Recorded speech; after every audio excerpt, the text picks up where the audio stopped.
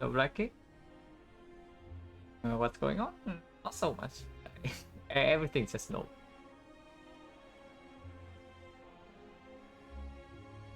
It's really cold where I'm. So, I wish it's a little bit warmer.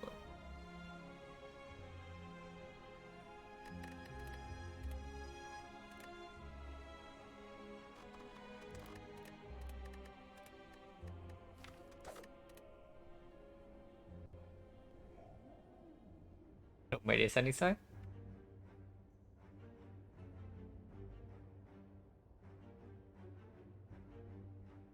Those all go.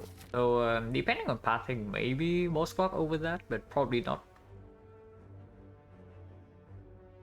Yeah, especially if the path is like only 2 elites. The rare color is probably just way better in value, and sometimes allow us to take this path. So do you undo? Yeah, what would it be?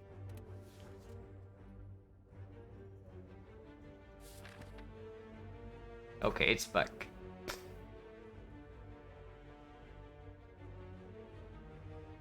This thing likes us quite a lot. We're nearing 50 games play, haven't changed my mind whether boss swap more or less.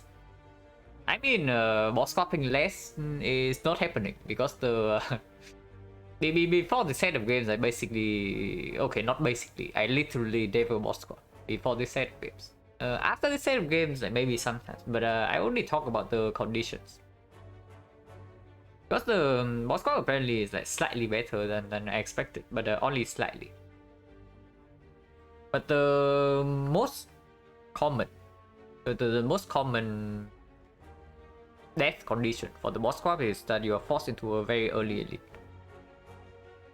So the condition for me to click boss swap would probably be the 3 other options are basically bad, or they only give like a very short-term front load, like for example upgrade a card, and you cannot get a lot of value out of the act. Like there's only a 2 elite part or something. But the first elite also have to be not very early on, because that's when the boss swap is at its weakest. Did I see that unwinnable silent run posted in Discord yesterday? Not really, but I did catch like I did catch part of Mer's stream where he was attempting it. If it's the same seat. Good morning or whatever it is. Yeah, it is like 2 PM my time now. But yeah, if there are more unwinnable silent seats found, I would not be like super surprised. It's just basically just the forced like floor 6 Lacapulin and no woodcuts. And no potion, of course. So there are probably like there are probably more than one out there. But yeah, so XecnaR, that probably suggests that we do not want to commit to this elite. Hexaghost. So we also need to not be like too conservative in this act, such that we end up at like too much HP at the start of this fight and not strong enough to win. So of course currently I'm looking at this elite, or maybe this one. Regardless, I'm going to this fire. And with the XecnaR, I think I also like a shop before the Hexaghost. Which probably means this shop or this shop, but we can go to either one, like through this elite. So that's very good. 2 fights first, and then question mark is probably completely fine. It's probably completely fine, because then after the 3rd fight we can choose to take the 4th one or not, depending on potion situation, and then whether we have a card to upgrade or not. And question mark here is probably slightly better here than here, because yeah, any healing event gets better. If it's a shop, we also have slightly more gold to spend. If it's life loss, we have more information whether we can take it or not. So we just start in like one of these 3 nodes and go here. Nothing is like objectively the best, but it doesn't change anything. We are probably never taking this fight instead this question mark.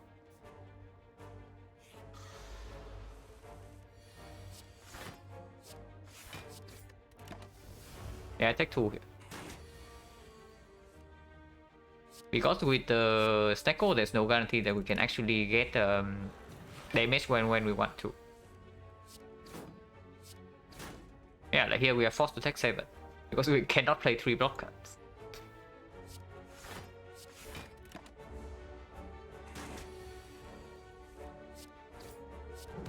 God, he's just buffing.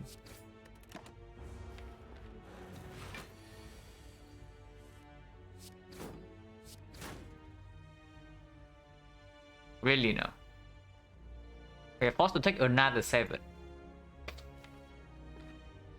So 14 damage against Joker. Actually it's 16. It's like 2 and then 2 times 7.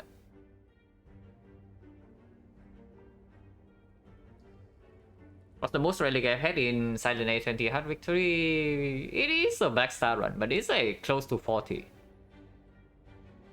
It's not really a run on stream. It was, I think it was a run where I got a wing boost in Act 1 with the Black Star swap, and it just took like 5 elites Act 1 and then 4 elites Act 2 and then something ridiculous like that, and ended up with close to 40 relics. Classic Zygon Silent vs Jorgo. It's really not Silent vs Jorgo. This is actually Snecko vs Jorgo. The HP loss is basically caused by the Snecko and not the Silent starter deck. But not much we can do here. We take the damage. This blocks for 5. So defend neutralize, I guess.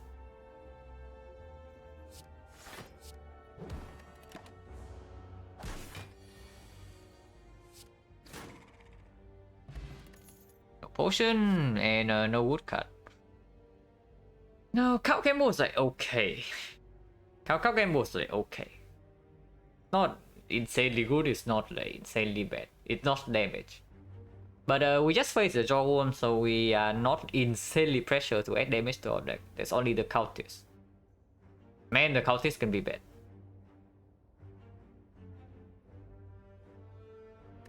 Other than that, there's freaking Sucker Punch, which is already not a good card, and with the Snecko Eye, it's also a lot worse, because we can freely pick up like any amount of leg squid. And also Creeping Cloud.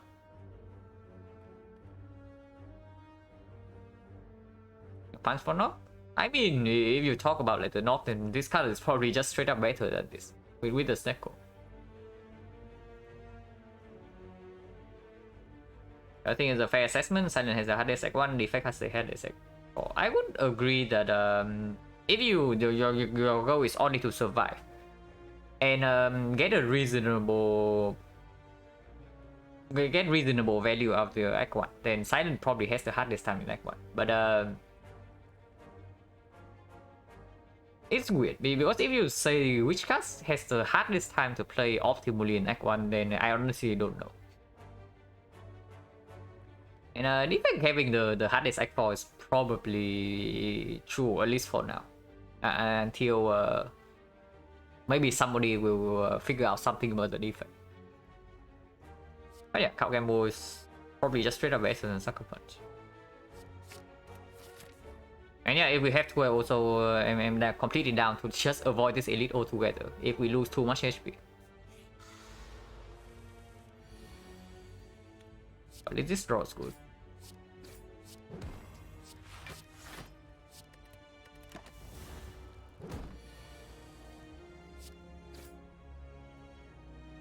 And yeah, here we can defend Cow Gamble and hopefully we can draw something. No, we cannot defend Cow Gamble. Right, so we defend and take 3. Sucker Punch will not change anything there, by the way. So, so far, nothing has changed.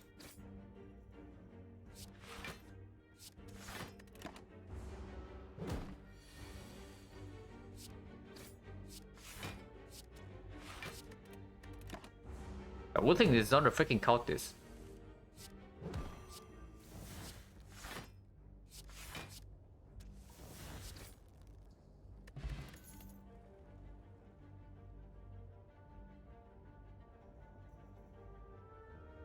Yeah, the thing to do would be play 0 cost and the game board. Yeah, exactly. And if your hand is like complete trash, then like you draw all defense and strikes in Act 2, then maybe you just play game move like 1 energy to hope that you get a freaking better hand. Yeah, Catalyst is here if we want to get a new boss relic. I also like, see the same thing.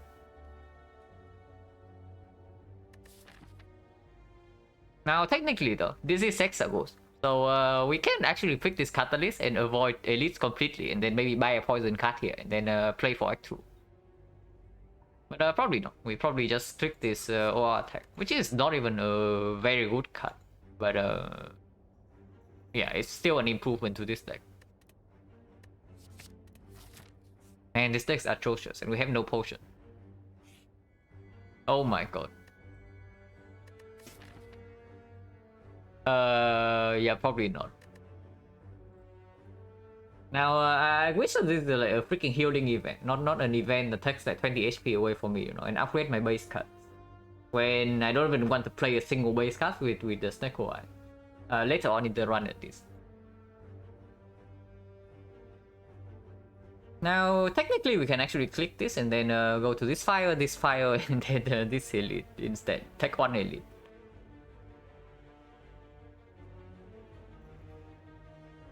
I think the only way to win is to high roll. No, if I think the only way to win is to high roll, then I just never take this and then I go to this elite. Because like going to more elite in Act 1 is the better high roll strat. Instead of taking this garbage. High roll attack upgrade, and then why not just like freaking upgrade it here, you know? Like, do you think one base card upgrade is that important when the base card can also cost like 3 with the XecnaR? Yeah, probably not interested.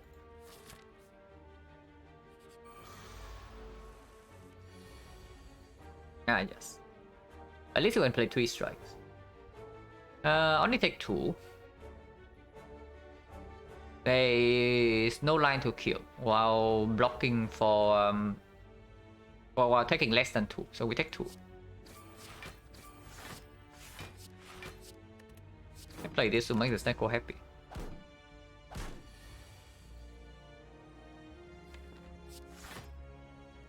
And yeah, I can count gamble. Can strike once here and then count gamble. Or just count gamble right away to maybe fish for this OR attack. Or some block cuts. XecnaR debate the blood price. Yeah. Quite bloody so far. Yeah, the bad thing about like gamble is that we know exactly that we draw into 1 garbage. So that's -1 draw already. And either we need to play 2 more defense, or if we strike here, we only need to draw into 1 strike playable. And then we take 2. And honestly, I probably want to do that. Like strike here and then gamble.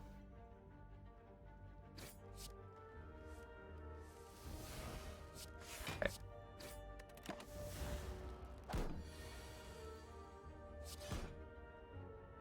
Okay, attack potion at this. These are not damage cards. Okay, flying knee is technically a damage card, but that does not help us kill this elite. So do we actually take this freaking echo and just avoid elite? Because right now we cannot kill any elite. Unless like better things happen. Right now we simply cannot kill any elite.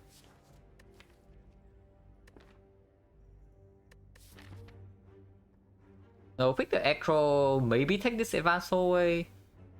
Go to this upgrade or attack, and then go here, and depending on what happens here, we can try for this elite. If not, we go to get another upgrade, and then take the shop, and then get another upgrade, maybe 1 elite in the act.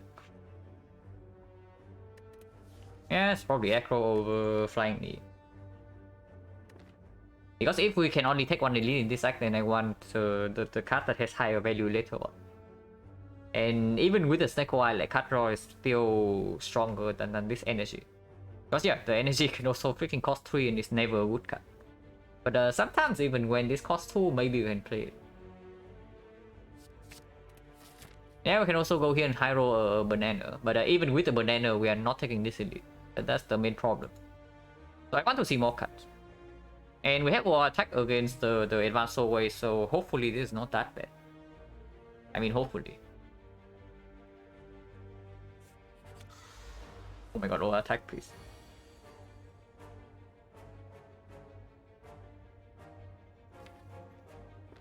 Yeah.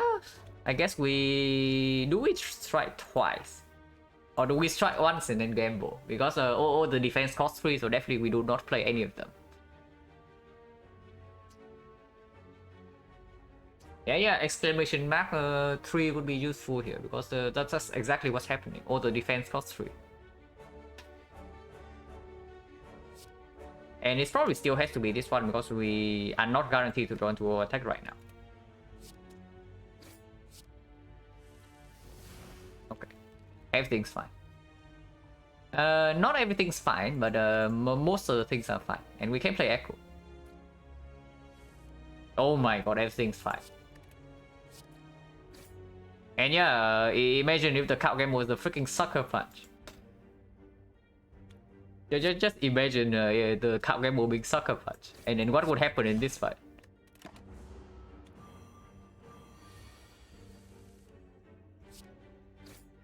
Yeah, not very good things would happen. Potion chance being 60%. Oh, yeah, expensive cards. Exactly what we need. Now, Bane's complete garbage. We have no poison. Flying Knee is back. And it's strictly better than the Slice. So on this screen, the Flying Knee is the best card. And it's still complete garbage. But do we pick the complete garbage? Because if we go to here, we upgrade our attack and then we cannot take this elite. So we upgrade our attack, we go here. And if we have to also avoid this elite, we have another card to upgrade. And yeah, unfortunately, I would rather upgrade a freaking Flying Knee than a Strike. Or maybe the Neutralize or the Echo. And this deck is pretty sus. At the moment, we have only added our attack as a damage card. And the rest of the deck is either card draw or base cards. And then I can tell you that having only card draw to base cards is probably not a very good thing. So do we pick this Flying Knee and cry or what? Yeah, we probably pick this Flying Knee and then cry. Because just because of the fire placement right here, and the way we get value out of this act without taking elite is, yeah, get upgrades. Or attack first. And we cannot take this, unfortunately. Even with the attack potion, it doesn't happen. But this one maybe. We have potion chance at 60% right now, so if we get a good card here and a good potion, we can definitely attempt this. And then it's the Hexa Ghost Axe, so spending HP is not a problem. As long as we don't die.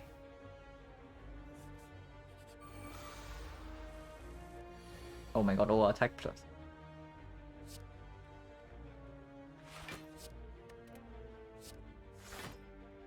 And I am not extremely interested in 1 out of 3 chance to discard this.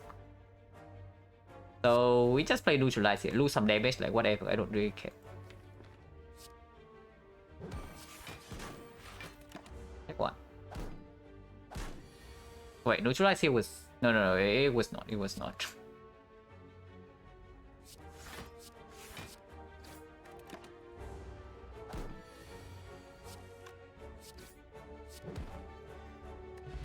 Okay, Liquid Memory is... Ugh. We have not seen a single card that costs more than 1 in this deck, by the way. Have not seen a single one. Good morning, Alots. So, Dagger Spray or nothing. Dagger Spray is not exactly a Hexagon solution. It's good against the sentries, because sentries only have our attack plus and Liquid Memories. And I guess Liquid Memories are like, okay, we can combine it with the attack potion or with our attack in our deck for like 14 damage. Riddles, I don't even know, is Riddles even good? Riddles probably just strictly worse than this card in the Lagavulin fight. Now, Dagger Spray is probably a much better... So upgrade on the flying D. So if we avoid this elite, then maybe we just upgrade the freaking dagger spray here. I don't know. I really want to take this elite now that we have 2 potions. And with 2 potions, our potion chance still 50% by the way. So if we go to this fire, we probably have to run for this elite. And then we get another fire with no card to upgrade now. Like, yeah. Yeah, 37 HP. How bad can it be? We have 2 freaking potions and then we run into a shot. And as long as we survive this fight, and 2 out of 3, we run to sentries in one of these fights. And sentries should be fairly decent if we pick up the dagger spray here as well. So we have 37 HP, 2 potions, and the shot to spend between these floors, and then afterwards we can rest here if things go badly. I think I want to take dagger spray and then run into the elite with these 2 potions. 88 HP now, yeah, sure.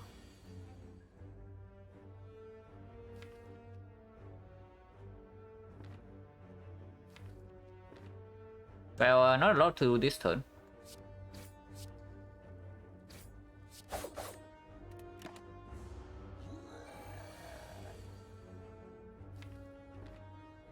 Anti-damage. Card game will cost 3, so we cannot even do some game move for 4 into potential grand finale attack potion. And I guess I want to attack potion right now to shuffle the card in my deck for next turn.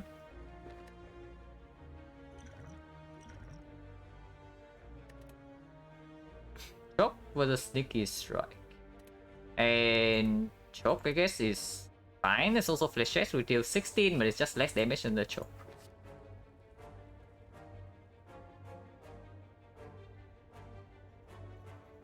Chance of me the sentry being elite 2 out of 9. It's like 1/3, right? It's 2/3 in the first one and then 50% in the second. So it's like 2 out of 3 times 1 out of 2. So it's 1 out of 3. It's not 2 out of 9. I don't know where you got the number from, but that's probably wrong.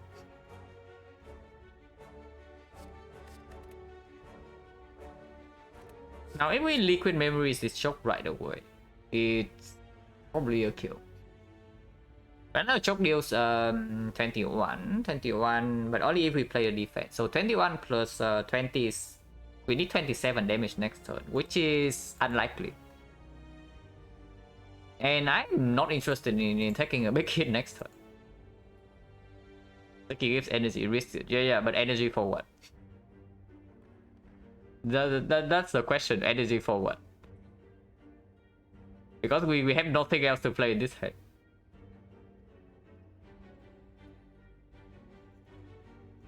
Yeah, I probably just want to liquid memories and then get out of here. I use 2 potions. I don't really care. And depending on what happens here, I can also go to... And then if this fight drops the potion or not, I can also just go here to maybe refill potion. But potion chance right now is 50%.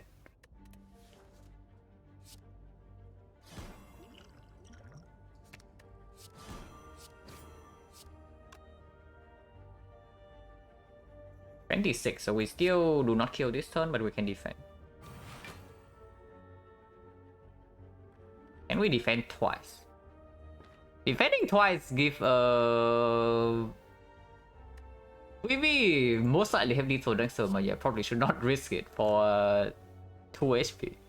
That's probably just stupid.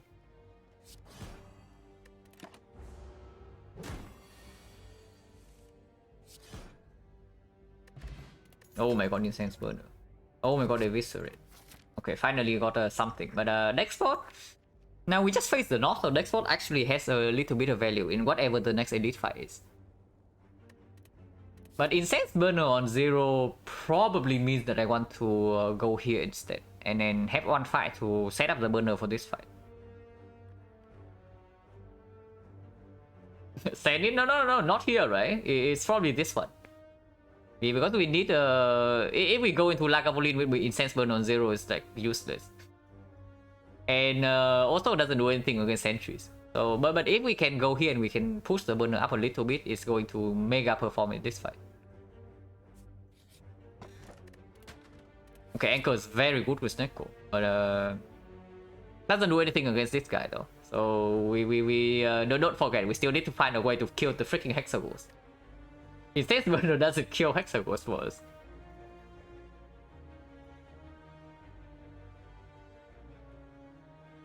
Even at cost of the fire, yeah, sure. Like how important is the fire really? Because the seeing more cards is also important, you know. Right now we are dying to hexagons, and upgrading eviscerate doesn't kill hexagons for us. That's the main problem. So going here give us like a card choice, or maybe find a solution for hexagons. Give us another chance to see potion, set up incense burner, so we lose less HP in this fight hopefully. And also give us more gold to spend at the shop. Like how bad can it be? Also potion chance right now is 40%, right? 1, 2, 3, 4, 5, 6. Yeah, 6 fights. 3 potions. So 40%. Oh my god. At least Anchor is playing. Take 6. Or take 1. But probably take 6.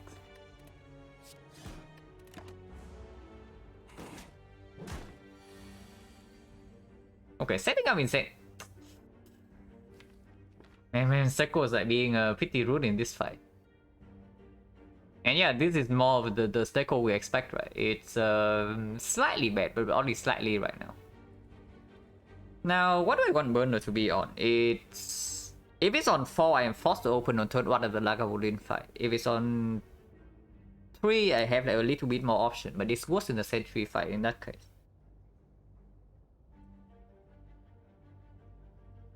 Sometimes they don't even draw enough damage to open on turn 1 or in the Lagavulin fight, and then Burner on 4 is exceptionally bad. And against Sentries, we have O attack plus and the dagger spray already, so our Sentries fight is somewhat decent. Upgrade Kagemo very good with Eviscerate, not with Neko. Yeah, it doesn't even reduce the cost. I learned it the other day. The Kagemo doesn't even reduce the Eviscerate cost with the Sneko. But prepare will work. Prepare will work because you discard like after you draw the Eviscerate. So the Kagemo, like you discard first, and then the Eviscerate cost is randomized, so it doesn't work. But for prepare, it's like you draw the Eviscerate first, you randomize the cost, and then you discard, and then you get the discount. I mean, regardless, it's not like we can end the fight next turn, so why am I even thinking? Yeah, we cannot even end the fight next turn, so burn on 3 to 4 not is probably not up to us.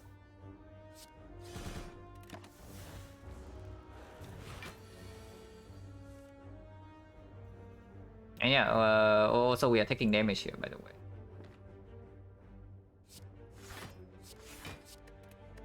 Now if Burner goes back to 0, I'm going to be a little bit sad. Right now, if Eviscerate grows 2, we can kill right now, and I guess I take Burner on 4. Okay, very good. Burn on 4 is good against Sentries, and against Lagavulin, I guess we are forced to open on turn 1.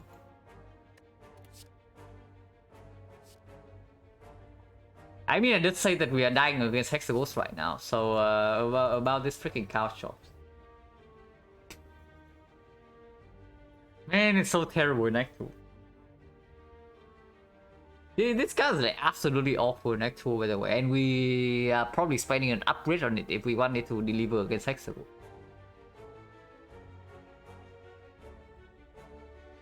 Man, is it bad. But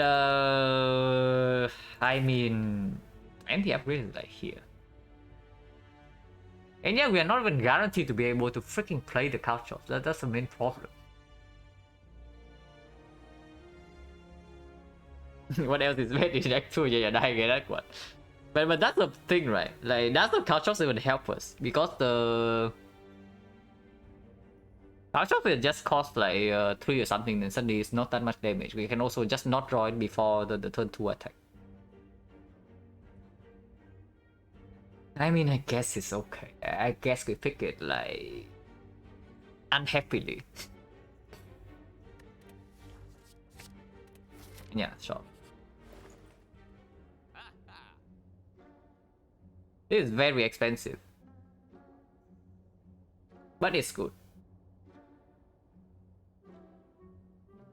And if not the bond, then there's nothing else to do in this shop that actually help give us output. Yeah, we can remove a card, but that doesn't do much, right, compared to like the bomb.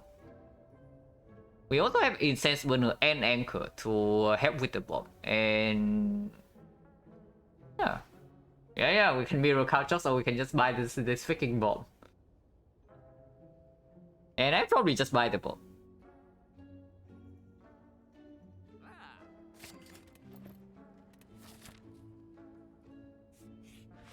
Okay, we need to open on turn 1.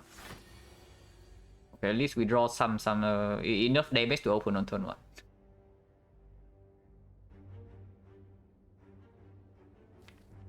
Or do we risk it? Yeah, probably not, right? Just play card shuffle attack, open for 6 damage. We also have incense burn to block, and then we also have the bomb to deal damage afterwards. Yeah, next turn we have 0 block, and on turn 3 maybe we take like 20, but even if we take 20, we don't die. But mainly this is a bad hand. We draw 1 attack on turn 1. At least it's an attack that can open. So cannot complain too much, but this is pretty bad. Potion chance right now is like 30%, so probably not super interested in potioning.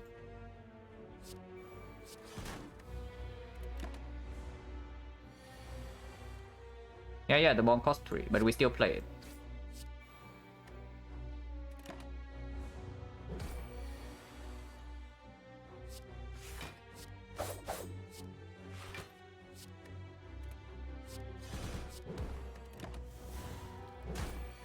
Bomb has been planted.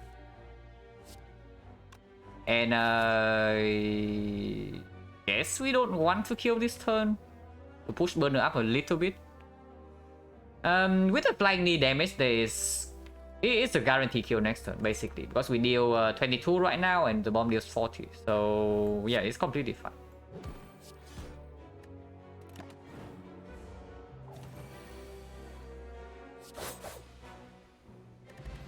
Oh my god, potion. So potion chance 20% now. And yeah, well, the plan is, I guess, pickable. Man, this is like a hot mess. If I have to give a description, it would probably be a hot mess. Today's deck with incense burner, yeah, the relics are fine. The deck is not so fine. But I mean, everything can change, right? After the Act Boss, we have like 15% chance to see bullet time, and everything's like chilling. If not bullet time, there's also 15% chance to see red fog. So 30% chance we see a super good red card, and again another 15% that we see a nightmare. And then nightmare is also like very nice.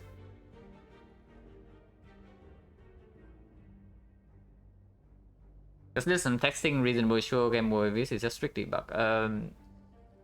What do you mean, Byron?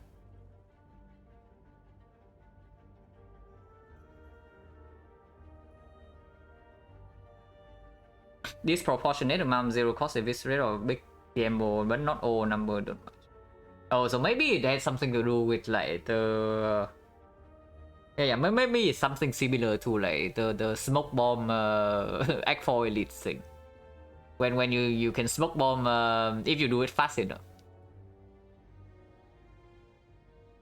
Probably. Okay, try slow mo didn't seem to change anything. So why it's not that? Then it's pretty weird. Then I have no idea.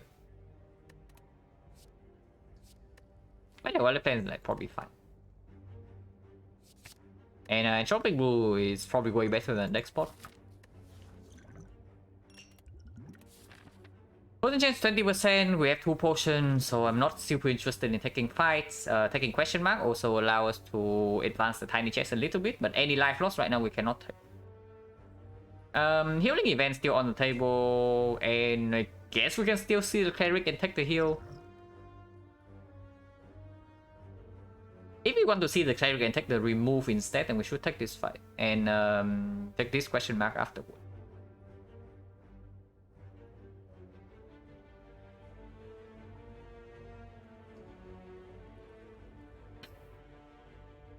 And yeah, card remove is pretty sick, right? And against Hexagons, maybe we also don't need the thing. The only consideration is whether we die to this fight on from 20 HP. If we do, then we should probably try to fish for a healing event first. But with the anchor and the incense burn on turn 3, like, it's pretty doubtful that we even have a chance to die here. Echo Incense GG. If you have seen our deck, then maybe it's not so GG.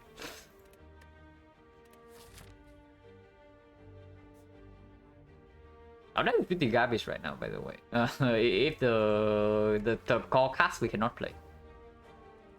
Right now, if we can play the bomb repeatedly, then things are fine. If we can play Eviscerate, then things are decent. I am still pretty scared of Hexagons, by the way. Hexagons can definitely kill us if we miss the bomb in one cycle or something. Yeah, I think I also like 5 first, because if anything, if nothing else, right, maybe we can adjust Incense Burner in this fight. If we do not lose any HP in this fight, and Incense Burner is on a bad number, we should be okay against. Should be.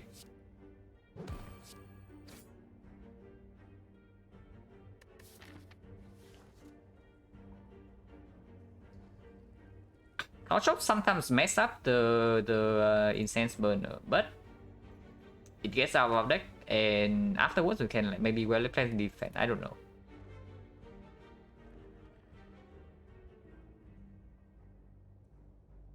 Yeah, control is probably fine. It only deals more damage than this over like 3 turns anyway, so we still have control. Also, maybe we are forced to kill this turn. Okay, we are not. Playing the bomb here will forcefully end the fight, which I don't know if I want to do.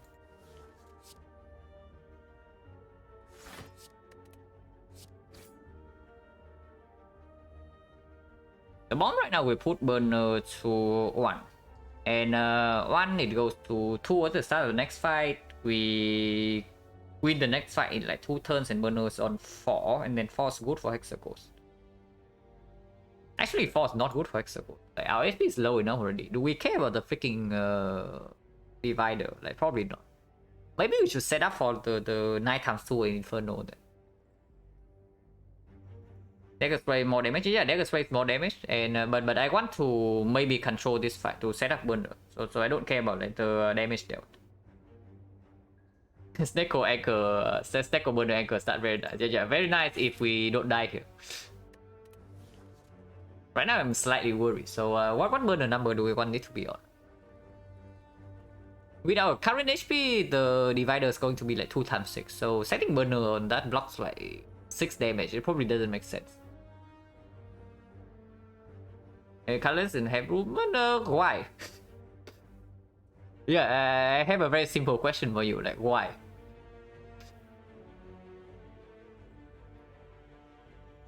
Like an Inferno? Yeah, I'm thinking whether it's like the 9 times 2 or the 6 times 6.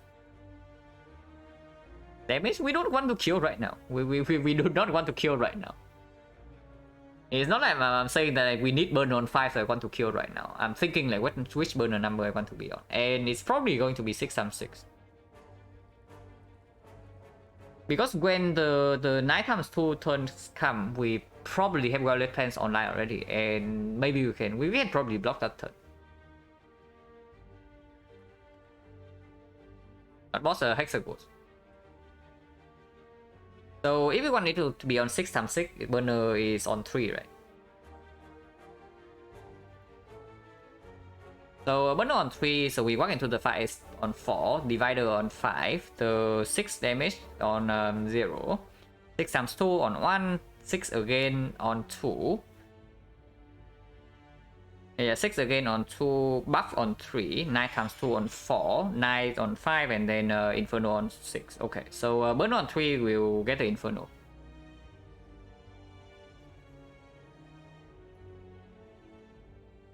Is my damage high enough for 9 times 2 better than 6 times 6? Probably not. Which is probably why, and then we most likely can block 9 times 2 with the Violet Plans. So I probably want burn on 3, if possible. So the bomb's never played here. The slight concern is that next turn we have to block for like 13, and we actually need to play neutralize and both defense in order to block that. which does not always happen. Oh no, wait, no. Next time we have burner, so no problem there. So the only thing we need to be slightly careful about is not to let the cow chops kill. Yeah, burner on 3 also better if we end up killing by the third. Then we have like burner on 5 for the next act. I mean burner on 5 is not so good. We have anchor. But burner on 5 like, we have anchor for that turn. So maybe not that good, but it's probably still okay.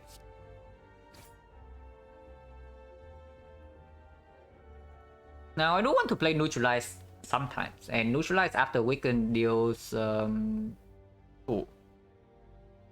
But Couch deals 3 every single turn. This guy does not stop attacking. So I probably should not strike here. There's no reason to strike here, right?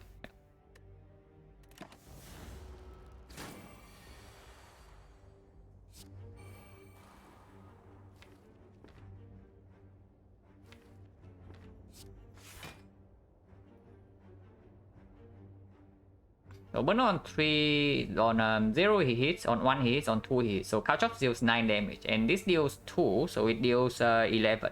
Which means 1 good attack afterwards will kill. Okay, so we just hold the neutralize and do nothing else.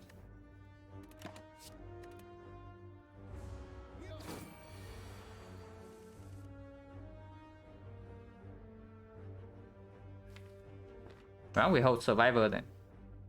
And double defend here. Now we can play 1 attack.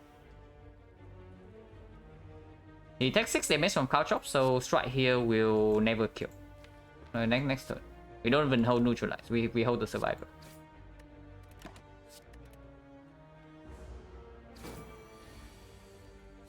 Okay, everything's fine. And next turn we kill.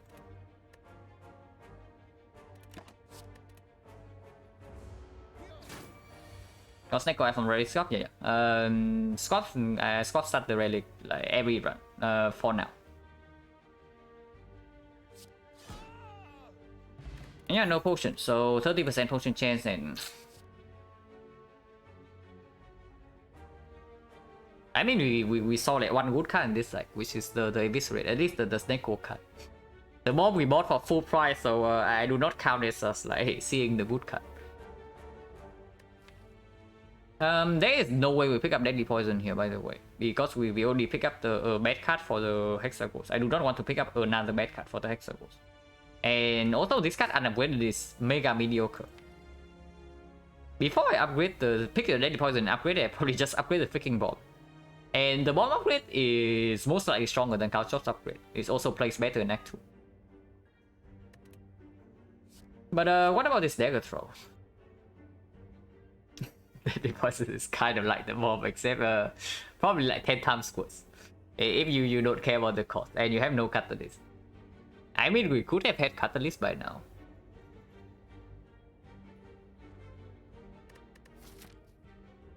Man, I sure hope this is not a freaking fight. But how good slash bad is dagger throw? Like, don't forget, our deck still has freaking 10 base cards. So drawing into on base cards only is like, super bad, and the self cycle of dagger throw is not that bad. It also discounts Eviscerate. Man, it's not good.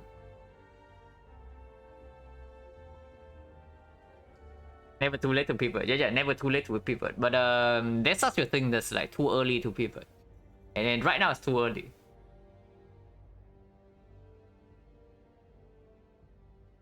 Yeah, I probably don't like it, right? Especially if I upgrade the bomb. I just want to play the bomb over and over and over and over again. And I really want to draw the bomb on turn 1 in Act 2. So probably a stick. Okay, not a fight. Man, should have said burner 2-4. Because now we are like being mega critted. At least yeah, mega crit. But plus 5 max HP is also strictly like exactly bad. When did I get the bomb so early? I bought the bomb for full price in this shop.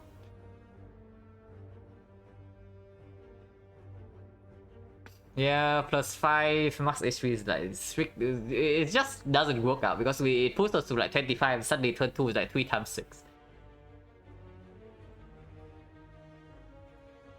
So bad things are happening. The heal has less value. The max HP heals us of 5, but we take 6 more. So we basically take more damage, or we take the freaking regret. Are you kidding me?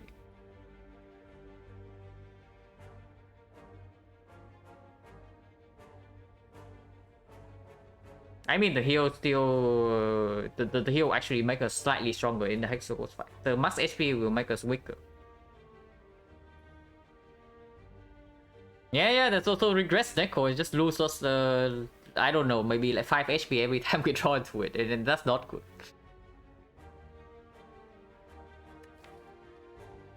Also, with the Sneko Eye, the cut remove is also way more important, so I'm not interested in taking the curse. So the question right now is whether how scared I am of Hexagons. Because if I am really scared, I should take this. This makes me better in the Hexagons fight, this makes me worse.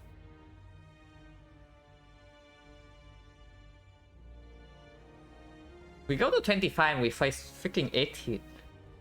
Man, 18's a lot.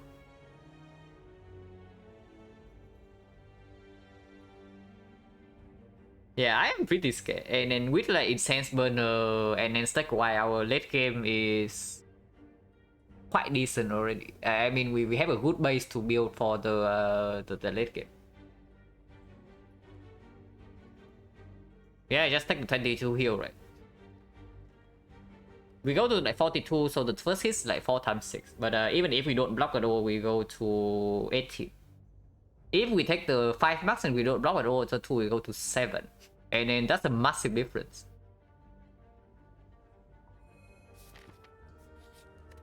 And yeah, we upgrade the bomb.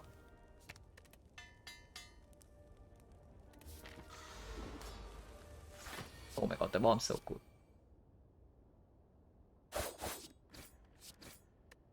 Now, with the Entropic Bull, I can also think of using Catalyst Spot on turn 2 to maybe find like Dark Shackles or Panic Button. Oh my god, Couch on turn 2, costing 0. And if this is Apotheosis, of course I want it right now. So yeah, let's potion. Because of the Entropic Bull, so even if the potion here is only 30%, we can still refill potion with this, like, with this thing. So it's not Dark Shackles. Panache is probably useless. And the Strip... Strip is sometimes useful. I don't know how useful it is. Tinker Ahead can give us like a block cut. It exhausts. But Tinker Ahead also gives us a chance to like reroll some of the cards in our hand. Like maybe we just do Tinker Ahead, we put the Eviscerate on top, and then we play the Neutralize to block for 6 damage. That's also possible. Actually, I like that. Trip doesn't affect bomb damage. Yeah, Trip doesn't affect bomb damage. Because with the bomb plus deploy on turn 1 and the cow shots drawn on turn 2, I think our damage problem is... I think our damage is like somewhat okay.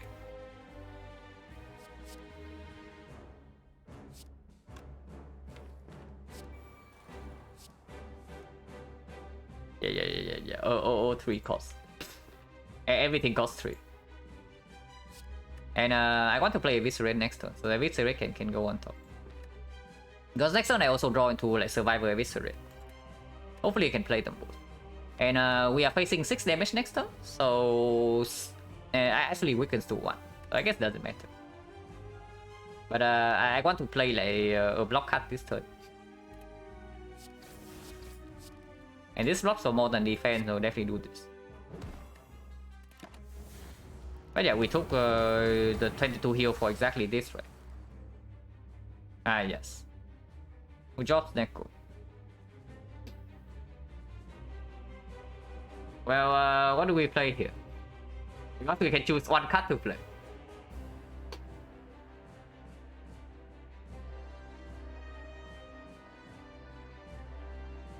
Well, Wild Defense right now doesn't do anything though, because I also don't want to hold like, any of this garbage that costs this much. Might as well play card game mode. No. Playing card game mode right now gives the chance for us to miss the bomb in the second deck cycle, and that is very bad. And also, we don't deal the eviscerate damage right now, you know. We can also just play eviscerate for 21 damage.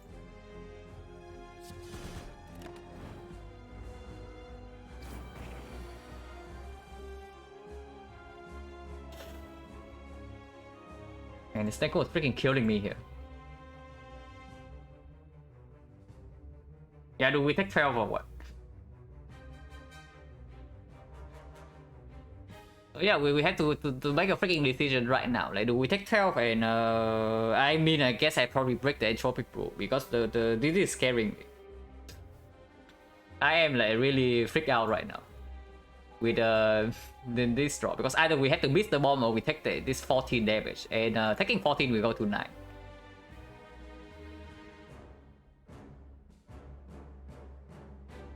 Now the bomb deals 50, this deals, the touch off deals 9 damage, so like 59, 73. 73 is like 64. 64, so we still cannot kill before the 9 times 2. So we go to 9 HP right now, and we have to block the 9 times 2. But Weapon is not online yet.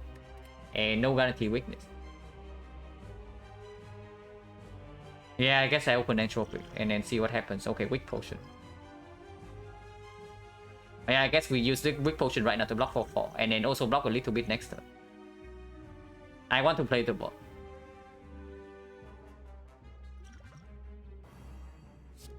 And yeah, I want to attack. It's your time to shine. Man, I believe for a brief second. Man, this deck is exceptionally rude right now.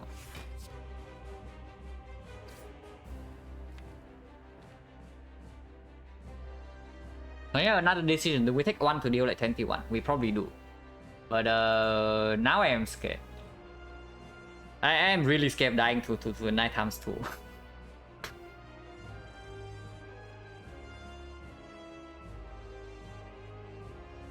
Because we also miss the neutralize, so we don't get weakness now on the 9 times 2 turn.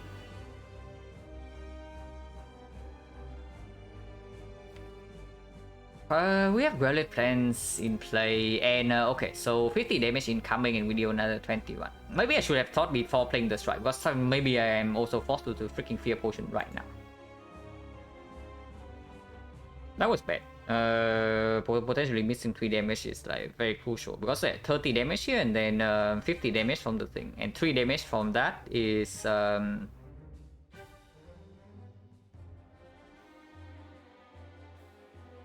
okay, it's going to be 33, 83. 83, it goes to 28. 28 plus another 3 missing from the Fear Potion is 25. And 25 with Fear Pot online is a 20, maybe.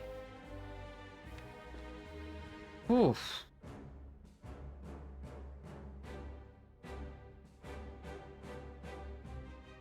Man, I really don't want to have to waste this freaking Fear Potion right now, but I am scared.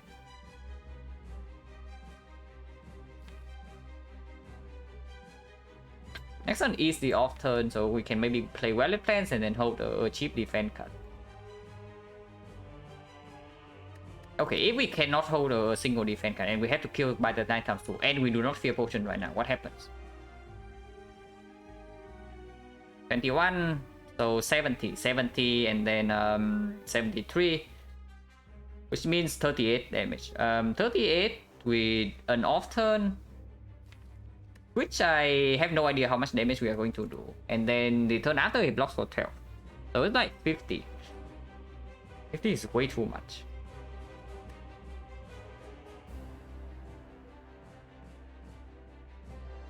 Yeah, I guess we use Fear Potion.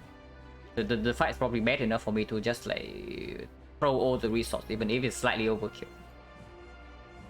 And this is bad. I missed 3 damage already by playing the strike, before even considering this potion. Hopefully no punish.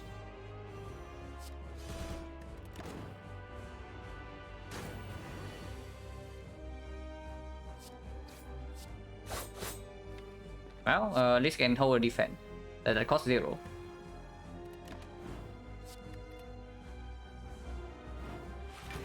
And Fear Pot still online, so okay, everything's fine.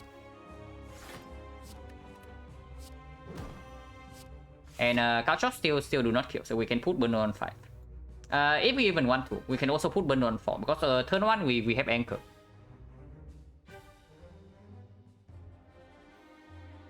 So is burner on 4 or on 5 better? I mean 4 is probably better, right? Because sometimes burner on 5 does not even work. Yeah, sometimes burner on 5 does not even work against the both the chosen and the baseball. Yeah, avocado, but turn 1 we have anchor already, so we mitigate a little bit. And it's not like avocado hits that does not hit us on turn 2. Yeah, there's also like the birds, and the tips also do not hit us like any softer on turn 2. So the burner on turn 2 has the same value, amount value. So yeah, let's just kill and play this.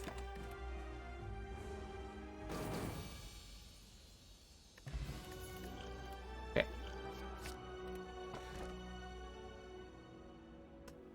Yeah, 5 days in case we get a dome a bit, and then the dome is here. And there is only 1 relic here, so we probably have to pick that. Yeah, there is only 1 relic here.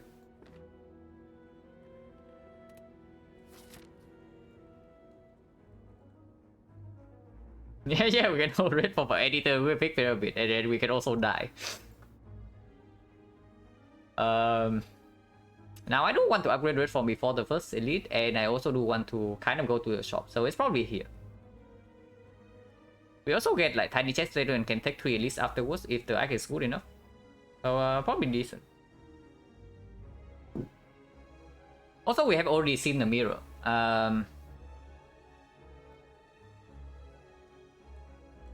Just need bullet time for snack commit. Yeah, you need like a lot of card removes and maybe 2 bullet time, and then you can do it. But then like, why do you need pyramid if your deck is small enough with the snack code?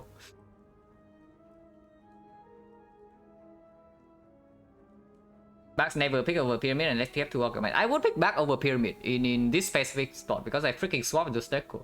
Or do you want to die with snack code pyramid with 10 base cards? Because pyramid, I can tell you that pyramid is never the pick in this situation. So yeah, it's probably this, right? We also get tiny chest proc before the first edit, which also gives us a guaranteed power boost. I mean, I say guaranteed power boost, it can also give us a freaking ceramic fish. Or maybe Darkstone period, but 1 relic.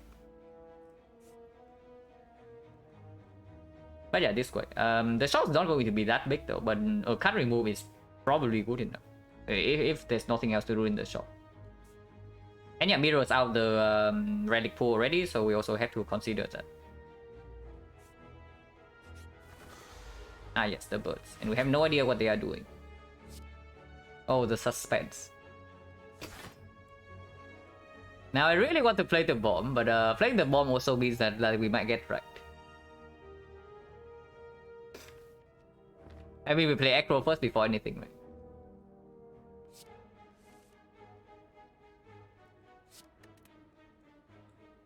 I guess we still play the bomb, and then hopefully we don't get wrecked. I mean, we don't really get wrecked, right? The most we can be hit for is like 3. The most we can be hit for is like 3. The unfortunate thing about the bomb is that it messes up burner for this fight. But this fight with the dome is like pretty messy, so I probably just want to get out of here.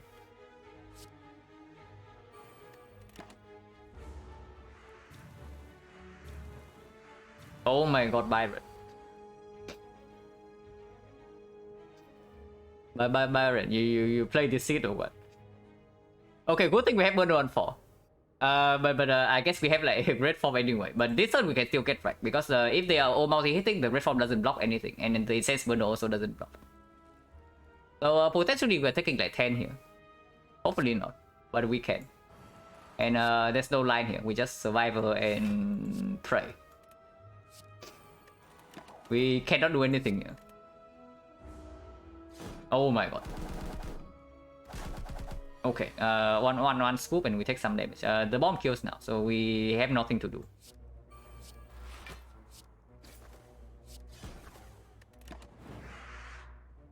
Could be worse. Could be better. Yeah, finally saw that we took with an Act 1 and it's back to... It thinks that we think it's a good card. So it comes back upgraded.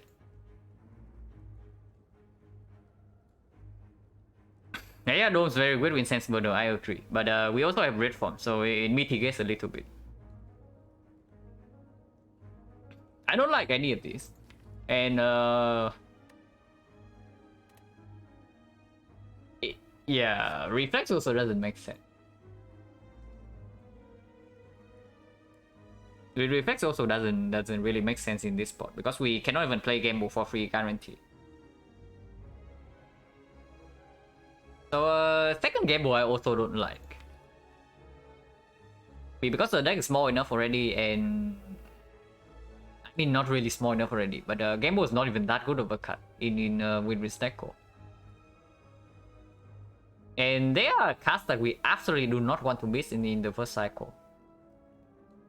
So having a turn where I play like 2 game modes back to back is very rare.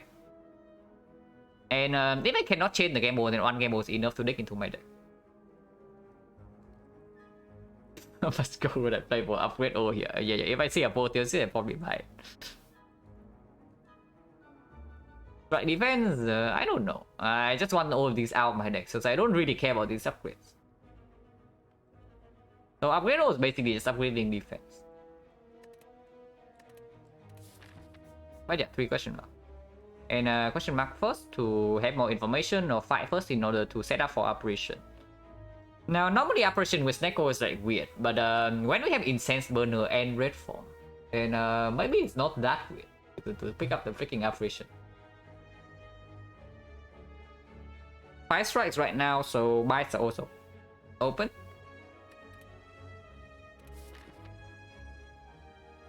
This technically gives a little bit more flexibility, but probably never happening over this fire. So it's just 3 question marks back to back. Operations are good on silent character. Yeah, operations are good. With this, like the operations are slightly worse than normal though. And yeah, fight first is probably fine. Ah yes, Dome Chosen, like my favorite fight in the game. And we can play 2 cards.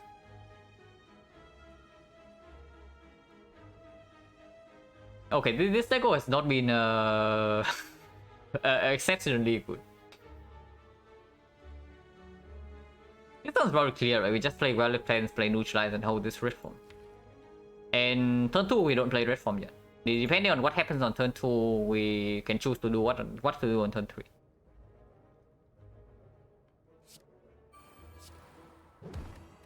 Yeah, deal 3 damage turn 1. Excellent.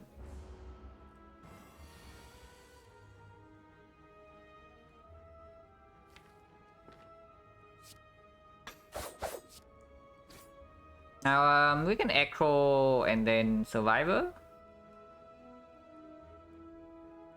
This costs 3. This costs so we do this, it goes to 1. So we have energy to play all these 3 cards. So yeah, probably should Echo. I can play a defense, and then defense Survivor is guaranteed 4 block this turn. And depending on what this guy's doing, we can play Red Form next turn or not. I mean, we probably always play Red Form next turn.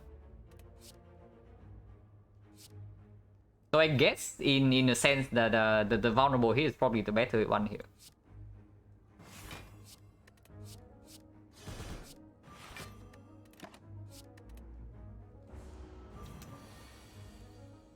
Yeah, the Chosen. And we bottom deck the bomb. I mean, it's fine, right? We have Incense Burner coming up after Red Form runs out. And the bomb also comes in afterwards. We are guaranteed to draw the bomb next turn, so I don't mind using the defense here. Block for 1 damage, maybe 2.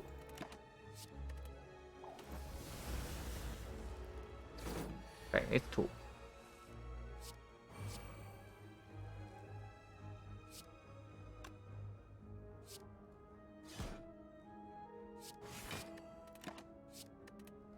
I need 1 more damage to kill. So yeah, incense burners here, we kill the chosen next turn, incense burner goes to 1. And 1 is pretty bad for this fight, but it's not like we can control it right now.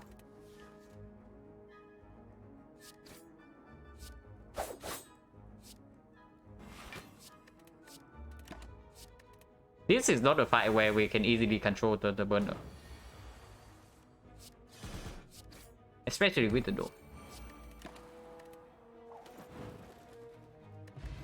Potion. So 20% potion chance. We just get like all the potions in the first half, and then we get nothing afterward.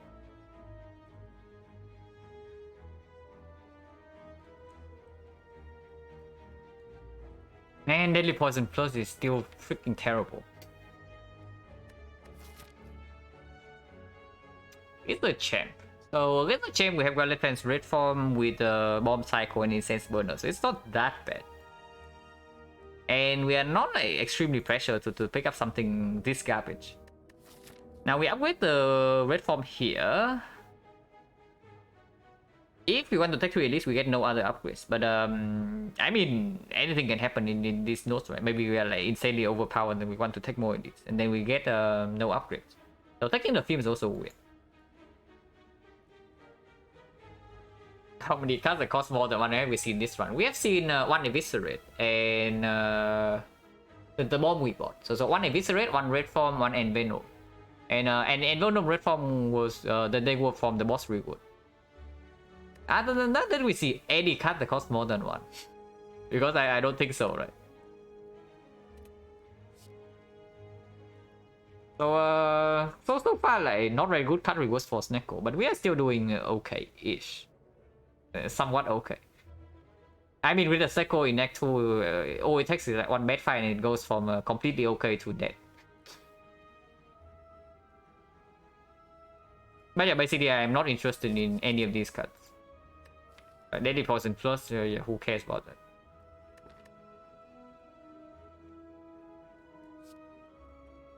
The Films also does not receive an upgrade anytime soon, so probably not interested. And any fight that the Films can solve, the bomb can solve. It's not even that good against the chip. Catalyst Potion is probably not better than Gambler's Ruler ever with the Snecko Eye. So is it better than Power Potion?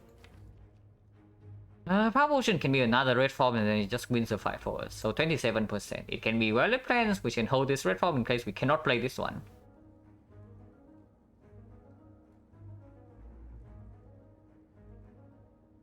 Does the bomb fall off in hard really hard? Depending on how many times you can play it. And with the Snecko Eye, like basically the biggest weakness for this card is like solved with the Snecko Eye.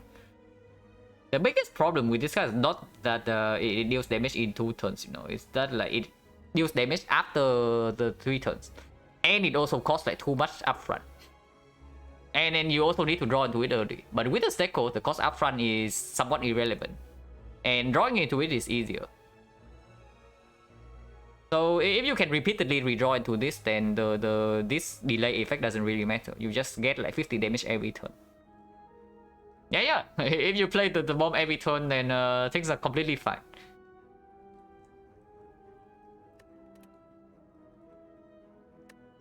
But yeah, Catalyst versus Power. So Power has like 2 hits. After Image, not really a hit with the Snecko Eye. Naxos Films is way too slow, and other powers are probably just bad.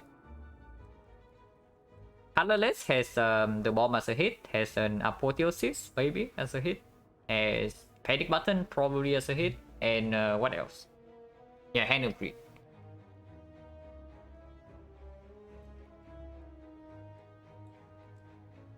Colorless is probably slightly better than Power in this spot.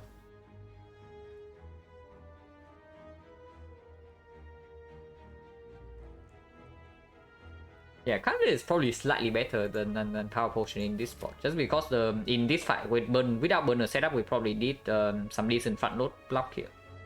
And Power Potion does not give us, unless it's exactly red form, and it's like 27%. But Colorless Force has a lot of things that can maybe save cheap damage. And then Panic Button is basically also a full block.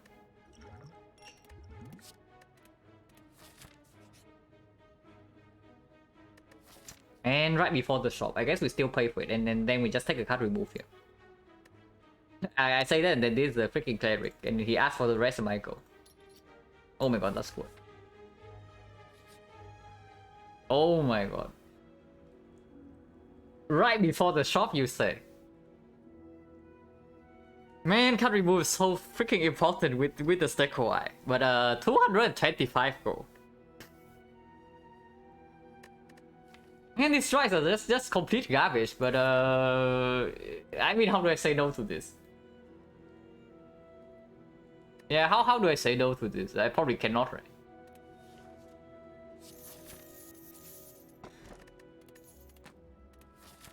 Well, remove they got cheaper.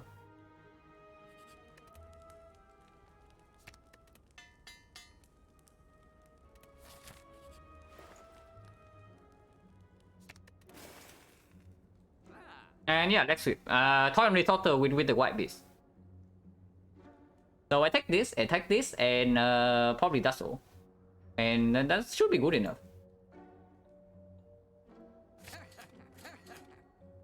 I'm not interested in these cards.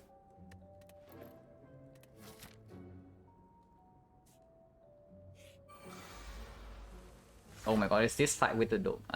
We can maybe potion right away to have a chance to kill these gremlins, because right now apparently we cannot kill. Unless we don't want to play this dagger straight, then we can kill.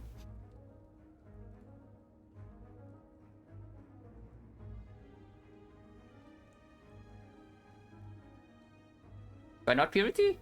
If you are like seriously asking, I really hate purity. Even and like when it costs 0, I already hate it because it doesn't do anything in the first cycle.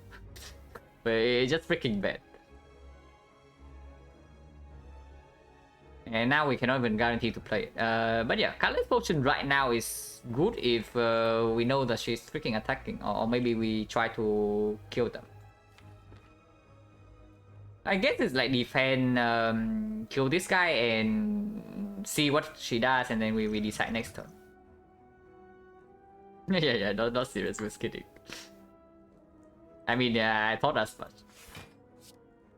Yeah, I can kill this guy, and if we need to, we potion next turn. I mean, we can also go for a couch shop skill, but only if this guy doesn't shield this. Okay, she's not attacking. So this turn is dangerous. And we do not have Red Form in hand. So I probably want to potion, just in case. Secret Technique. For 0 cost Cow Gamble. Oh my god, Cow Gamble is like for this moment. The next elite, we have one more fight to set up for.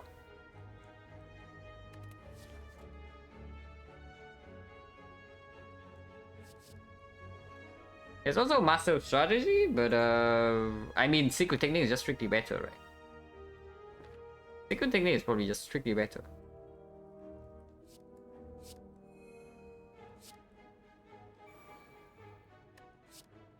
Technique everything, but if we miss on the red form, bad things can happen.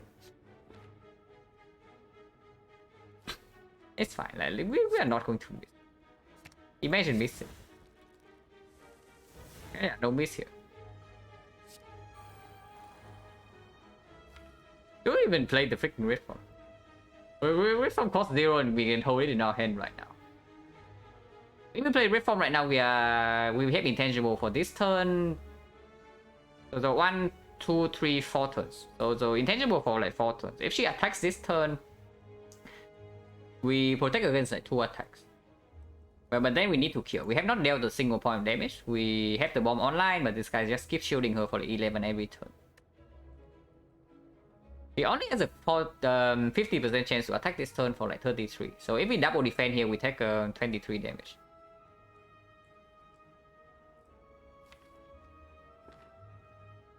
Yeah, that doesn't make sense. And then hold the strike.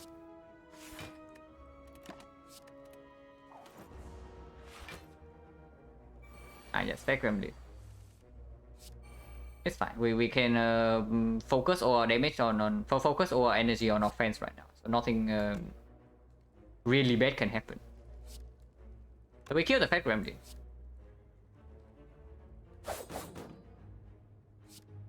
because being weakened is really annoying. But still intangible, so nothing bad can happen here. And yeah, she's guaranteed to attack this turn. But we don't really care. The bomb goes off, so these guys will die.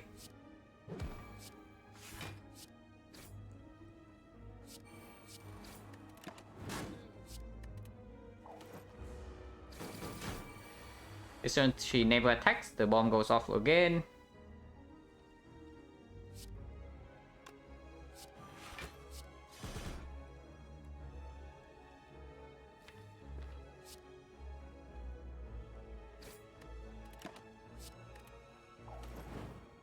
Wait.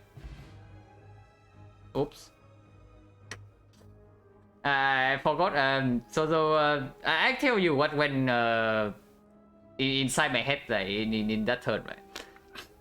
I was thinking that the OR attack will kill. So for some reason my brain made a leap in logic and then say that as long as I don't play the OR attack, she will not die. But yeah, so I hold the OR attack, but I play a strike, and then of course strike was still also enough to kill with a bomb. So that was pretty bad. Yeah, that's a Malays card, and we can do that. My Malays card is a pretty strong card. We already have a wallet plan. This card is really pretty bad. Even when upgraded with the snack core. So are we running here without burner setup? I don't know. Seems a bit weird. But we have potions every fight. We heal. We can maybe set up burner here. Yeah, I also want to believe. Honestly, I think we are decently good. And Slavers went so with the bomb. So Slavers red form plus the bomb is an instant kill. And the bow stabbing we have Malays for. And then count chops. Also, we don't even need to take this elite, you know. If this fight goes badly and the burner fails to set up, we can just take this fight. So no problem here, right? Nothing can possibly go wrong. Oh my god, big chest. Yeah. Is Sundial good enough? Sundial like actually plays a little bit with Sneko. Sundial actually plays a little bit with Sneko because the first shuffle actually happens fairly quickly, and the energy always plays.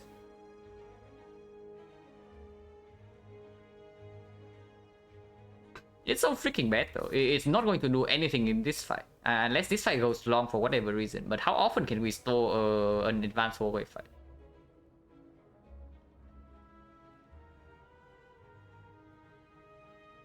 Honestly, I don't like it too much because after this, like if I see like Kursky and nothing else, I probably still take the energy. I mean Kursky tiny chest, yeah, I know, but if we hit bandage instead, we have tiny chest, so we get another choice in Act 3. So basically, we are asking ourselves whether this Sunlight was going to be the worst relic out of the 3 random relics. Sunlight was not going to do much right now, but maybe sometimes it can do something in this fight. I don't think it could do anything in this fight though, and then this is the one we are worried about. I don't like it. I really don't like it at all. Also, like, it's another thing to set up, and of course we prioritize the burner setup. So if we had to ruin the incense burn, the sunlight for the incense burner, we always do that. Yeah, I don't think so. I think I key this.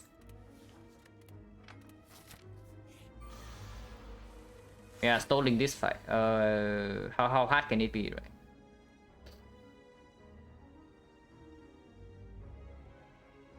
Well, if we red form right now, does it go to is it perfect if we red form right now?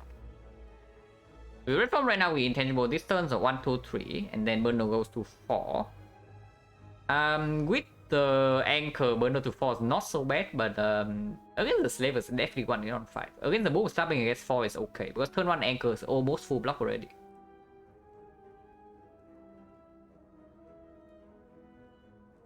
Yeah, I guess we can slam red form immediately. Right, no problem.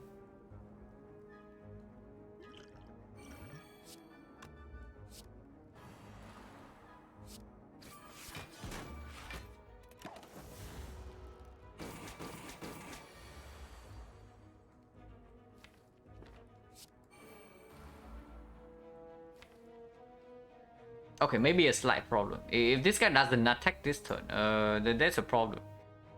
But we have melee, so at most we take like 12 damage.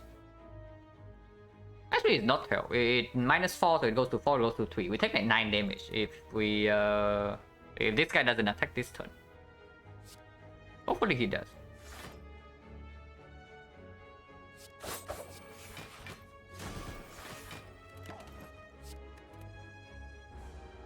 Okay. Good plan. Good plan. I mean, it's only a good plan if we can still kill next turn. We can just freaking malaise for 4 and then full block next turn, and then kill the turn after burner on 5.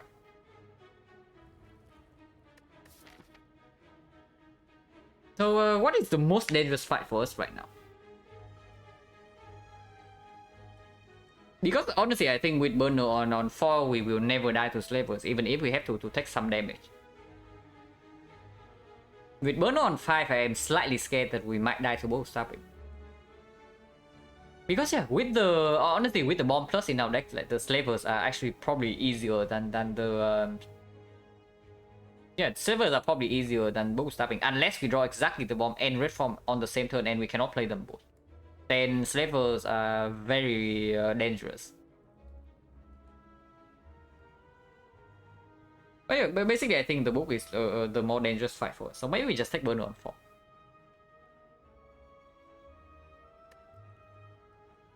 So what's the most damage we can take against we can take against the slavers on turn 1? So they attack for like 34, right? If it's strength slavers, it's actually 43.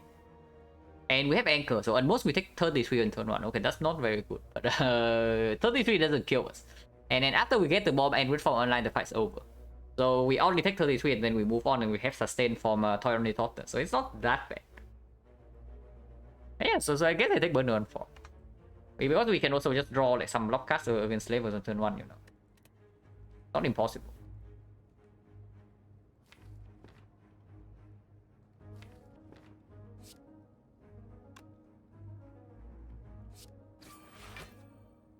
Gremlin is the ability, we just fought the Gremlin.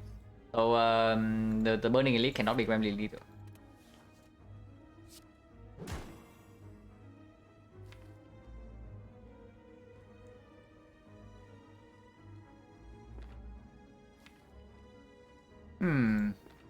This is actually harder than I thought. Like what do I do right now?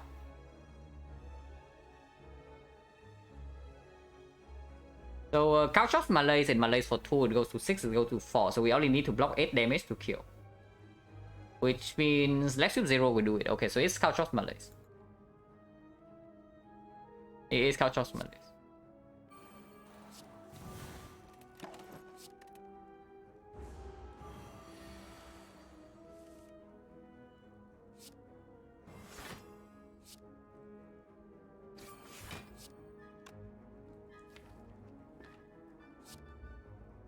Double defense here will full block and kill, right? Yeah, he lose block before taunt supply. Okay, that double defense here, no problem.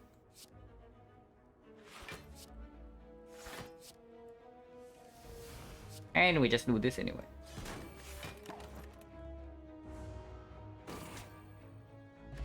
Duplication potion, yeah, 2 cost. I see 2 in the on the top left, and I just click the cut. I don't know if it's good or not. Maybe it's not that good, but it's probably fine.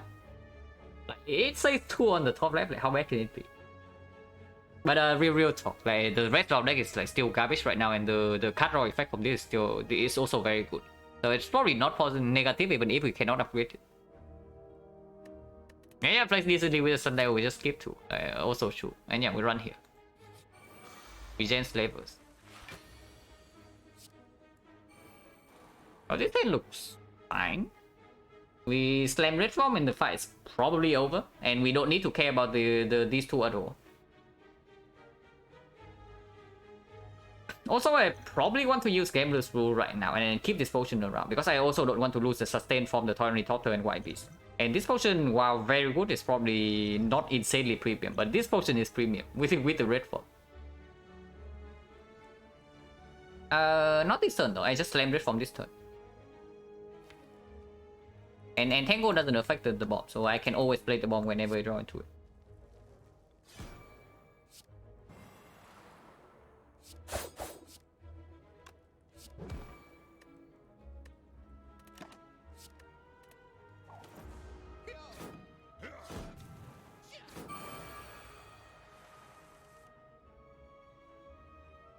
But then that's for one we're taking without the boss swap, then I mean it probably depends on the pathing, right? If the so if you want to take like 3 elites and don't really have a rest side, then Dash is probably better, because Dash is most likely better at taking elite fights like without you taking damage. The Blade Dance is probably better for you to basically not die to one single elite, because it plays square with the any potion and it can be built into after. But you probably still have to lose like 15 HP per elite fight if you pick the Blade Dance.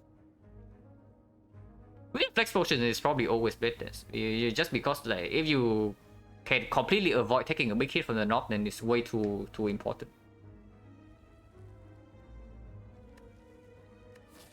Also, Intangible running out at some point, so I probably need to use it as well to reach for the freaking ball. Yeah, probably right now.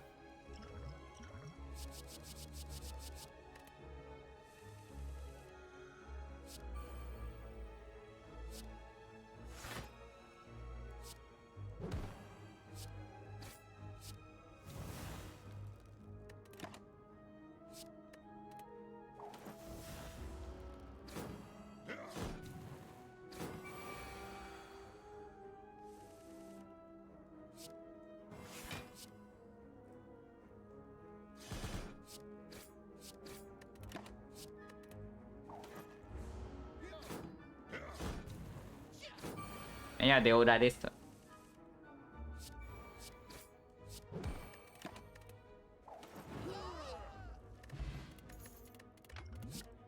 Yeah, cost 2. Probably not. This one I probably don't take.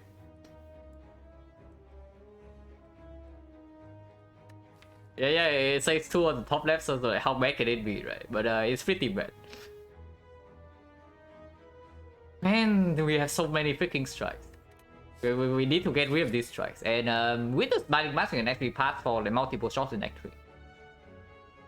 Yeah, it's 2 and yellow, but it's still probably awful. So let's skip. And Weapon is like... I guess Weapon cannot be too bad. Gamble upgrade is like fine, defense upgrade is like whatever. Could have hit some of the good ones, like maybe leg sweep, maybe Malays. I guess Gamble is like okay. Yeah, exactly what we need right now. Another curse. I mean, probably... If you say that we always get Pbox after this act, then we should actually take this. But probably not.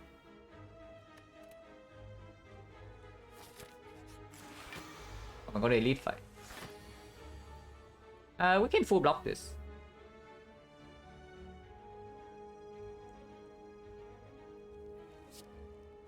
So let's do that. We don't need to super progress in this fight. Okay, we can use this potion right now, but it's probably better next turn. Yeah, it's better. Actually, it doesn't matter. It really doesn't matter. Can use it right now for only 3 HP.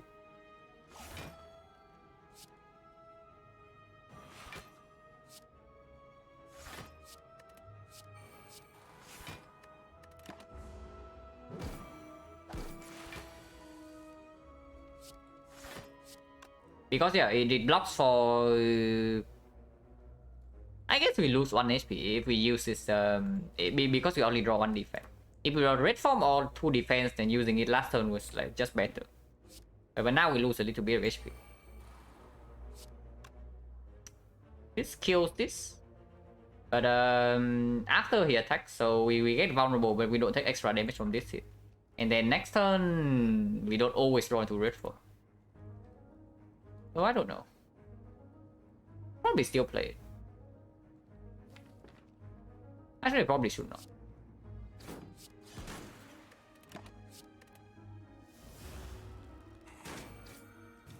Yeah, this guy's not even attacking. Also, no red form. Oh my god. Incense burn also like 1 turn off. Also, Liam's a dead event most of the time after it becomes 100% right. I think it like probably way more often than other people, to be honest. When I don't boss swap. It's a very different story when I boss swap, but when I don't boss swap, I click the mausoleum like fairly often. With boss swap, I think it's pretty unpickable, like, for sure. But without boss swap, it's definitely pickable, especially if you brick on the energy relic in after Act 1. But yeah, forget about the freaking mausoleum because we are getting kind of wrecked here. I guess it's just Predator here. Malays, they defend Malays.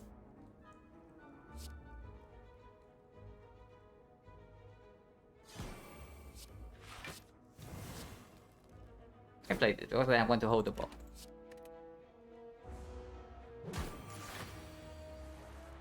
Scraping every boost I can without the squad. Basically, right? So when is the mausoleum back? The right. So what does the right do? Because you one draw in the opening hands. Okay, so that's always bad. Because you one remove, that is always bad. But it makes you not able to spend your energy on turn 1. Now with the boss swap, that is debatable, and it gives you a random red deck. And if you do not have any direction currently to build into, the random red deck can be the difference between you finding a proper direction in time, or you have like nothing and dying out in late act 2. So when the deck satisfies the few conditions, I pick the mausoleum. First of all, I need to have the excessive card draw on turn 1, and then I cannot convert this card draw into energy. So boss swap and being stuck on 3 energy is one condition. Secondly, I also need more direction to build into. Like currently the deck is aimless. Like I just have a bunch of random cards in deck 1, and I don't know how to scale my damage, I don't know how to scale my defense, I have no answer for the boss. That is condition 2. And condition number 3 is probably that I have a decent amount of removes already. I am not like insanely behind on removes. And then I can pick up the right.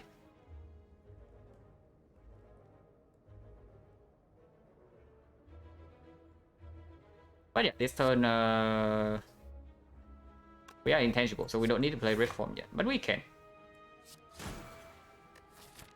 But no, for this fight, probably on 4 always, because against both the book and the Grand Legion, the 4 is good.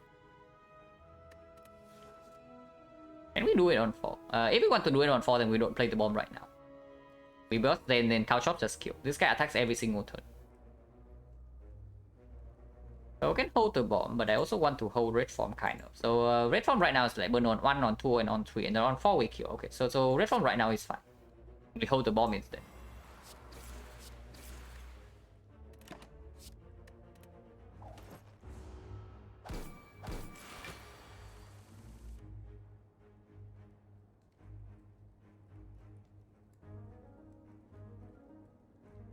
If we use the bomb right now, burner goes to 2, and then burner goes to 3, and then it pops.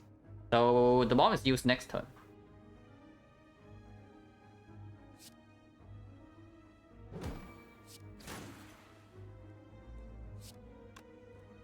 I cannot really play anything.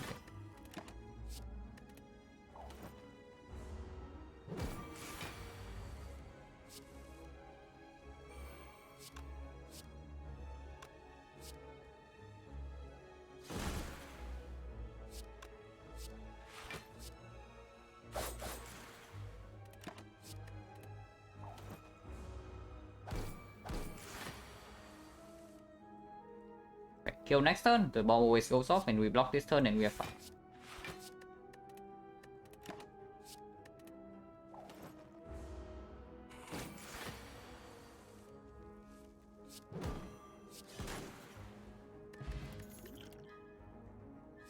Error is like super weird because right now main damage is kind of like the bomb, but besides the bomb, I guess it's kind of like physical. And we have no relics and nothing that actually tells us to pivot into poison. At the moment, we need like a nightmare. So before we pivot into poison, we need a nightmare. But if we have nightmare, we have freaking nightmare red form. So why do we care? We probably don't. which probably suggests that we should pick up this terror, yeah? Because our heart plan, we have plenty of ways to deal with the heart. We have like abundant potions. We have incense murder, we have red fall, and we have couch chops. So the heart is not a problem if we can get it to the heart with decent HP.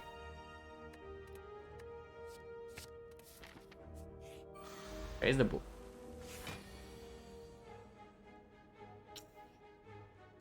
Yeah, do we play Terror here or not? I definitely want to play the bomb. And I guess Terror is like roughly the same amount of damage, so do we take 4 here?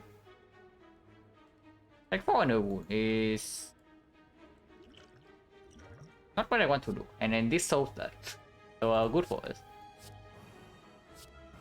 Unless it's the we get 15%.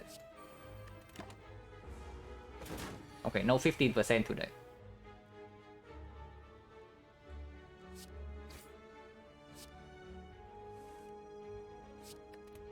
Well, this is awkward. I guess we slam red form then. Yeah, we have no block incoming next turn. The couch chops not down, the Malay is also drawn. So multi-hit, when the multi-hit comes, we actually cannot block.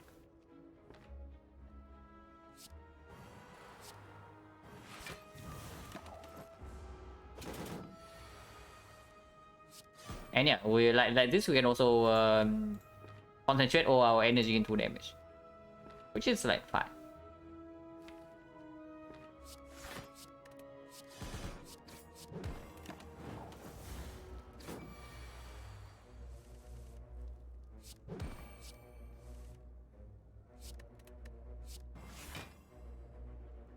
Burn on Gem doesn't matter as long as it's not on 2. So the only thing we need to care about is not to kill this turn.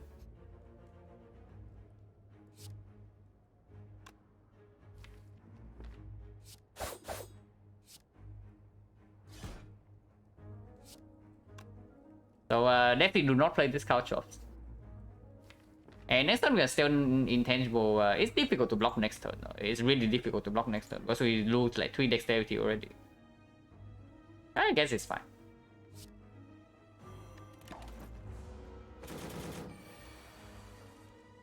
Yeah, we cannot really block unless we are willing to lose HP. And burner setup is not important against the champ anyway. So we can go. Yeah, Blood Vial. Oh my god, it costs 2. And it has synergy with the end Venom that we skip. Hello, Frankenzy. Probably not interested, right? I mean, the riddle is so freaking bad, like with the terror, you know. Terror usually boosts your damage by like 50%. But with the riddles, it goes from 3 to 5 to like 4 times. 3 times 5 to like 4 times 5. So it gets only 33%. It's already bad enough, and now it's like... Man, is it a bad card. Yeah, it costs 2, but it's just straight up worse than this card, worse than this card, worse than this card. And then probably we just want to redraw into these 3. Man, these are complete garbage. Oh, hopefully you can get rid of this somehow. What is the upgrade, by the way? Is it Wallet Plans? I mean, it's probably Wallet Plans.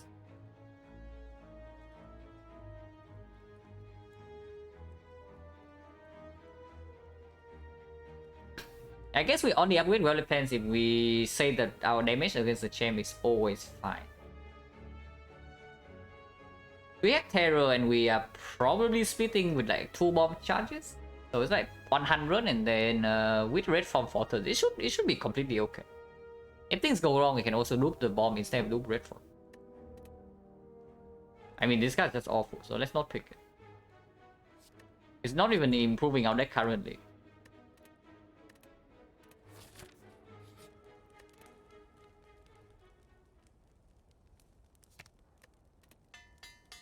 Just stack 10 bombs. Yeah, if we have burst, then it's actually a real thing, but we don't. Sure, Terror first phase. There's no problem, no reason to keep Terror for second phase when we have like Wallet Plans and Red Form.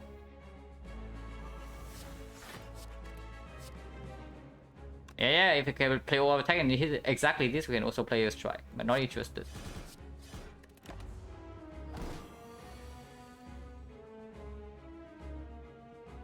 Any idea how this deck is going to scale? Do you really need to scale to win the run? Does this deck really need to scale to win? And does it just not need like some cut removes and then we just play red form and bunch of bombs? Why do you need to scale to win the run when your damage is enough as is? Yeah, Couch Plus, and honestly, Couch Plus, and if we can preserve the duplication potion, we have like 7 or maybe 8 intangible in the hard fight. So 8 intangible and Couch Plus, and then we just replay the bomb whenever we draw into it. So as long as we don't die to medium death or the 1x15, the hard dies on its own. Every other fight we can do the same thing. But yeah, forget about that because right here we are taking damage.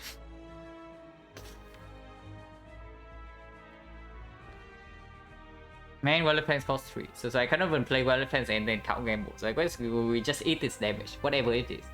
Can be up to 27. 27 would be quite bad, I can tell you. Yeah, we actually probably need some scaling, but not offensively. We probably need some scaling defense.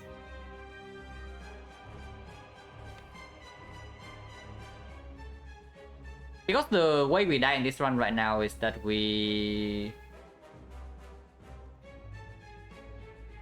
simply have to play red form too early. And solving that with scaling offense is way more difficult than scaling defense. Because that solving that with scaling offense just means that you break your earlier turns more often. Yeah, I guess whatever. We take 27 if we need to. We have heal from Gambler's Brew.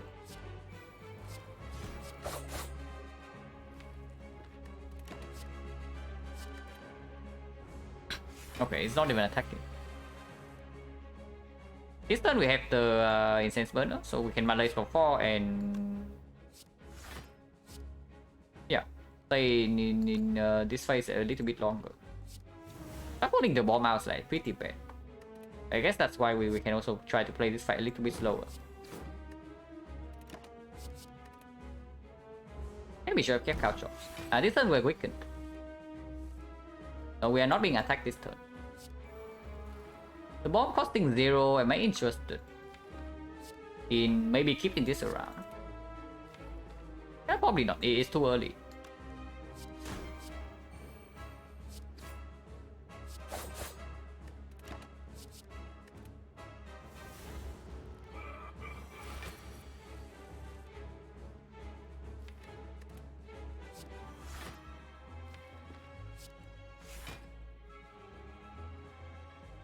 Don't really care about playing any of these strikes.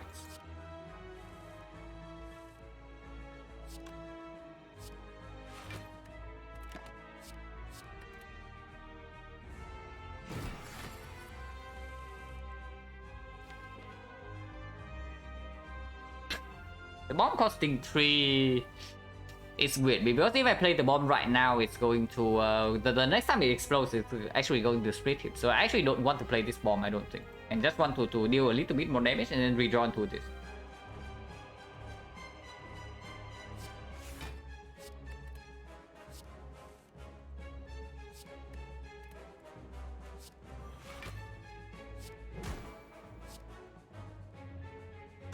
So 50 to 164, okay, no problem.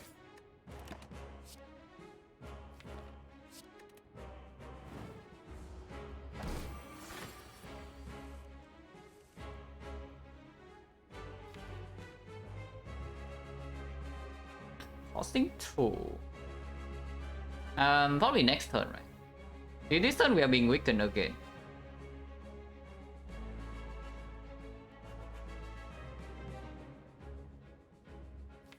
Yeah, I probably play Predator right now and then I play the bomb next turn. I still hold the red form.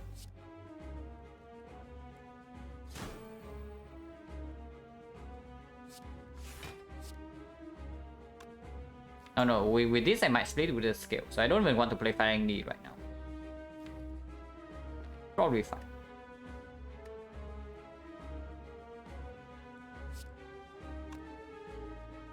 Nine damage, so 3 more attacks. 1, 2, 3. It never procs because he will not attack 4 times in a row. So strike is fine, but Flying Knee is not. And I already played the Predator, so I'm not even interested in playing another one. So strike is fine.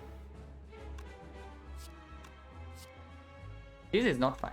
Yeah, 12 damage is not fine, but 9 damage is.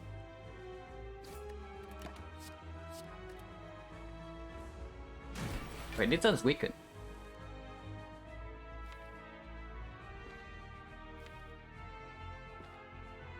Actually, I probably should just the bomb and then count combo right away. Right?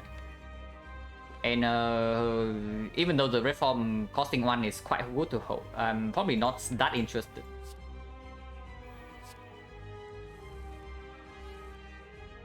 I forgot 3, but I guess I can play next turn still.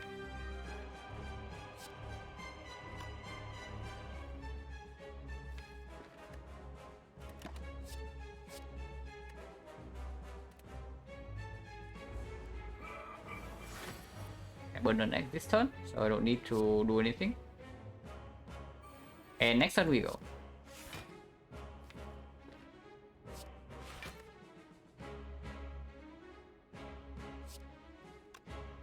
So this is actually okay. We deal 8.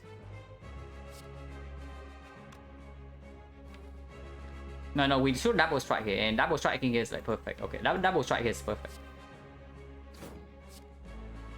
It goes to 223 with the taunts. It goes to exactly 220, and 220 is not a split.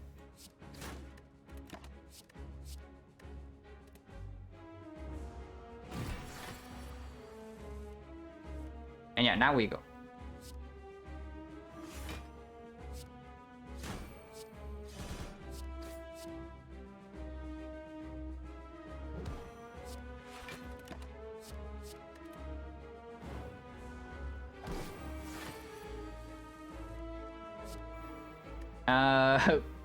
Cannot play this here.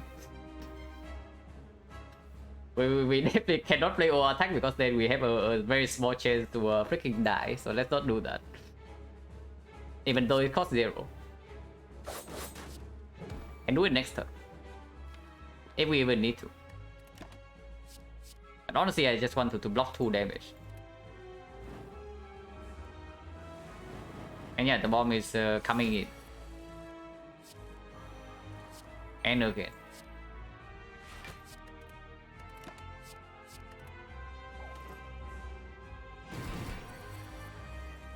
Burner on probably 4 again actually. Because of anchor. So the easy hallway fights are the single walker and then burn on 4 is better. The dark links and burn on 4 maybe probably also better. And the exploders. Against exploders, burn on 5 is probably slightly better because they are like very aggressive on turn 1. But that's fine. And sometimes you can also just kill one of them on turn 1 and then burn on 4 is like okay. Oh wait, yeah. We use this for HP. Probably not. We with the Black Bio.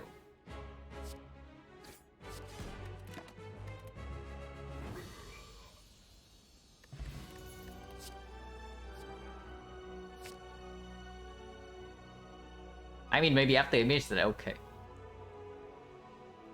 But we probably just click the cut. And Fairy is super weird. We lose some sustain, and the other potion slot we also never want to replace. So without potion bell, I don't think this Fairy can ever be good. Yeah, and Venom second attempt. Unfortunately, the second best card on that screen was not even an Venom. It was like after image. So Venom is like maybe the third choice. But yeah, Fairy cannot be.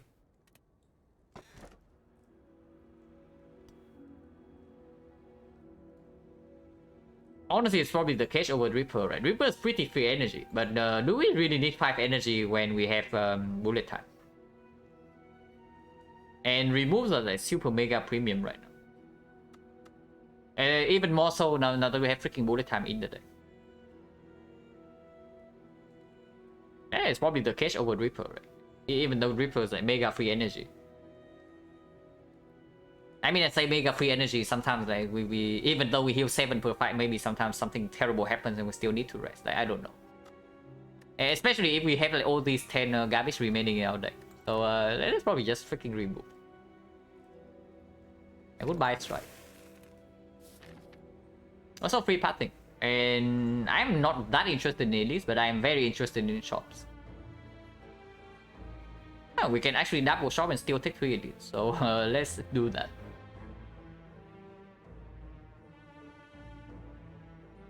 And proc the tiny chest. Oh my god, this part is perfect. So we can double shot. We go to 1 question mark, 2 question mark, and then 3 question mark here, and tiny chest proc. So everything's fine. And we can like have tiny chest after this chest, so we can oh no, we took the blue key already, so it doesn't matter.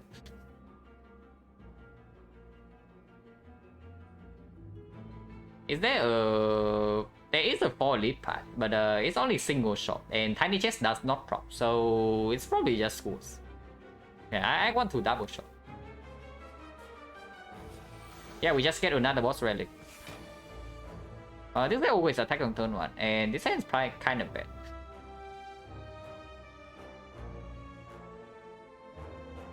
I guess we can just slam the red one and all this potion. Oh yeah, using this potion right now is completely fine. So let's actually do that. Actually, screw the terror. I don't even care about terror. Okay, I guess we are slamming red form then. And if it's slam red form, we don't care about this, but we want to kill this freaking spiker.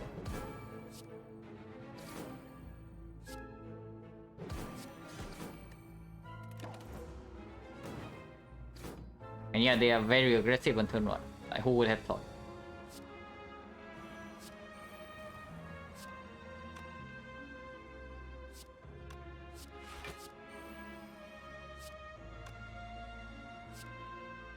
It doesn't matter. I don't want to play Dagger Square. I just want to keep the defense, and they all die to the bomb anyway.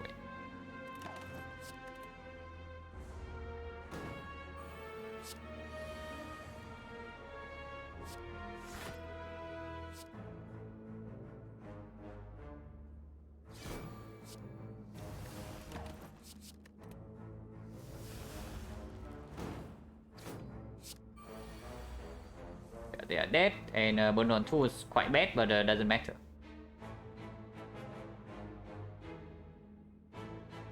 What's my favorite Viet dish? I mean, it also changes like once every few years, but how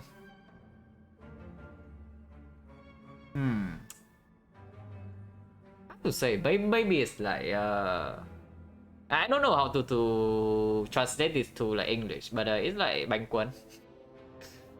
Probably right now. Oh, you're Viet, okay. So yeah, bánh cuốn.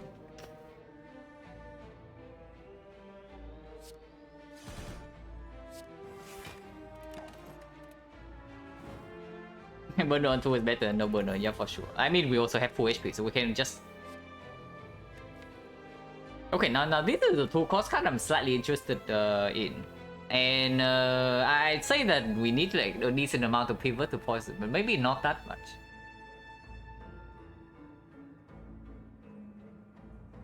And this is way stronger than the freaking Envenom, by the way. It's just way better than freaking Envenom. And we also actually need more damage against this guy. If we cannot scale our defense, we cannot slam red form in the time meter fight. It does not happen. And then bullet time doesn't solve the time meter fight. Melee is sort of a little bit, but accelerating damage with it is just good.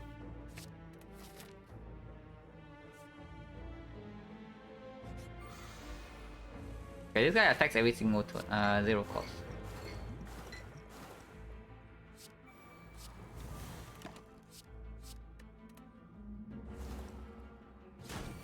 Oh my god, we took 1. It's over. We took 1 damage.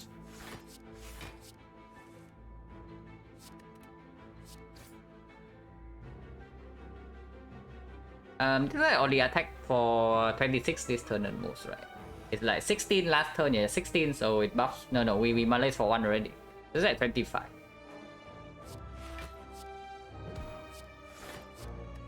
I don't really need to deploy terror, and I also am not interested in this potion. But this potion right now doesn't do anything because we heal 2 at the start of the next fight.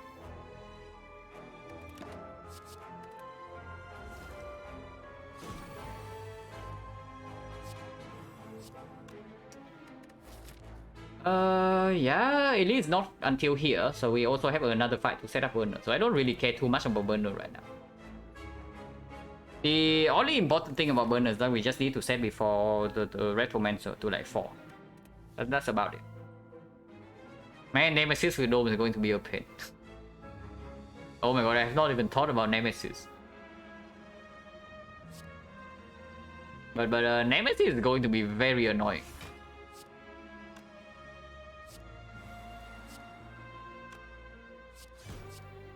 Ah, whatever, we just kill.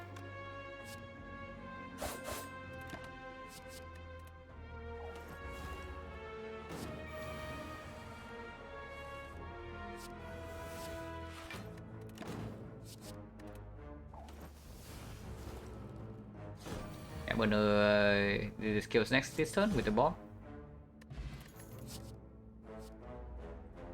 Another eviscerate? Seems kind of weird, honestly, because right now, yeah. After we pick up the bouncing flash already, I'm also probably not interested in more physical damage. And then now either I pick up a way to multiply this poison, yeah, counter this. Or defensive skilling. One of the two. I don't think this eviscerate will do anything good for us.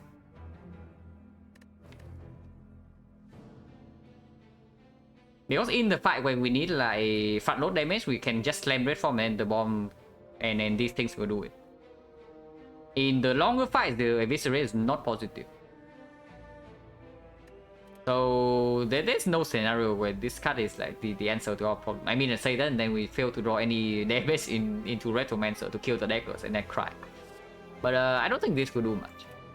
Power Potion probably slightly better than the Flex Spot, but not by much. But I guess I can still take it.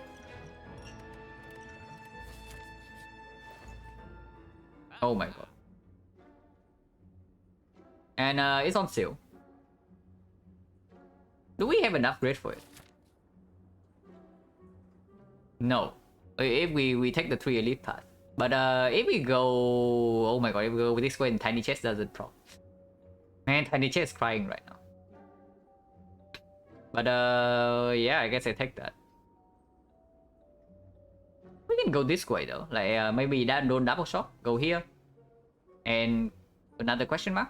And go this way, upgrade Catalyst, and then recall.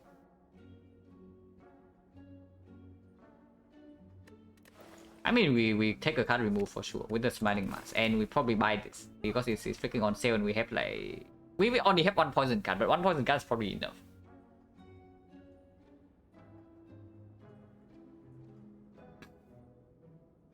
One poison card is probably enough, and now that we have freaking Catalyst, we can pick more for sure. I mean, it's on sale. How bad can it be? And we can also save go for the next shot. We still double shot.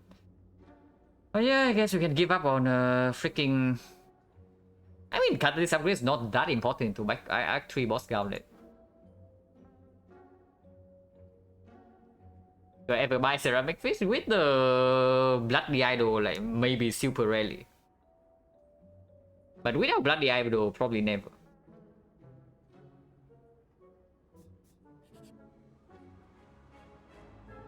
Madness, you're not interested, so -3.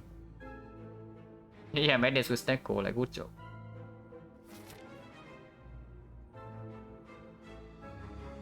Yeah, honestly, we don't even need to upgrade the Catalyst before the boss gauntlet, but we can decide by this point. By this point, we have like more upgrades to make, we can pass for this part. If not, we just go left and prop the Tiny Chest, and then upgrade Catalyst in Act 4, no problem. I still think I want to double shot. I mean, yeah, we buy this.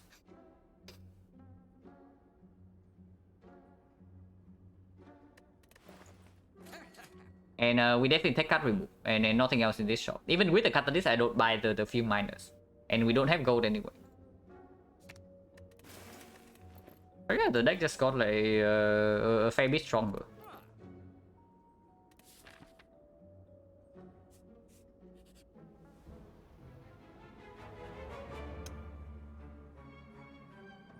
We just pick up the Catalyst. Do we need the Scout Chops?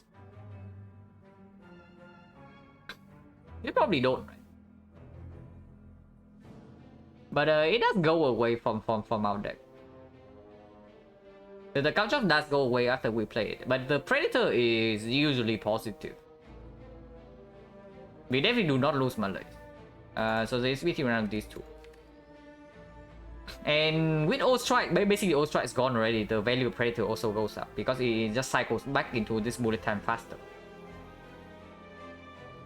And yeah, first cycle culture is still fairly bad to draw into. How do I build Grand Finale deck? Grand Finale, basically, so if you pick your deck one, you need some certain conditions for it to be consistent. So the most obvious one is that retain, like Violet Pets. If not, then probably a potion to forcefully activate it, like the game goes through all the liquid memories. And then afterwards you just add like draws of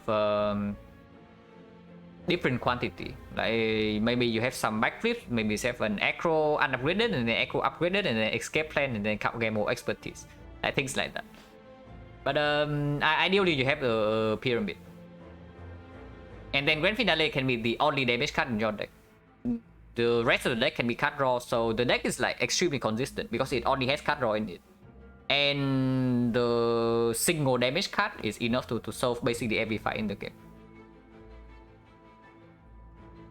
So that's like the ideal conditions. Of course, you can also just go infinite, but if you go infinite, you don't need Grand Finale. And the Kalchos were, yeah, Kalchos is not going to do anything until the heart. But now against the heart, we also have like Bouncing Flash Catalyst already, so we probably don't need the Kalchos at all.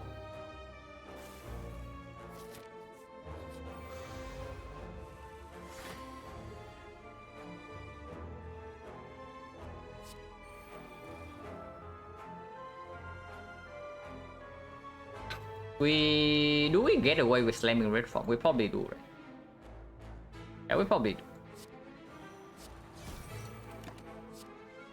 And we draw 9 next turn, so we only hold 1 card. So yeah, I can hold Catalyst and end the bomb now. Wait, Burner on 4 next turn, Burner on 5 the turn after, and Burner on 6. So we have 3 more turns of intangible, which means that we don't need to play this bomb yet.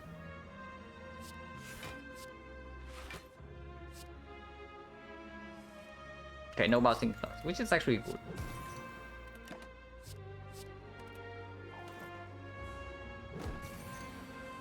Wait, no.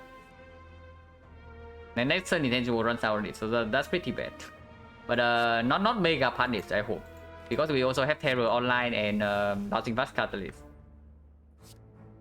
We take like 1 damage this turn, but 1 is not, and we heal back with the Blood Bible.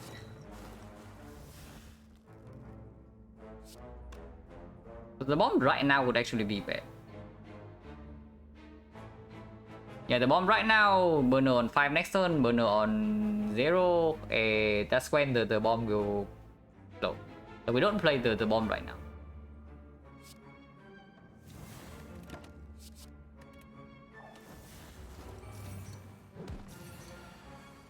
Yeah, 1 is not.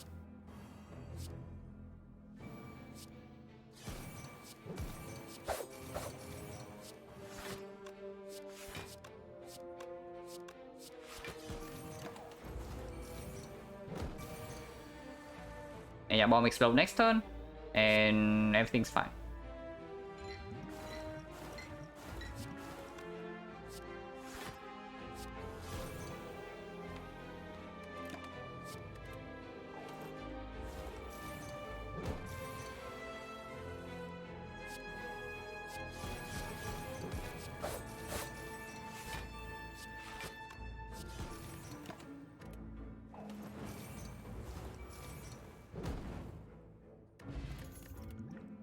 Yeah, Deadly Poison plus for freaking Catalyst. Okay, how bad is it really? It's like 7 poison pinpointed, like... Not that bad. It does allow us to play Catalyst the first time we draw into it more often.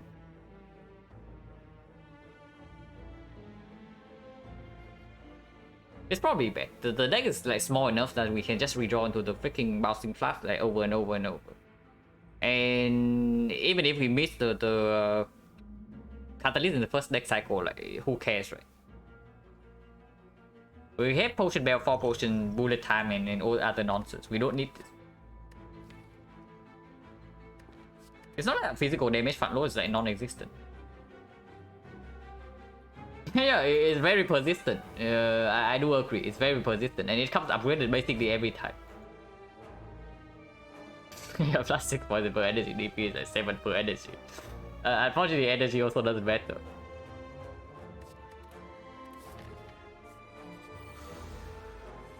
Oh, it's transient. So we could not have set up the burner.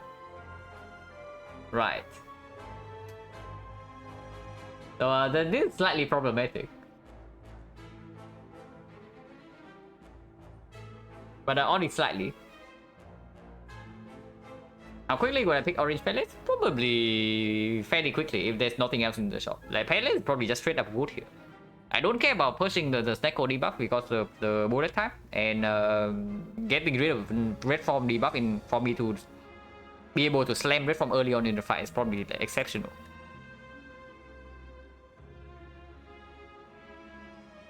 Does Smallpox burner?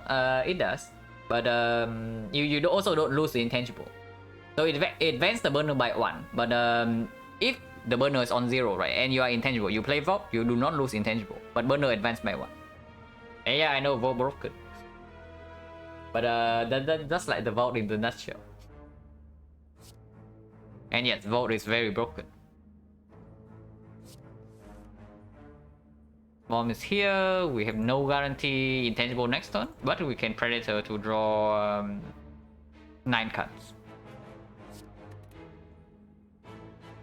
This turn's fairly clear, right? It's just Predator here, Flying Knee here, and then Wildcats. No, it's here. Definitely not holding Catalyst, but I'm holding the bomb, I'm holding Leg Sweep, or I'm holding both. Because like holding 2 cards means that I actually overdraw next turn. And the goal next turn is to either draw into red form or the bullet time, one of the two. But I guess it's fine, we also have Game Boy in the deck. If I don't hold Leg Sweep, basically I have to draw red form next turn. I mean, or we can just draw both. That's also a thing, we can also just draw both.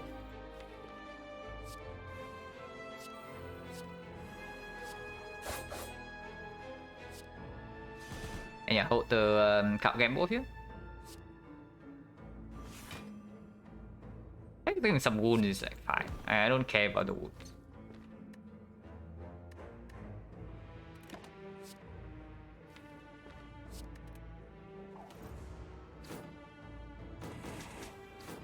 And we also don't need poison at all in this fight. We can just play this combo and play the bomb again.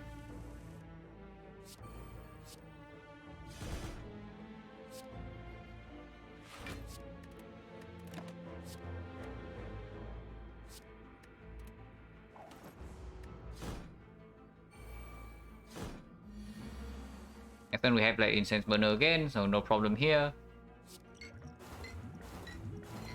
Good job bouncing flat. Okay, maybe there's a potential slight problem. Hopefully not.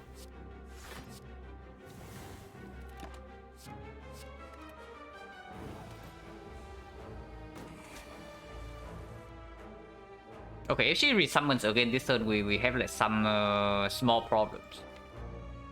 Not very big, but some problems.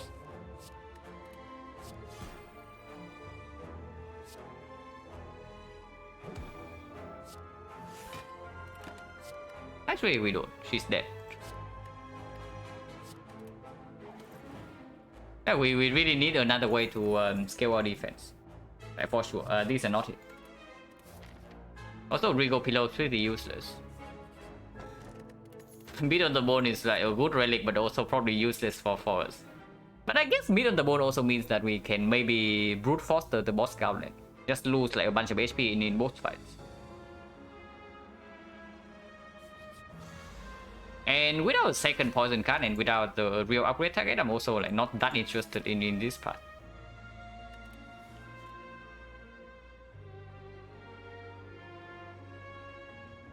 Weapons not online.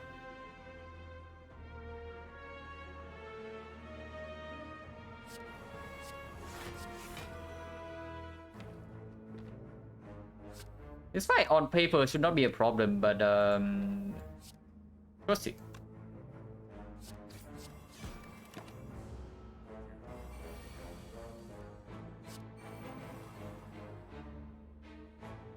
The bomb is probably better than Terror because Terror can hold until we redraw to bullet time, for example.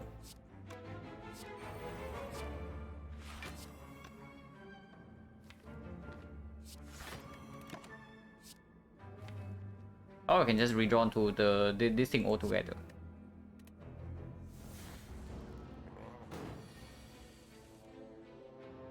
Man, Marching Plus costs 3. That's pretty not good.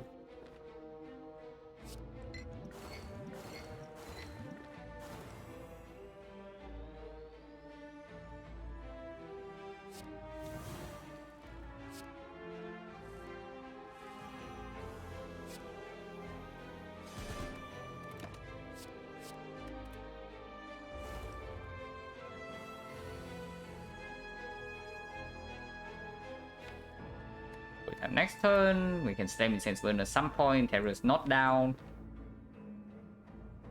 I mean, we have mid on the board, and then we have Toy on the top to sustain, so probably should actually here use the relics here. And I want to play Marching Plus over the bomb in this spot because Catalyst I want to play next turn as well. So basically, take 19 this turn. I don't really mind.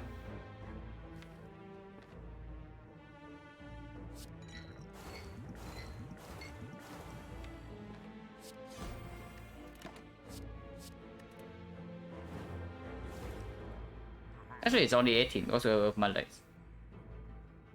And we can also not draw to the bullet time, but we can always fix that.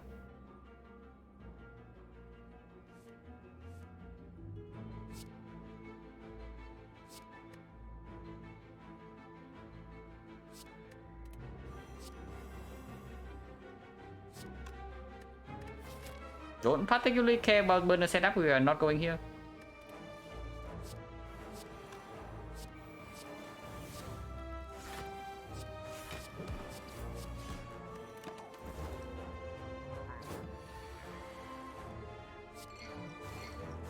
We really need some kind of defensive scaling. But yeah, which even speaks more for this part over the fire part, because upgrading our existing cards doesn't improve our defense that much.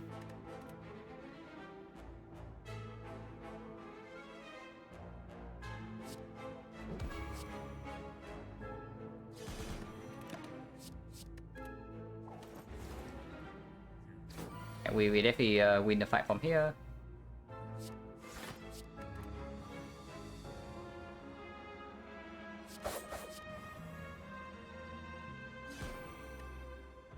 Well, he dies already.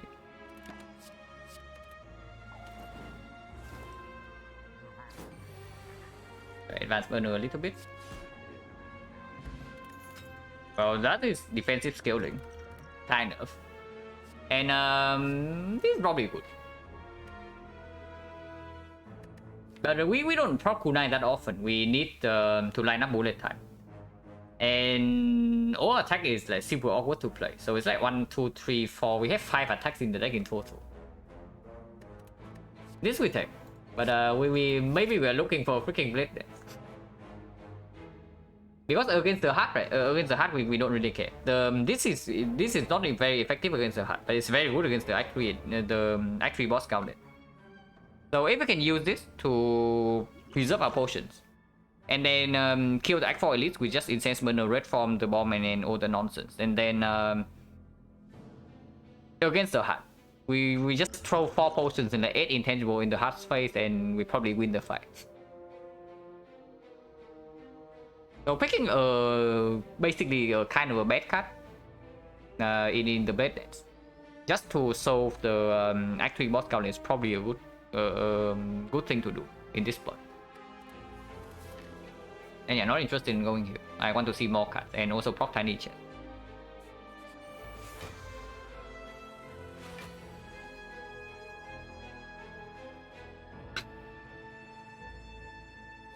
They are potentially aggressive. This guy is not attacking.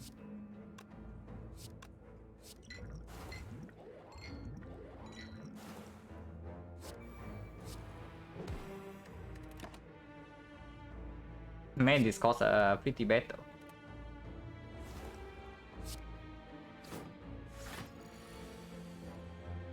But it's fine.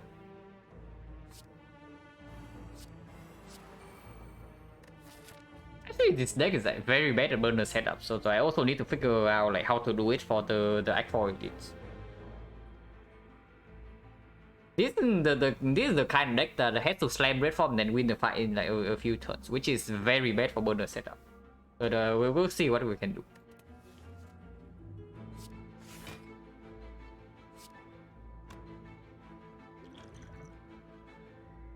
Also, this potion is probably better than this potion slightly, but we definitely use one here to heal.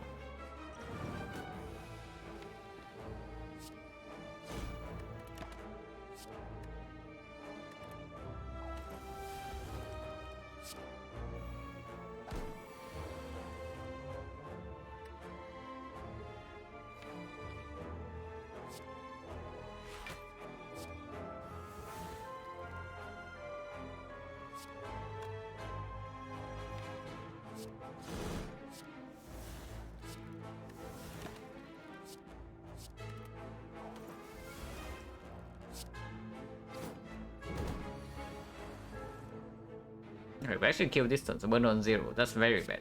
But doesn't matter that much.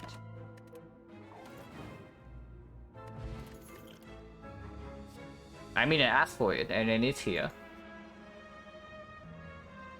It's next to a piercing wheel, but piercing wheel with the dome is also quite a bit worse, and we don't need the piercing wheel to reset strength because we have Malays.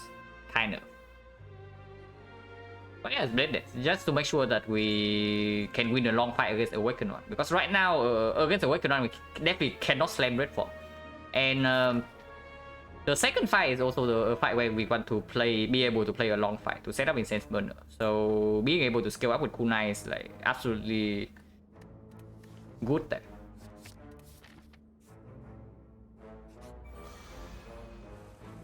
Yeah, Retomancer. Slightly spooked.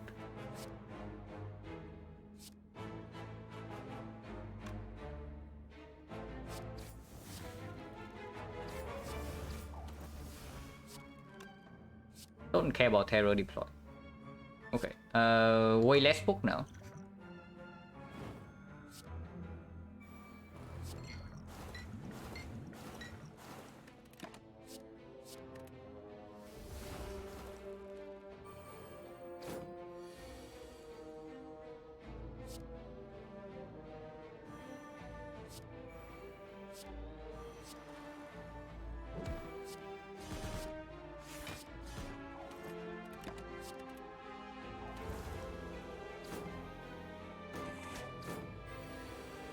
Also, yeah, stalling with dome is also very annoying.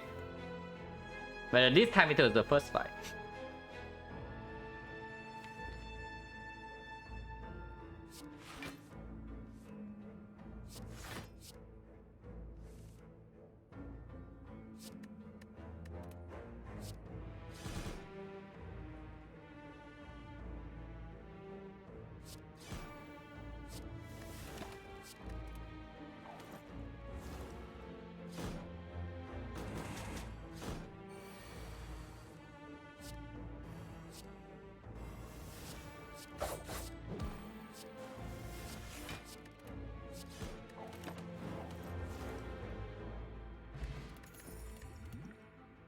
Garbage.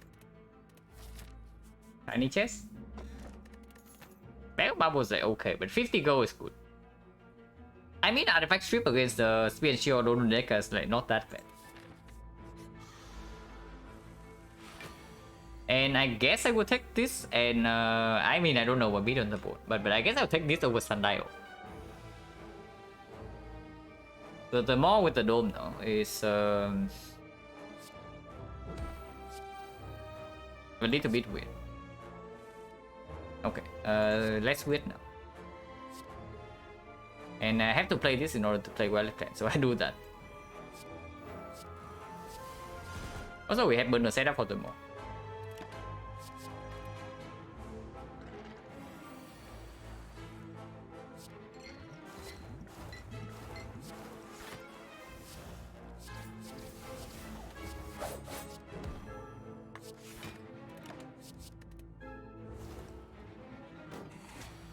But we'll never know whether that hit was 1 or is... whether that hit was like 5 or it was 30. We'll never know.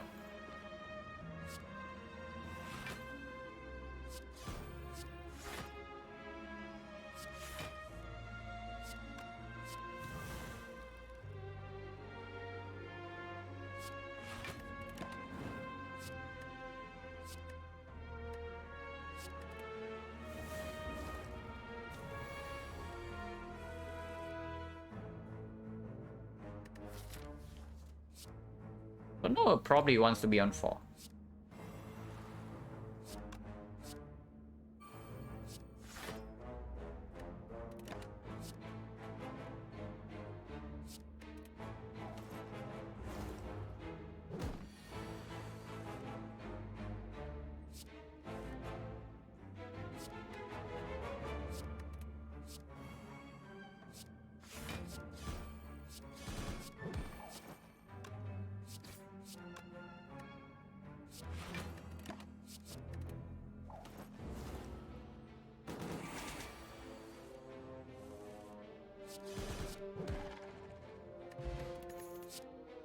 That's plus. Okay, I take this for sure. It's a good card with Neko. It works with the kunai, and it's another card that allows us to play a fight for a decently long time if we want to store for burner.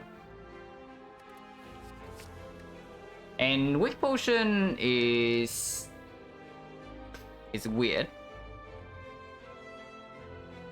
It's probably still better than Strength Potion. Like, do we ever need Strength Potion for anything? I mean, probably not. But Wick Potion we also don't really need for anything. We have Leg Sweep, we have Malaise, and we redrawn to this Leg Sweep fairly quickly. I guess Strength Potion is like still slightly better. Maybe it allow us to burst the spear in time, and then we can store it against the shield.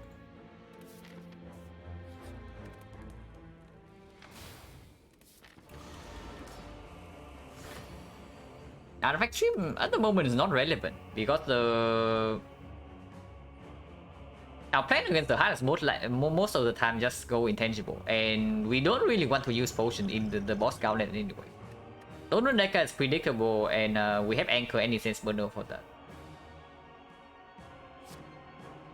I mean, this turn we might take like 22 or something, I don't know.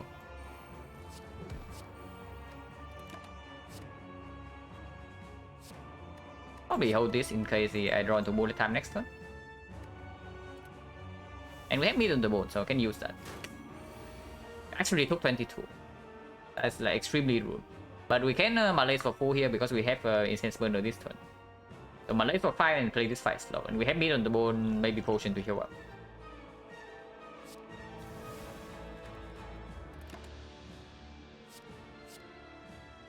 I mean, we're probably never playing red form right now, so even if it costs 0, like losing 1 slot of Well Plans just to keep this around until I'm ready to play is probably just a bad idea.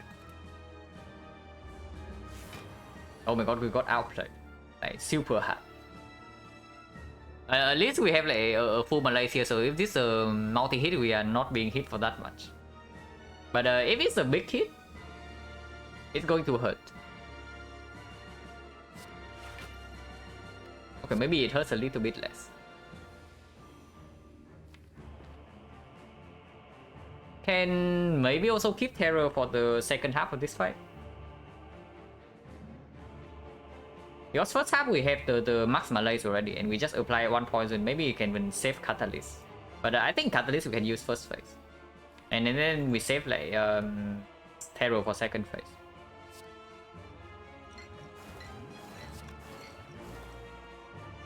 And I think I want to play this 5 cards, then get a kunai prop, and block the maximum amount as well. Scaling kunai is also probably important.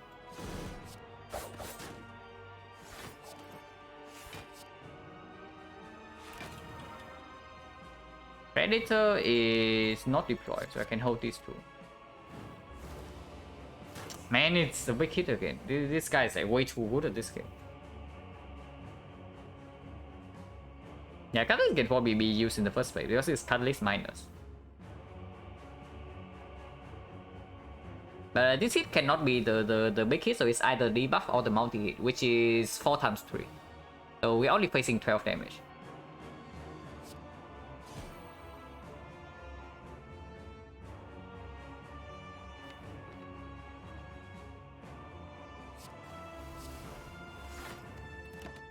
At most.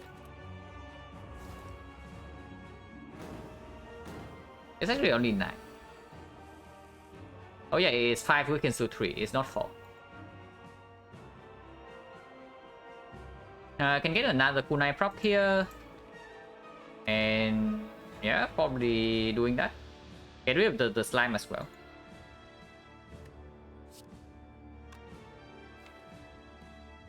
Oh, we can just gamble with everything. So 1, 2, no. These are forecast. 5, 6, 7, 8, 9. That is full block, but honestly, that's probably just a bad idea. It's like it's probably defend maybe dagger spray and then count gamble. Honestly, I don't even want to play dagger spray. Probably just gamble right now.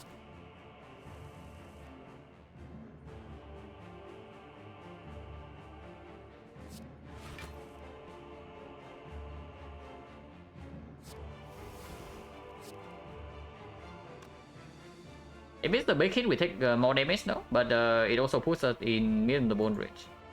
It goes to like 29, 29 weakens to... it's minus 8. So it's 21, so we take 6 at most.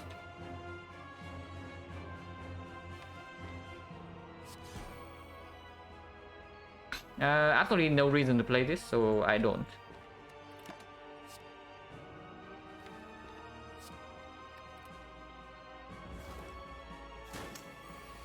Man, it's actually just that hit once every turn, 2 turns.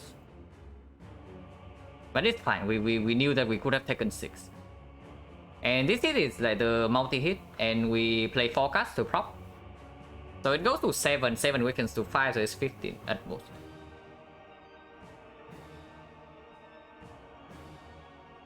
And we can play 5 cards. So 1, 2, 3, 4, and 1 more energy we don't have.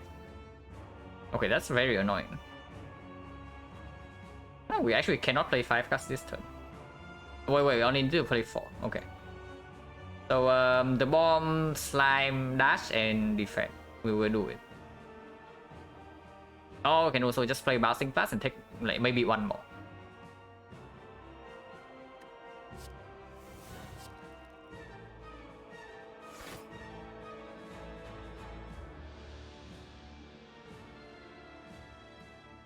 Yeah, take 1 is fine. 1 is fine. We have like plenty of healing. And if it's the debuff this turn, I want to keep the leg sweep in hand.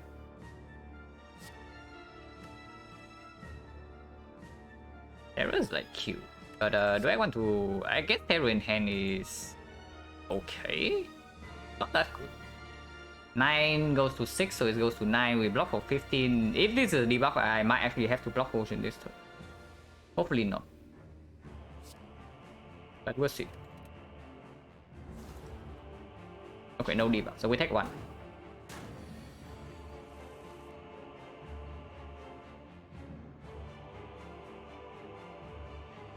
And I do want to play Dagger Spray right now to split.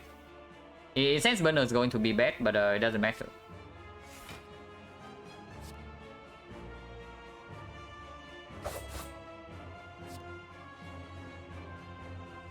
And yeah, split now. Next turn I can play the bomb terror. No, I keep the bomb and terror in my hand, and then okay.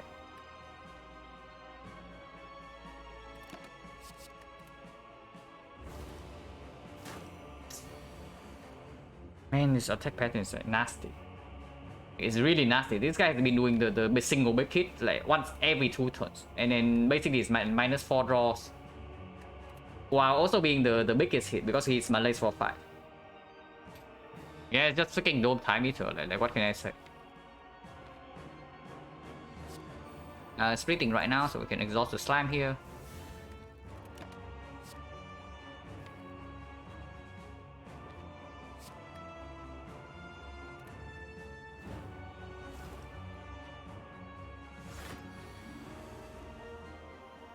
No weakness this turn, yeah? But I guess we don't have any in our deck. So this turn can be 32, it can be 8 times 3, it can be debuff, one of the three. Before knowing, we all still have healing from Medium the Bone and the Tyrant Tortoise, so I don't want to rush and use potion, even though this turn we can take for up to 14 damage.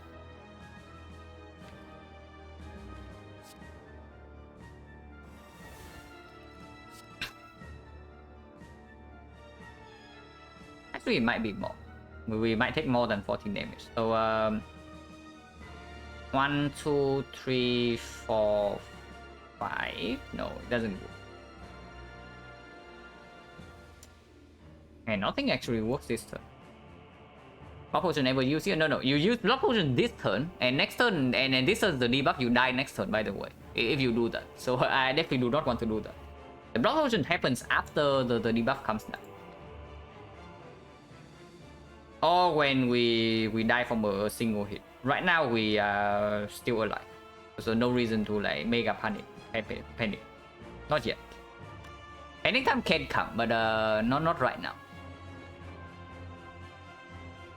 There's like defense survivor slime. We cast next turn is the no, we only draw 6 next turn. Man, this straight. No, we don't draw 6 next turn. We draw 7. But he can also do the big hit right now. Maybe I should have just slammed this potion. But I can still use it right now. Not this turn though, because we are not even attacking.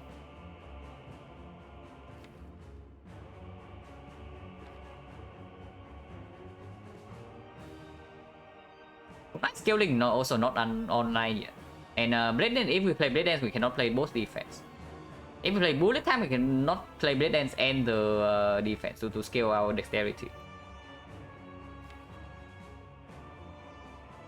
So everything is pretty bad. Honestly, it's probably like this.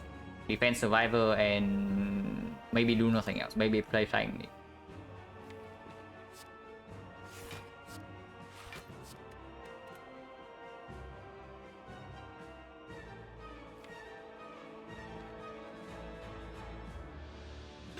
Opposite probably happen next turn if we are being attacked right now. No, if we attack right now, we actually can block next turn. Block potion happens the turn after that.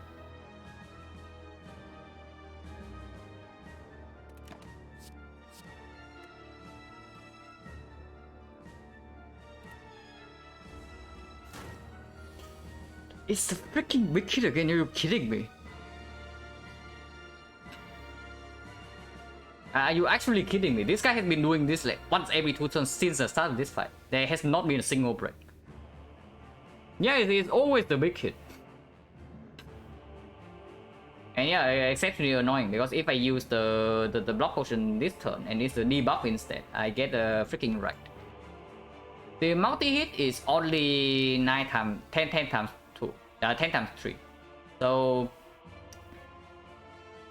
Acro, Bullet Time, Defend, Dash, I take 6 and then this blocks of 14, so I take 10. So I go to maybe 1 HP. I don't need to use this potion to live. Yeah, block potions right now is just exceptionally bad, right? I don't want to do that. It's actually just Acro.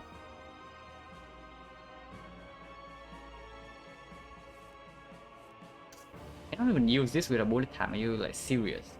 So Sneko also like decides to screw me now, huh? But yeah, I probably use the strength potion then because there's a real chance that I have to slam red form the moment I draw into it.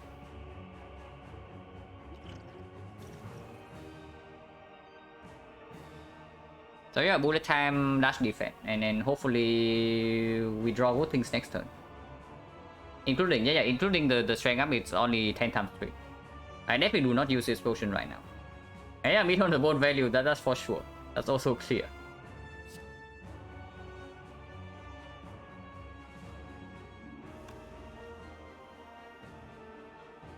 Yeah, there's no other line, right?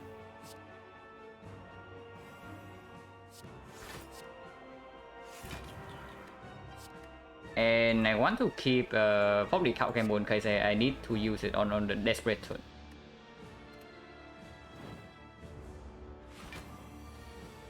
Okay, this is when we freaking use this potion, because otherwise we die. Oh my god, this guy's like insanely outplaying us, and then we have no weakness, and count game will cost 3. The Dove is actually killing us right now, but we are dead here if we draw badly. Because the weakness is not down. And right now, even if we slam all the potion, we do not block this hit when we are vulnerable. Yeah, Runic Dome, good relic by the way. Free energy, you know the pattern. Just saying. So yeah, first thing first, do this. In case it's the freaking red form. So I can stop panicking. Okay, stop panicking. Panic stop. So yeah, no need to count gamble. And I guess we play in 6 turn and don't set up the thing for next fight then. So yeah, red form has to be popular, otherwise we are freaking dead.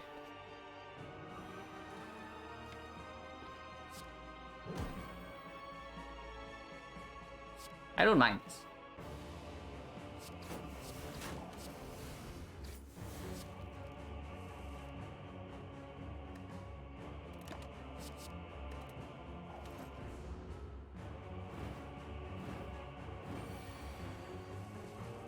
Forgot to ask if I got a new mic. Mic sounds different from older bots. I changed the position of my microphone a little bit, so... And then I also turned off my PC like more often now, so maybe the like ooh sound that usually ends up in my microphone is like mostly gone now. So maybe that's why it sounds different.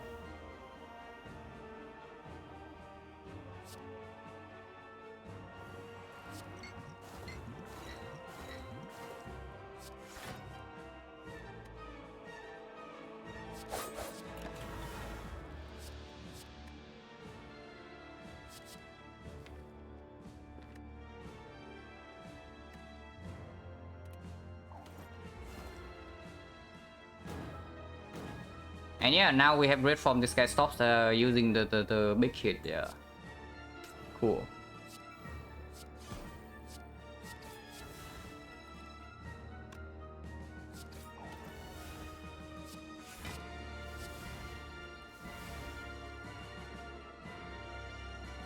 Don't need to use more than 3 casts next turn.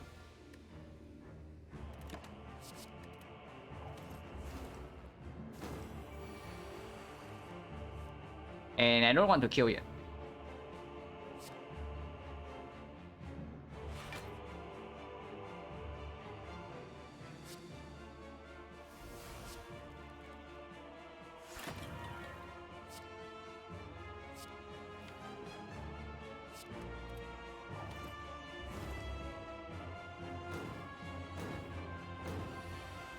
We should try to delay as much as we can, but it is not going to be that easy. Because right now, if I just play defense and do nothing else, I just take 2 damage. Potentially. But if I play any attack, he dies right now.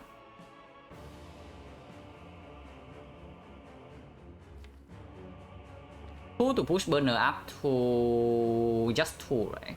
Yeah. Because this guy dies next turn no matter what. So burner on 1 versus burner on 2. Honestly, not much of a difference. But the 2 HP might make a difference.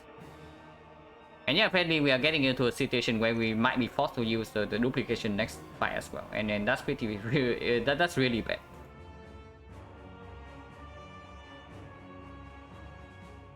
And yeah, just no miss or like pretty miserable when we don't have reliable dexterity scaling.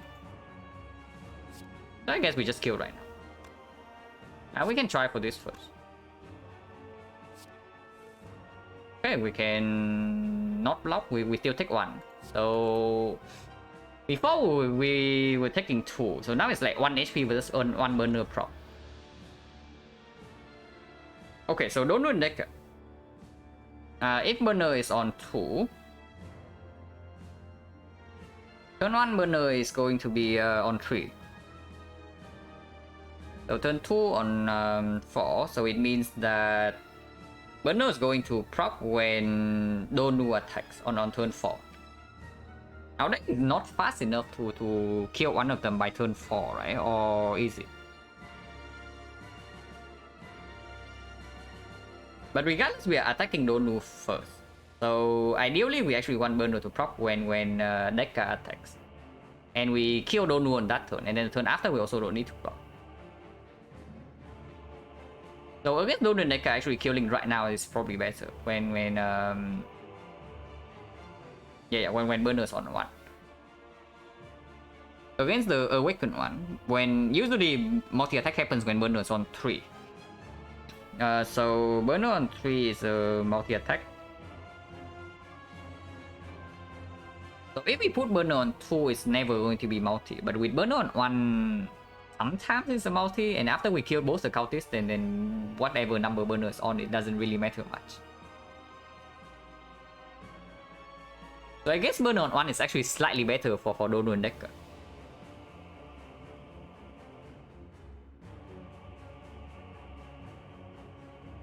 Yeah, I guess we can do that then. Burner on 1.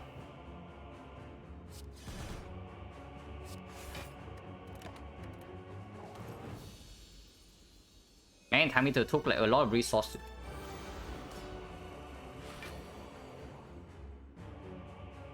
We cannot get Terror online, and we cannot get the Kunai prop. So that's pretty bad. At least we have near full block this turn. Okay, we actually have full block.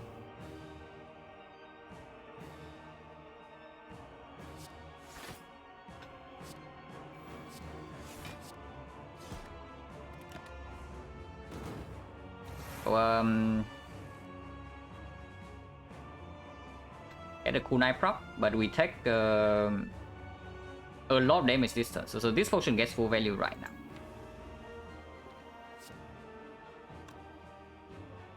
There's no way Cow Game Boy is like correct.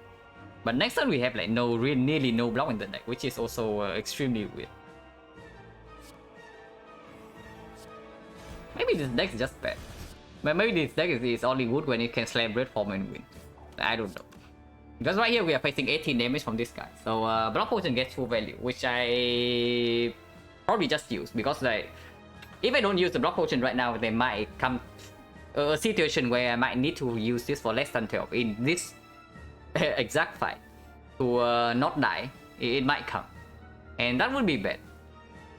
Because if nothing else, I want to preserve this duplication potion. If I use the duplicate on red form, I just this fight is probably just over. But yeah, if I use the duplication now, then the hard fight is extremely weird. Also Spear and Shield, because apparently controlling Incense Burner is not very easy for us.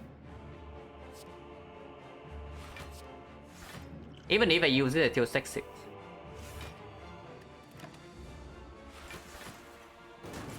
And now I'm being hit for 30 here.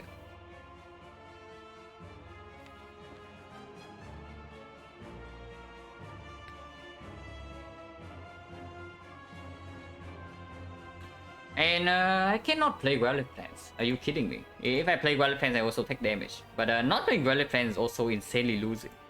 So I don't know. No block coming next turn as well.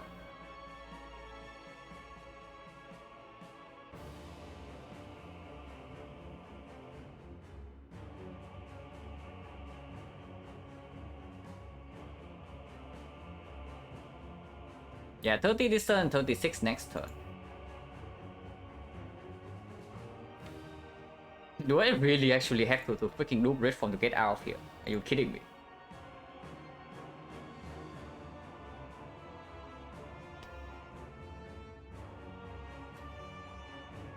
Oh, that's pretty bad. The cost also do not line up. And if I can keep the bullet time for this turn, somehow the fight just solved. But now it's not. And next turn is dangerous. But yeah, right now we are being hit for 30 here. And then next turn is like 36 from here. And there is no way we can apply weakness here unless we do leg sweep and then Malaise for 1. So it's like leg sweep. If we do leg sweep, backflip and then Malaise here, we almost have a full block. But then the fight does not advance. And potentially we miss red form for next turn. So this guy hits for 36, we have no weakness, we do not draw into red form, so even this potion will not bail us out. Have seen Corrin? No. And honestly, Corrin is probably very good for us if we see it in the Act 4 shop. Because looks like we have to use this potion right now. I was hoping that we can avoid that, but it honestly doesn't look possible at the moment.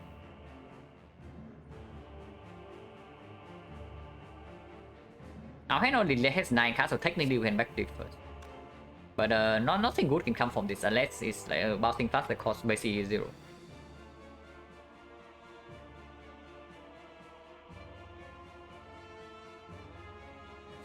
Yeah, backflip. There's no way we play 3 attacks before this backflip this turn. So can backflip first. Okay, red form costing 1. Now, at least that is something. But drawing the red form right now means that Wild Defense needs to be played, or we need to do red form immediately.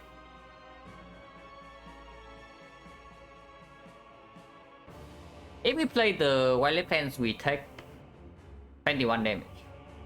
So we go to 10, but we don't die. And next turn, if we can full block somehow, Burner block the turn after that, and maybe we can kill this in time when we scale with Kunai and we preserve this potion.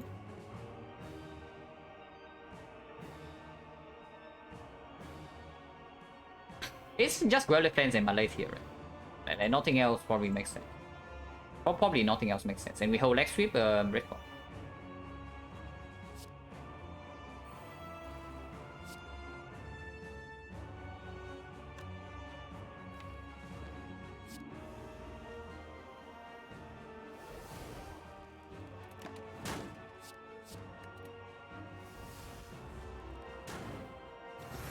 So 36 this turn from here.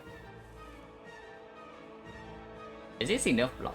We have 21 block and this 18 weakens to 26, so we are taking 5 here.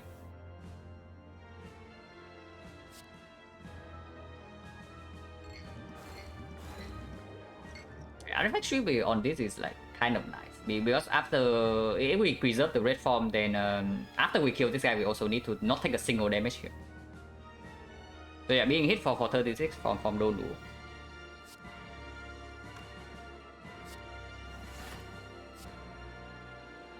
Cannot play all attack.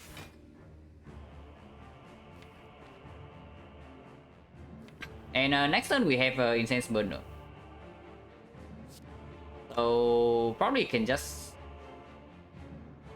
keep the weakness and play Catalyst right away. Catalyst probably has to be played. Wait, double check. So 18, yeah, 18 weakens to 13. So it's like 26. So we take 5 right now from here.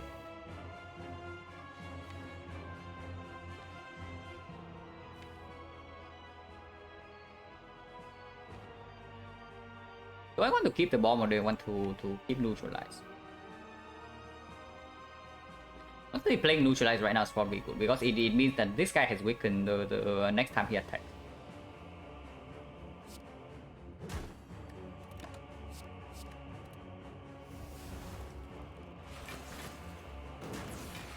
And since Burner this turn, bullet time not this turn is bad. But bullet time not this turn is bad, especially when I have like so many cards I want to play and they all cost 3.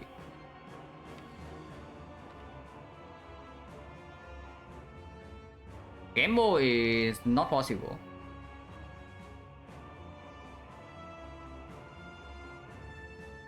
Defend Acro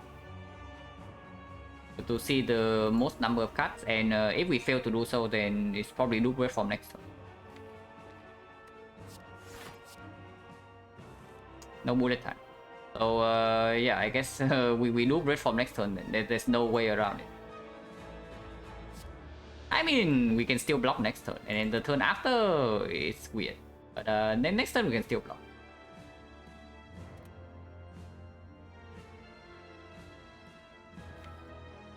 One, 2, 5, and keep Eviscerate is like 6, but I want to keep Terror.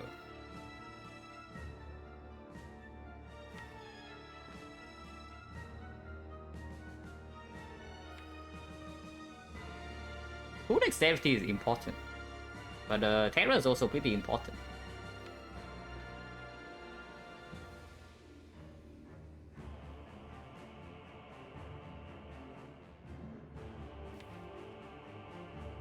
Because sometimes I also don't need to do red form yet. Next turn, this guy is attacking for he goes to 21, so 21 weakens to 15, so we face 30. Because the weakness still persists.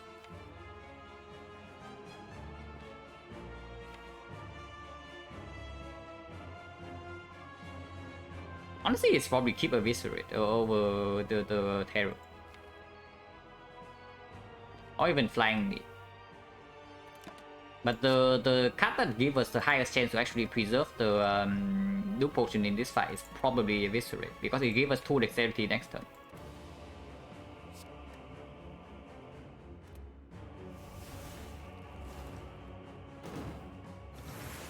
If we draw into bullet time at least. And we do.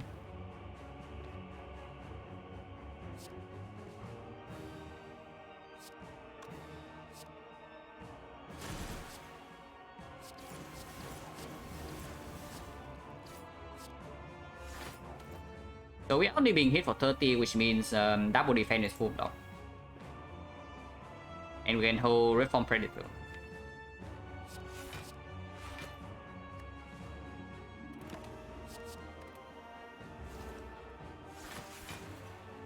Now blocking this turn is difficult because we are being hit for like 42 this time and no weakness here.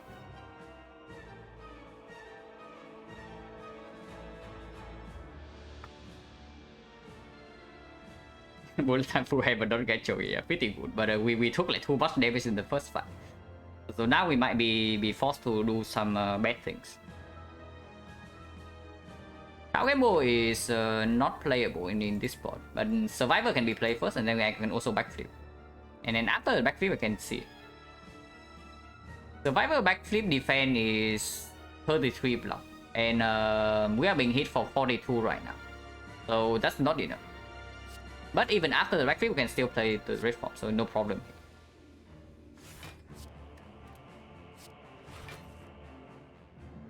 here. After the echo we can still play the red form. This is like maximum copium, but probably red form's happening. And Corpse Explosion would be good here, because then when we can actually line up this burner on form. Even after we slam the red form right now. Oh my god. Yeah. Oh, never punish, always lucky. But we don't have to red form yet. We don't have to red form yet. We might still need to red form next turn, but for now we can preserve it.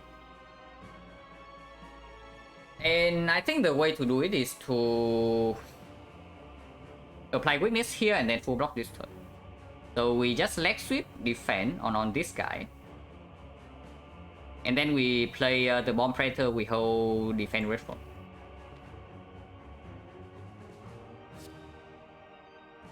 So it's this card this way. We cannot play Card Game as long as red form is still in our hand, because this fight can go sour like in one turn.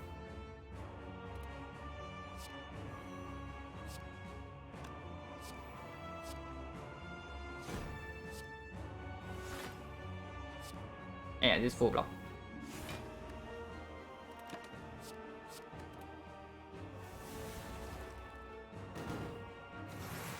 So this guy is attacking for like 24 now. So 24 times 2 weakens to 18. So we need to block for 36. It looks like we don't have 36 in our hand. Is this just me or we don't have 36 in our hand?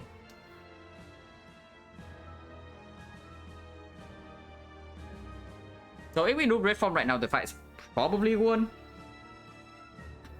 If we do red form right now, the fight is probably won. But the question I am asking is whether not looping red form is a won fight.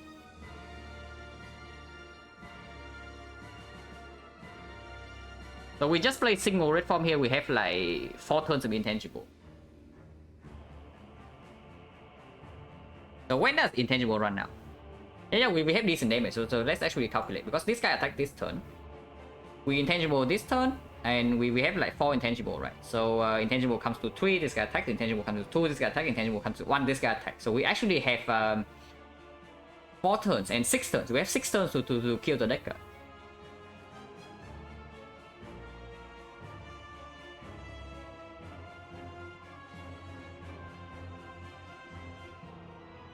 Have to block for 4 turns with -4 deck. -4 deck is not a problem. We have like cool 9 dexterity. If we just single red form now and save this blue potion, we actually have 6 turns to kill this. And we have like the bomb incoming already. And then after we play the red form, we can also deploy all the damage, all the energy on damage. Honestly, I see a single red form because we still have terror for this guy. We don't need to terror and don't do anymore. But yeah, let's actually do it. Let's actually do that.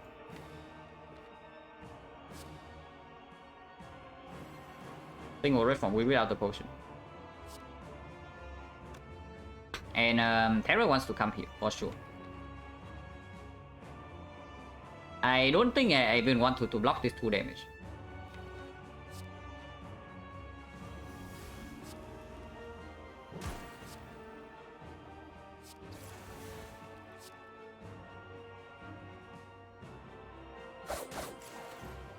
And can even save the shift, like retain these 2 shifts to proc cool 9 next turn. But cool 9 proc right now honestly not relevant, and I don't want to redraw to this garbage.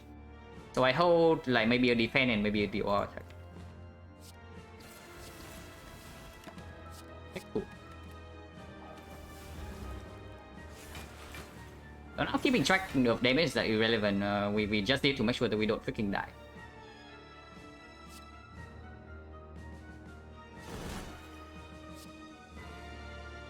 Right now is like very good.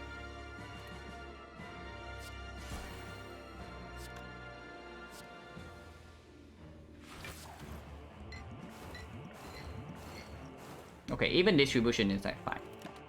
So burner is going to be like mega mess up for the release, by the way. But if we can preserve this potion, we probably don't care that much.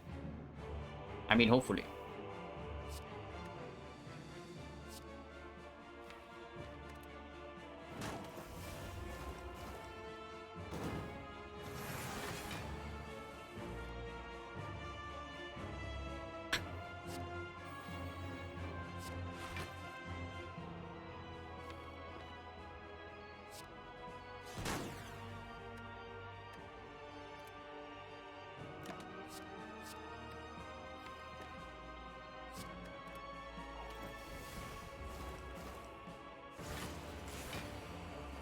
This turn, so we can actually set burner to 2.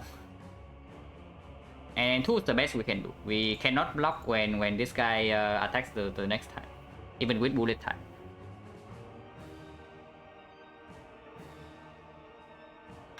Is that even true? How much strength does he has like 15 strength right now, so he hits for 27. So 27 weakens to... it's -7, so it's 40.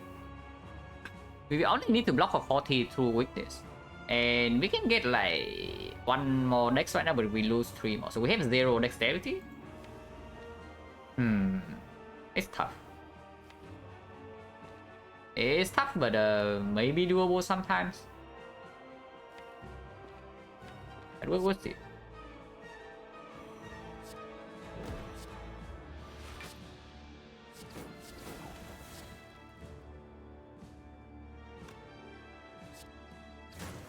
Also, poison just going to kill.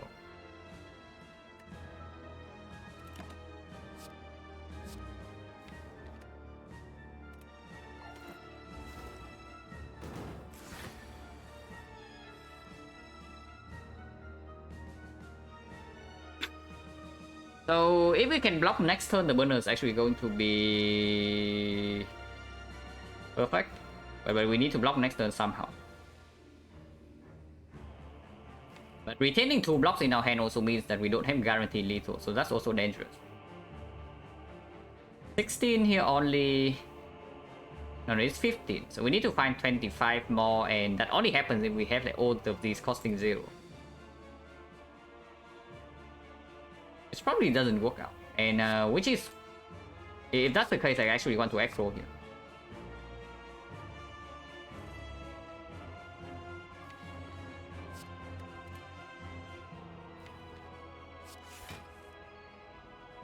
and redraw into potentially bullet time.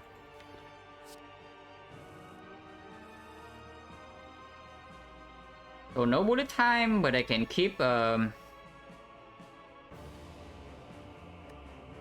defense plus and maybe a guarantee kill in my hand next turn if things go wrong.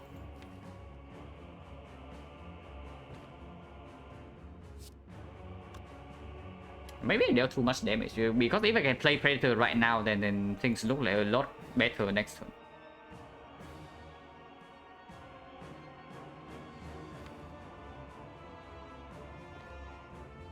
But this is probably fine.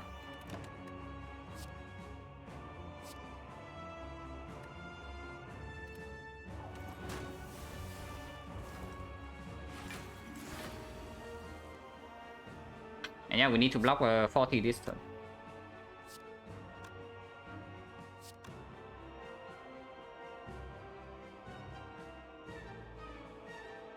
This deal 18, but I cannot play before.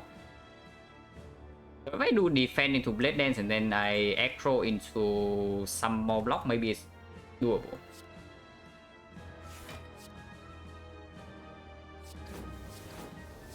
One more dex.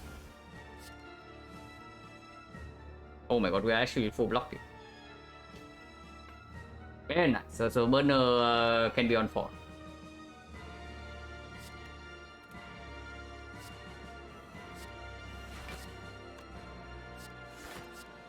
We take 1 damage.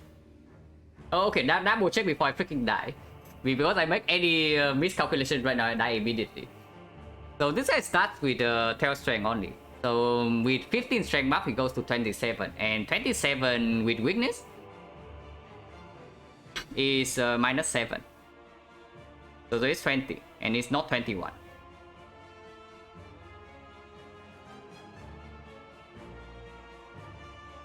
Yeah, it's not 21, it's 20 times 2. So I only need to block 40. Which means that the survivor here, I take 1 damage. And I am fine. And then burner is perfect.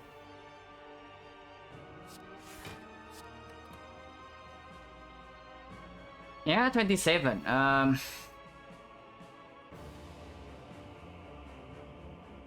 Yeah, 1 out of 4 of 7 is more than 6. 27 is more than 6. So it's minus, it goes to like 20 something, point something. So it rounds down to 20. So yeah, it's 20 times 2 and take 1 damage.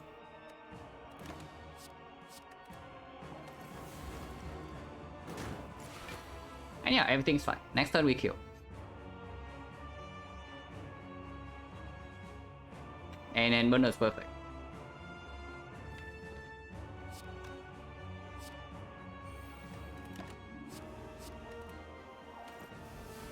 Well, that was a way more stressful like boss gauntlet than I would have thought. But everything's fine in the end. And yeah, potion preserve, burner perfect.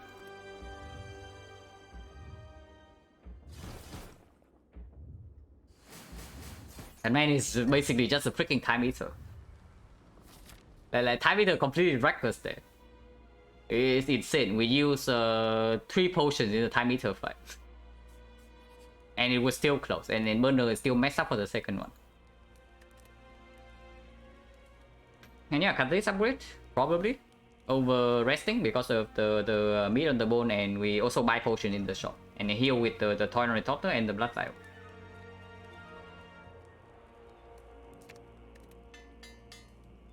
We can also just freaking do Catalyst in the hard fight, by the way. That's also a thing. Portios is not that strong.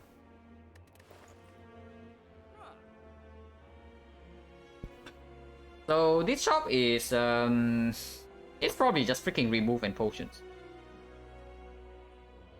The liquid memories, Gambler's Brew, cut remove.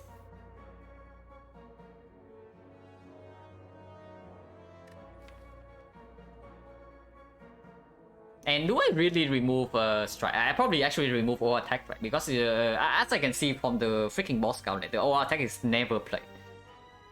Even when I freaking play bullet time, I do not play all attack because I'm just scared to discuss my freaking great form. So let's just remove this overall attack. Because strike sometimes can actually give us dexterity, but overall attack is just never play. Yeah, strike can turn as well in the spear and shield fight. That's also a thing. So yeah, goal calculation. I think I want to buy card remove and in the 2 strong potions for sure. But how much is that? It's like 163. So 213, which means I'm left with 143. 143 is not really enough for anything. Which means that it's just strength potion for another 5 HP. So 3 potion plus a card remove. Or the other thing is like buy 2 potions and apotheosis. I can also buy 1 potion, 1 card remove, and 1 apotheosis. But yeah, how strong is apotheosis really? It's not even that strong in our deck. Right? It upgrades the defense. But if we can get through the basically right, if we can get through the spear and shield fight while preserving the duplication potion, I think the hard fight is completely over. Because we just dupe either red form or catalyst and we win.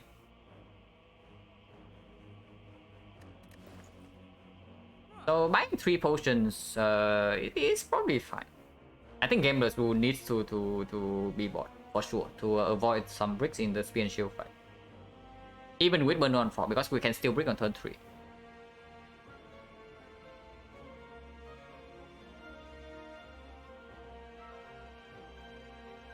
Is an Apoth stronger than Pot? Does Apotheosis prevent us from bricking? That's the problem. You draw this Apotheosis on turn 3 of the spear and shield fight, and it costs like 2 energy. Does it prevent you from not taking like 38 damage from the spear, from the shield? And in the hard fight, this is completely unnecessary. So basically, right now it's like only what helps us more in the spear and shield fight. And I think card remove is very strong, and I think liquid memory is very strong. I think Gambler's Brew is extremely strong. So these 3 options are very strong, and I want to do all of these 3. But if I do all these 3, I cannot buy Apotheosis. Like, what is Apotheosis really in this deck? It's just a freaking footwork plus. The Apotheosis is just a footwork plus in this deck, nothing more, nothing less.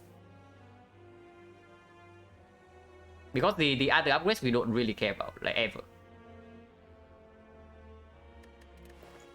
So yeah, I just buy 3 potions and take a card remove. And I don't care about any of these cards. Remove or attack.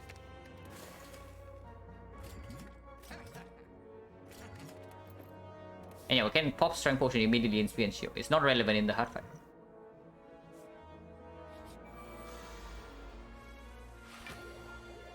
Also, yeah, this fight with the freaking dome.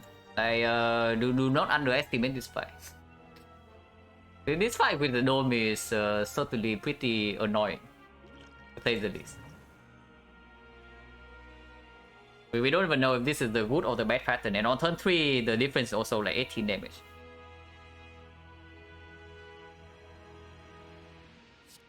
Regardless, this cost 0, and even if I game board right now, I want to strip artifact. So we can probably start with this. And Predator I want to play.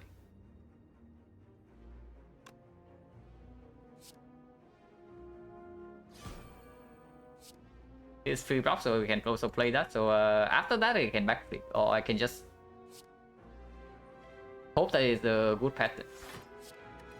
A game board for 2 doesn't make sense. And using, I guess the order is wrong. Should I have Eviscerate first if I don't play the backflip?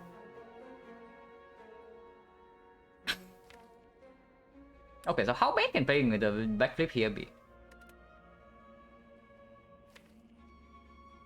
Probably not too bad. I mean, they are very good cards that I would like to draw into next turn, and not this turn. And at most we take like 15 damage here. 15 damage is acceptable. I want dexterity, because after, in order to control Insane Burn in this fight, we actually need a lot of dexterity when this guy dies to block in against this. So yeah, I guess minus, how much? -1. It's -1 if things go wrong.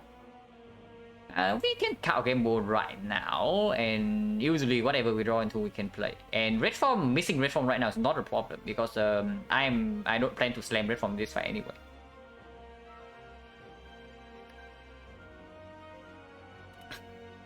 The only bad draw right now is bullet time, exactly this one.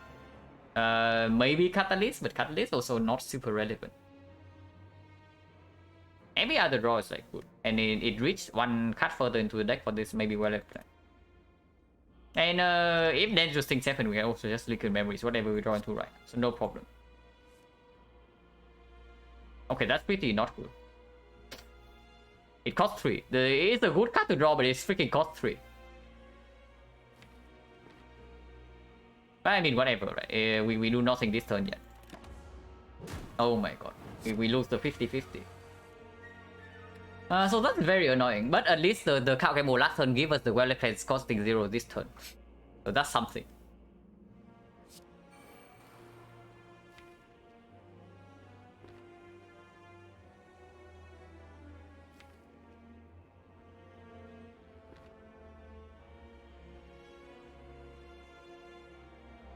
Do we have a potion right now? Because right now we are floating a decent amount of energy.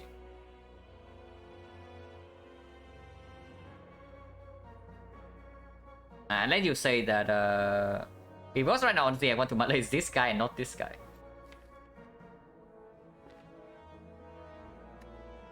Honestly, what about liquid memory using the bomb like immediately?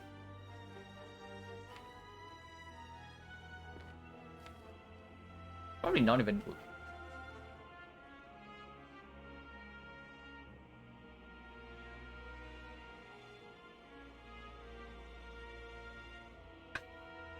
No reason, no reason to potion yet, probably.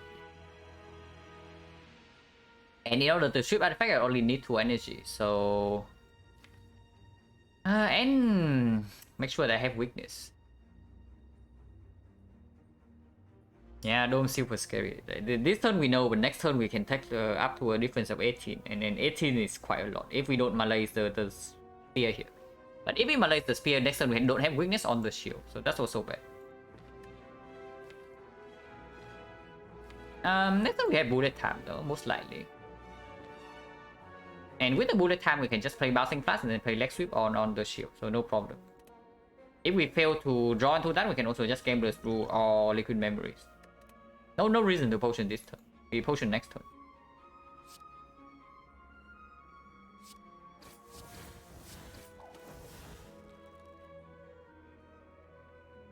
And also, you should probably just malaise this and take the damage.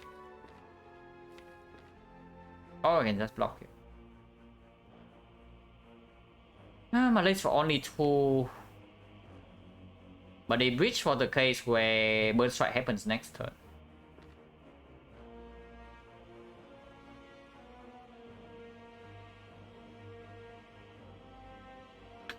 I think maybe we should just malaise for 4 and take 6.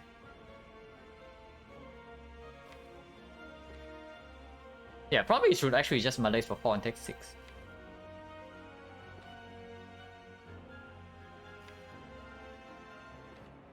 Because we also can maybe use mirror on the board. And without drawing terror or poison, we might actually have to block the next time this guy attack for the multi-hit.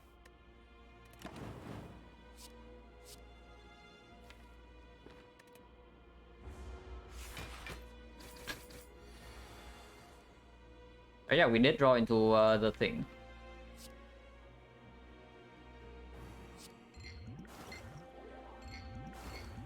Okay, perfect bouncing flash and catalyst here.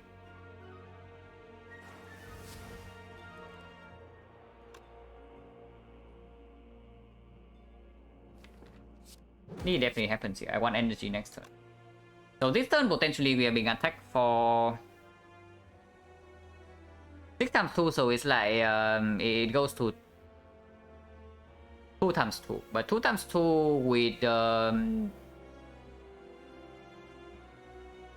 turn back is like 1.5, and then with weakness is 0.75, which is slightly more than 1. So we're being hit for 2 times 2 when we turn back. So we are being hit for like up to 42 this turn.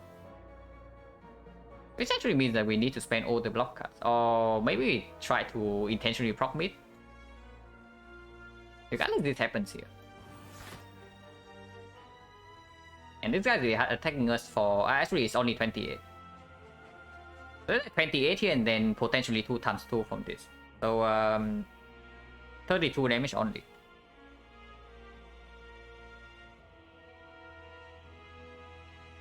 So dash defense with full block.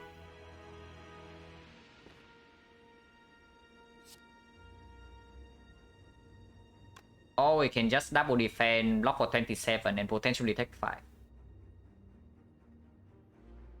Because at the moment our HP is below the mid on the bone threshold plus 5. How does rounding in this game work for stuff like weakness vulnerable? You calculate all the multiplier first and then you round down. So for example, this guy, right? The multiplier right now applying is 1.5 times 1.5 because my back is facing him. But weakness is like 0.75. So you just take 0.75 times 1.5. And then you take the final multiplier and you multiply that by the base attack, which is 2. And after you get the result of that multiplication, you round down.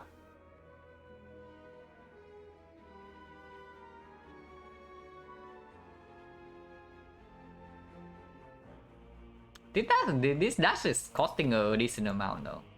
Okay, I did not pay attention to this like, once again. This has happened before. I really need to do that. Before I play bullet time with the XecnaR, I need to remember like how much the cards actually cost originally. Because it actually changed my line right here. Because now I don't know like which card to retain and which card to play. But whatever, I play 2 defense and if I take 1 from here, sure. If I take 5, like whatever. It doesn't change much. I hold the dash. Because dash can also help me turn next turn. In case I don't want to play destroy. Yeah, dash cost 3. Of course.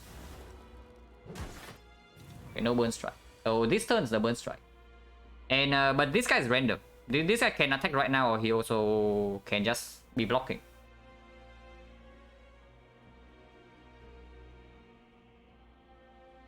But we know that this guy is attacking. So without deploying terror, we can actually play 2 block cards. So we need 2 block cards?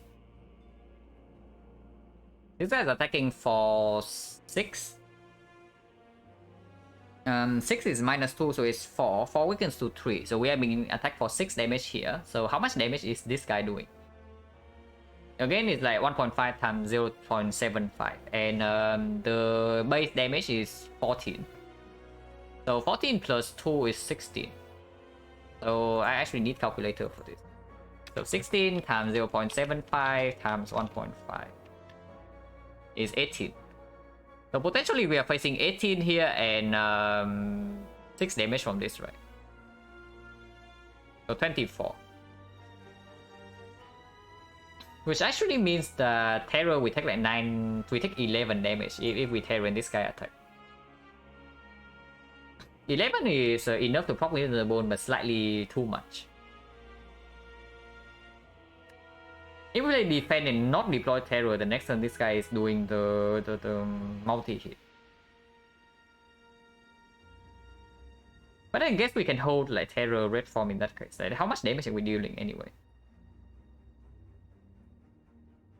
17 here plus 14 here, so 31. 31. Okay, I guess we terror. Because with the terror, we actually kill this by next turn, so we don't need to deal with the garbage multi-hit. If we take 11 damage this turn, then so be it. Because otherwise, this guy potentially gains like 30 block this turn, and then next turn he attacks us for 7 times 4. Actually, it's not 7 times 4, it's 6 times 4 because it's like -2 strength. 6 times 4 is like very blockable. But not guaranteed, right? Because we also need to draw into bullet time to guarantee a block. Yeah, I guess terror comes down. And if we take damage, then so be it.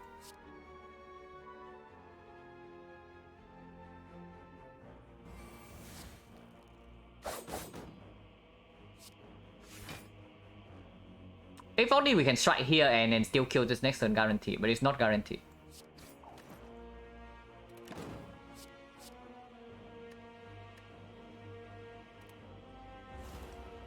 Okay, it's not even attacking. So now this guy's attacking, but we full block and this guy's dead already. So the only thing we need to care about is to set up burner afterwards.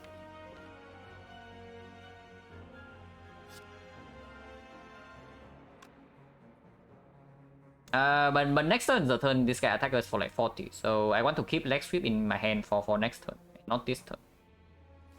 Is there any way we take 6 this turn? This guy is attacking for like 16.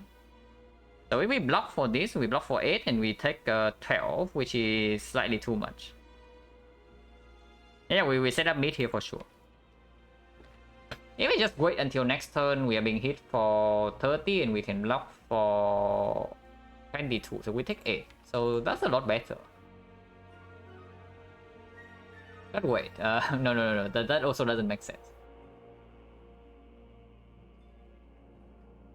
Whatever happens, I guess this can come first.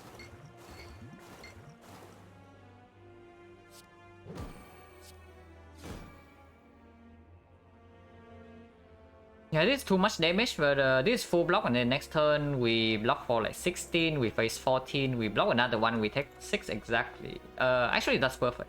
We need to take exactly 6, right? So leg sweep here is fine.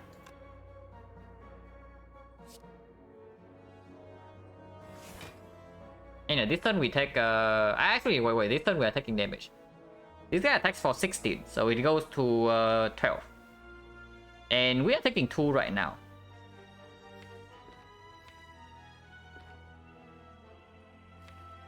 Taking 2 right now is probably slightly bad.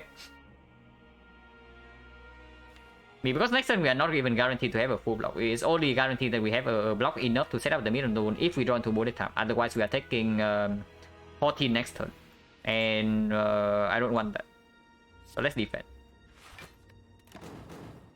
Also Predator is played, so never play the red form right now.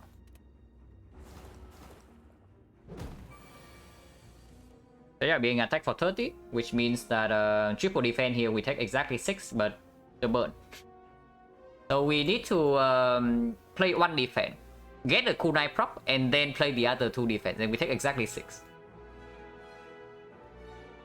So let's do that. Also, should not play the bomb. Actually, the bomb can be played, but I want to scale kunai up a little bit more.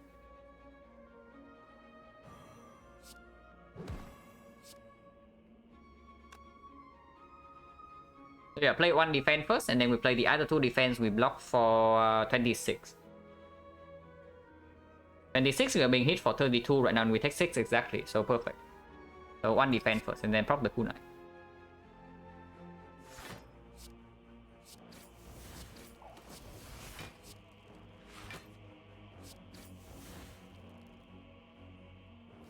And I mean, the bomb is like, okay. How did I get 5 turns? So I played flying the last turn. The bomb never accidentally killed, right? As long as I don't play the bouncing flash again.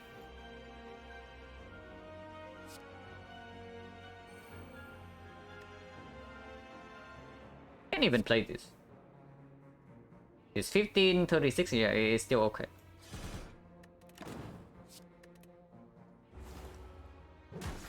Yeah, perfect. So now we need to then not take a single point of damage.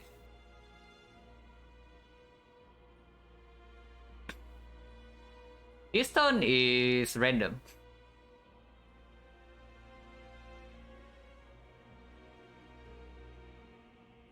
This turn is random and I'm not interested in like playing 3 cost blocks. So probably gamble for... Oh, well, that's not good. But I guess we have like bullet time and then upgrade the blocks incoming.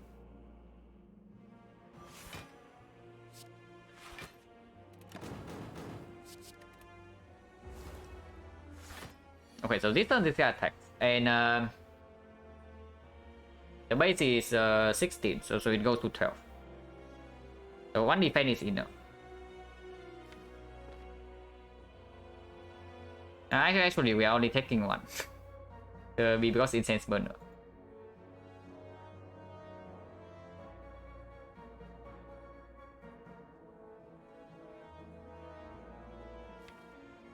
Next time we have bullet time, so Predator here can be played. And if want to play defend here, extend weakness is also fine. And a cool 9 charge is also fine.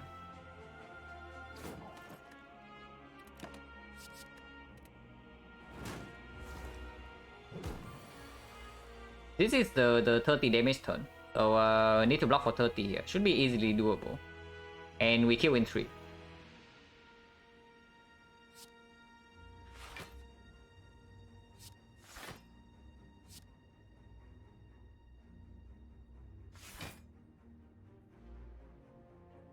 And hold backflip bouncing flash. Yeah, backflip bouncing flash is probably the hold.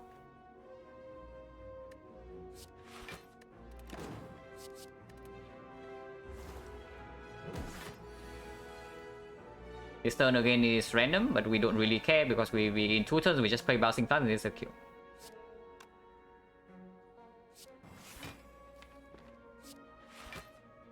Not a lot of blocks in our deck, but we can play red form now.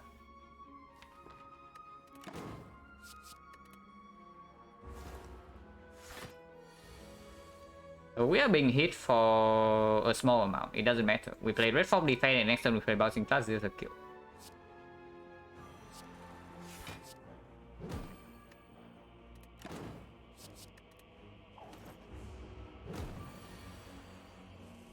Okay, perfect.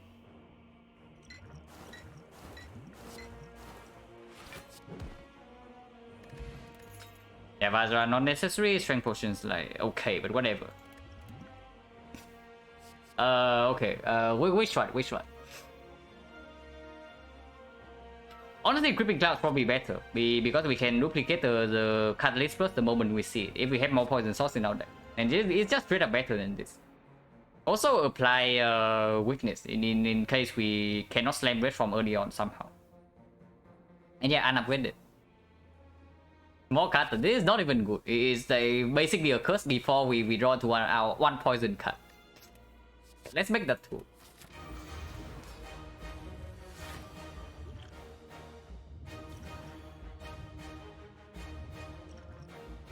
Don't want to Gambler's Rule yet.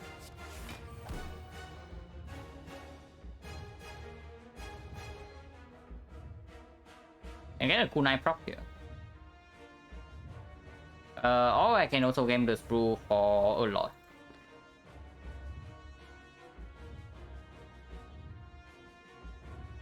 Yeah, we can also just get a Malays, a big Malays, and then play this fight a little bit slower. We don't need to rush this fight.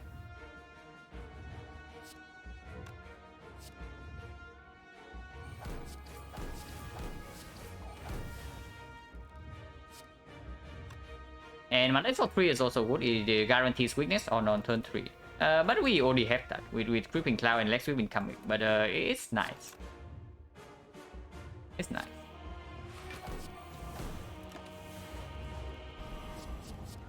So do we win the 50-50 or not? Because if this is the big hit, we win the 50-50.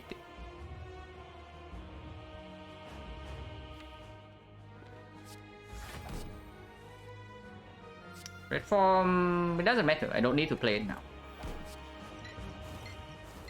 If it's a multi-hit, we take 0. So we can play the bomb here, no problem.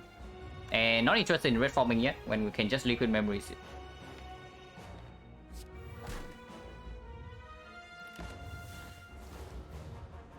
Okay, so we take 0 damage in the first cycle, red form unused. So the fight is probably over. And yeah, duplication goes on Catalyst right now. And we can even liquid memories the bouncing flash. So yeah, let's do that.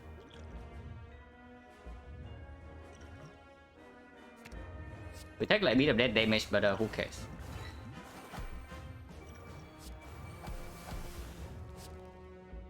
And yeah, 0 damage incoming.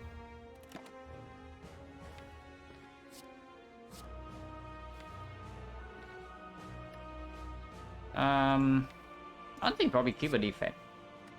It doesn't matter. We are using Gambler's Rule like soon anyway to reach the red form.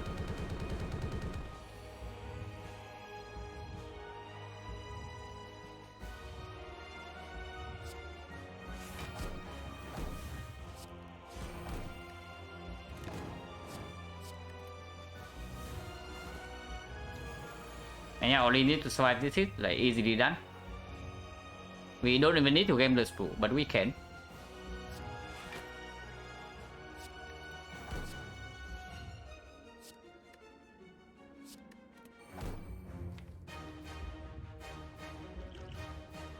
I mean, we don't need to game the spool, so let's not.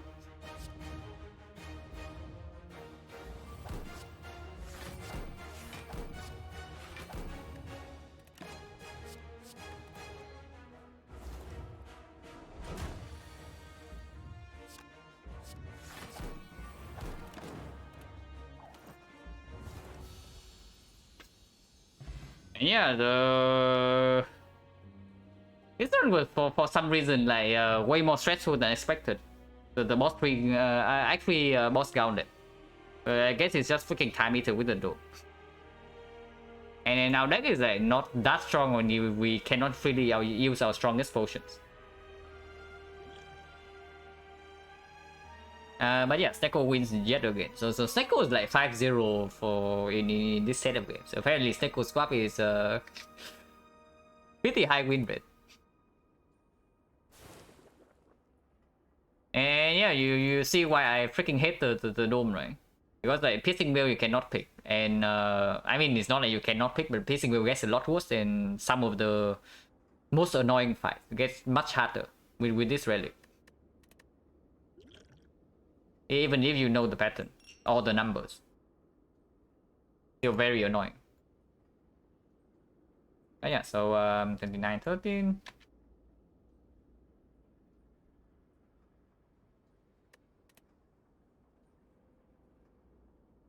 And probably play another one. But of course I'm taking a short break first. So yeah, be right back in like 5 minutes.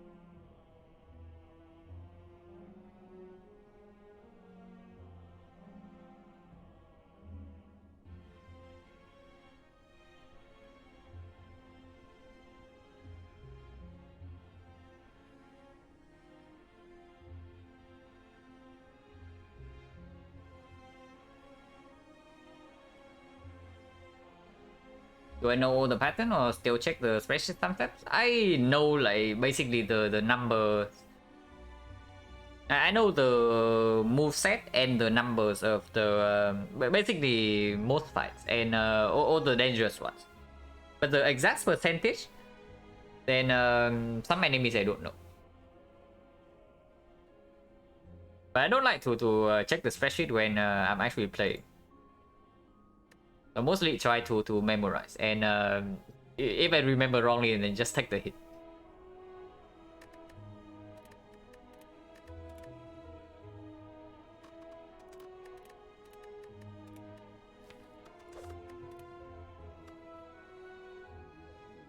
And it's actually just one every time, so no Pbox, no pyramid squad. Okay, this is actually a situation where maybe boss squad's doable, depending on the map layout. But I guess with 15 damage as the penalty and the Act boss being hexagons, then red card choice is probably still better. No star, yeah, filtering out. I'm filtering out the star. We got like 6 runs with the star already. And that's like basically more than everything else. Even after we swap into the Steko just now.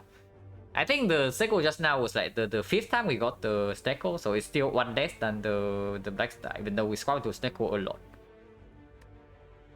And the win rate of the star is like 4-2 right now, so it doesn't massively influence the final score.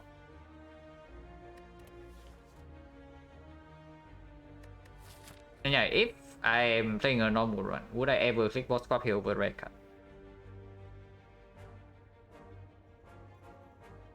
Wow, this actually out is actually super weird. If we want to take a safe elite, we can only take 1 elite. And that's the basically this map. So now for a bit we won the last one. Yeah, we won the last one. Act 4 was honestly pretty easy. The hardest part of the run was actually the Act 3 boss gauntlet. But the Act 4 we just threw like all the potions at the fights and we won. It just keeps coming back.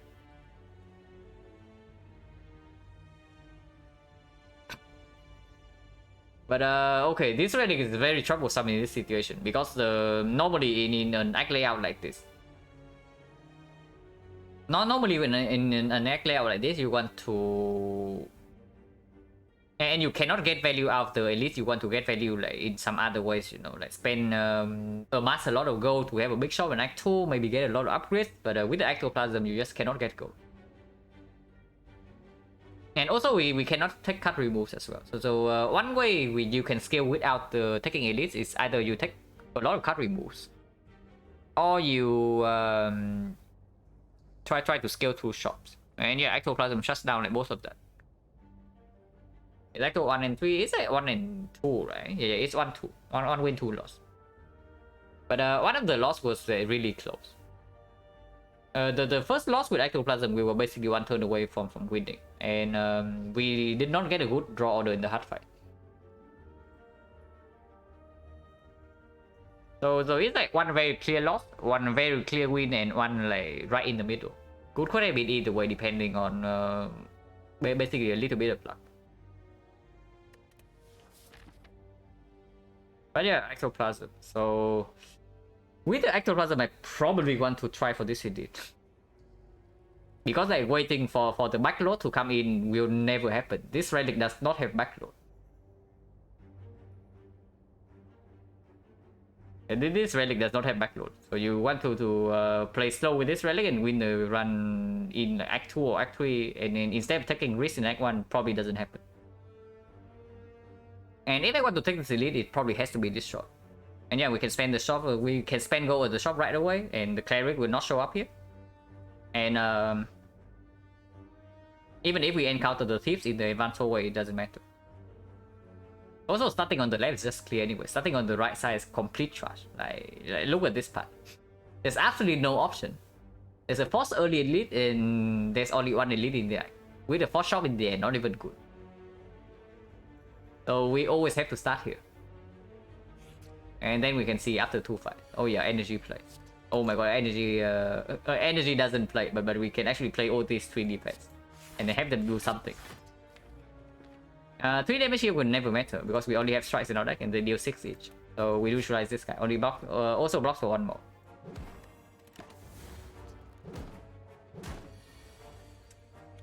And we break or neutralize. And another defense. So I guess we take 3.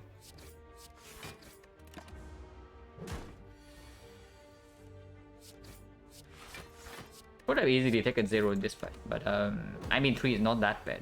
Could be worse.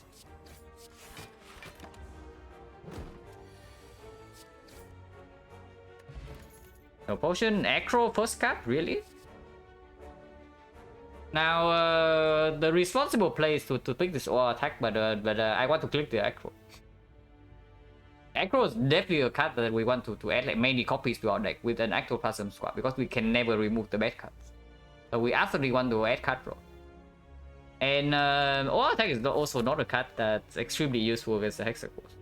Also a terrible card later on. You saw like in the run just now, we just remove the freaking all attack over strike in Act 4. But yeah, we click the acro. And honestly, if we get enough card on Act 1, I can also just see like avoiding this elite. That's also possible. Potion chance right now is 50% as well. So I also need to remember that.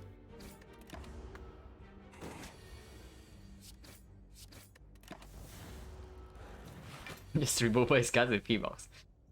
Honestly, if I have learned anything from the Watcher boss swaps, the runs that I have done, is that then Ectoplasm into Pbox is actually not as good as you think. Pbox into Ectoplasm is insanely good, but Ectoplasm into Pbox can sometimes be like super awkward. Because you cannot adjust your deck after Pbox gives you a very unbalanced deck.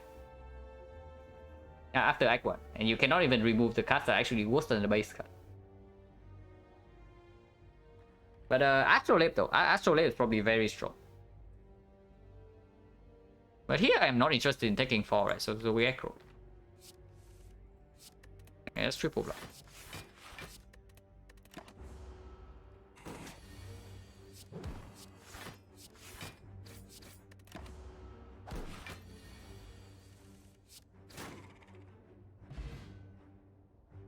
Was a Crown Run a win? Crown Run was super free.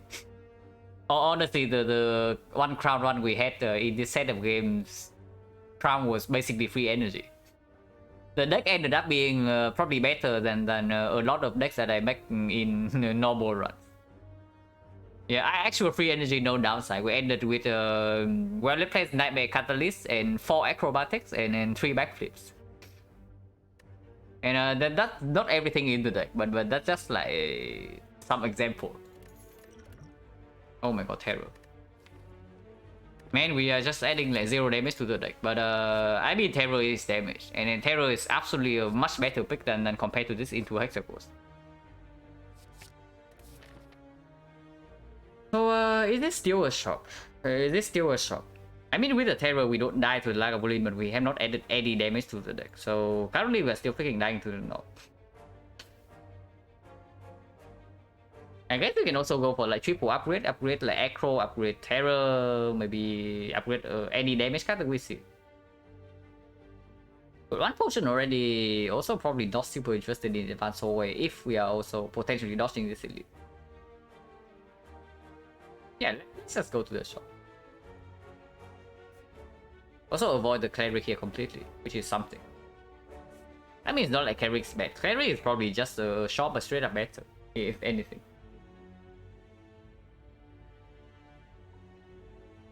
Maybe it's not the shop. Maybe it's not the shop. Maybe I should actually just go and see common attacks. Because like, what the hell am I doing in the shop? I just take a card remove, right? And then my deck still has like only strikes and the terror. And that's nice and all. That's probably actually kills the Lagavulin. But if it's not Lagavulin, I am mega suffering. And yeah, I guess if I see Cleric here, it's strictly better than the shop. So let's not pass for the shop. The only bad case where the only bad thing where going to the shop would be better is that if you say that this is a tip. Yeah, also true. If we get a question mark shop anyway, then here's the best. Oh my god, I only need you play.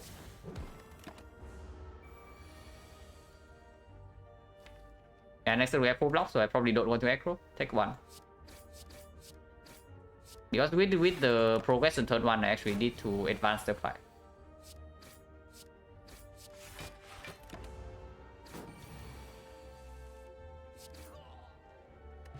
Attack potion is very good, and ew. Man, are we freaking playing like... are we actually forcing infinite with ectoplasm swap? Are you kidding me?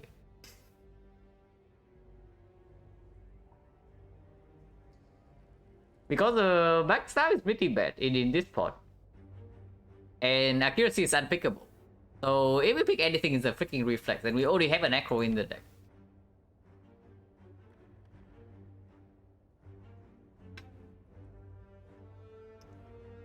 But yeah, well, I guess we pick the reflex, and maybe we just avoid this elite and go for maximum upgrades. That's also a thing, I guess. And yeah, question mark. With 2 potions, not interested in advanced hallway fights. At least not 2 of them. I still take this, by the way, for Forgotten Outer in Act 2. I don't really care that I get no gold.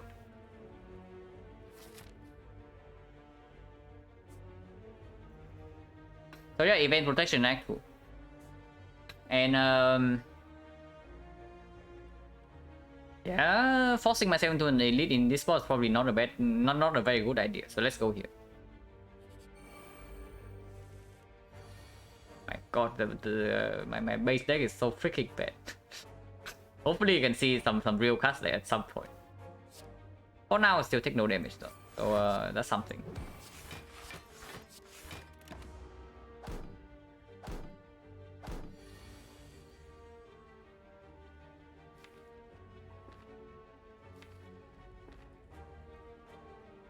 Right, 1's here, and then 2 defense, take 3.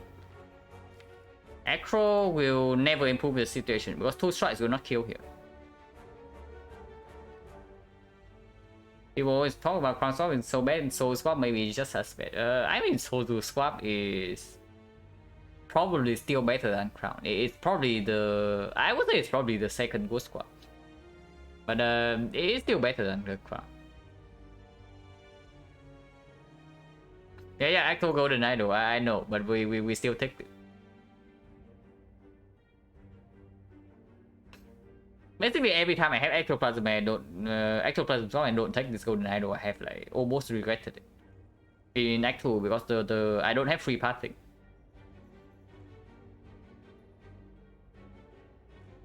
So now I just don't care about the max HP. Like, who cares? It's -6. Next one is pretty awful, but not drawing right now is also pretty awful. Let's draw. And I want to draw into the curse. Okay, at least we draw into the curse. Take 3.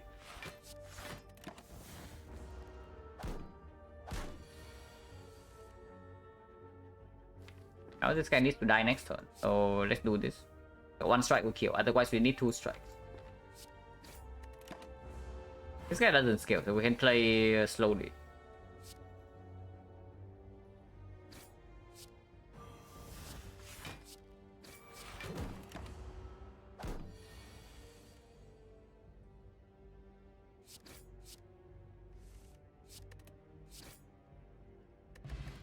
Ocean.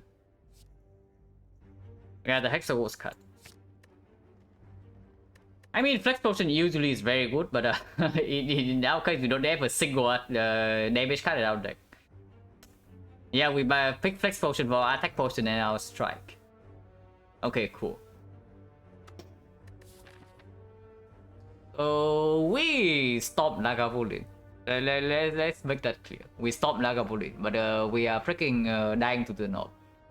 And Sentry is also not much better. It probably means that I just want upgrades. I probably just upgrade my freaking cards and maybe take this elite. Maybe not even. My Flex Potion, so 1, 2, 3, 4 fights. 4 fights and I got 3 potions, so it's like 20% right now, which is pretty bad. And my deck still sucks, so I probably also want to take this fight. And running into advanced hallway now with a freaking base deck. Are you kidding me? Flex spot cannot be better than an attack potion. So the only question is whether the flex spot in combination with this is better than block. But I also don't think so against the advanced hallways.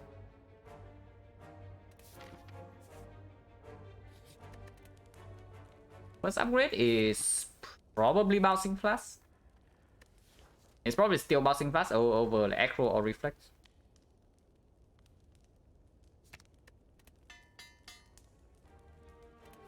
That's because it's even if it's not much, it's still damage.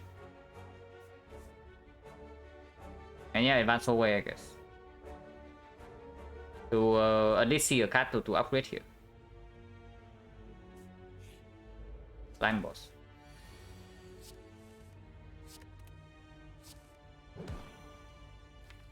Okay, did not draw Terror, and did not draw Bouncing Flash. Now I draw it, but I brick on block. -7 is not that bad. And potion chance being 20% and it being a hexagon side probably means I never use this potion here.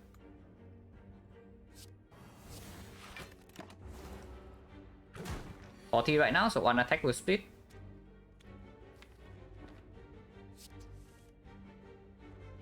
Okay, maybe one attack will not split if the attack is neutralized.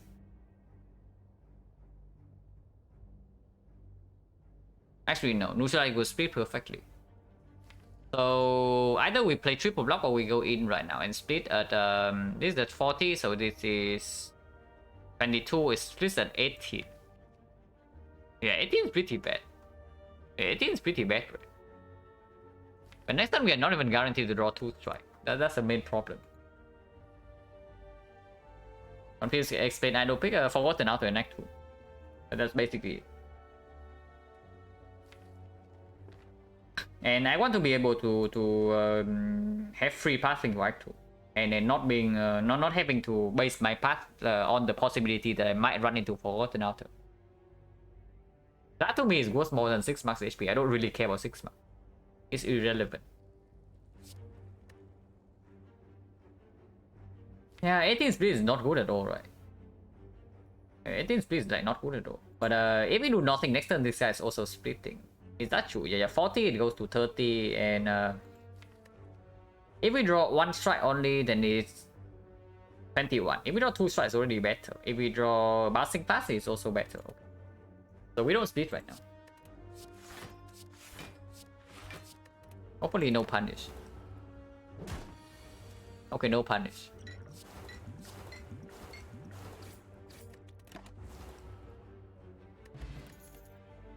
Oh my god, the second one. We are freaking Bouncing Flash deck or what? Man, this is so absolutely awful against Act 2. We are like getting super wrecked here. We kill the Hexagons and then we die in maybe the second hallway fight. If we keep this up. I mean, it's probably Pressing Wheel in this spot over the Bouncing Flash. Second Bouncing Flash will not bail us out ever in the actual fights. It is not a good upgrade target though, so right now we upgrade what? We upgrade Acro, and then maybe we upgrade Terror. And then we still cannot take the Elites, are you kidding me? But yeah, it's Pressing Wheel here. Just because this card is not good enough against Act 2. If we have like 2 copies. Even 1 copy is like not that good. Man, we are getting so wrecked in Act 2, like I don't even know. Is that needs an Eviscerate or something, and then maybe a prepare to save it at the moment. But yeah, Acro upgrade first. Draw faster into the Bouncing Flash and draw faster into the Terror. Still take another upgrade.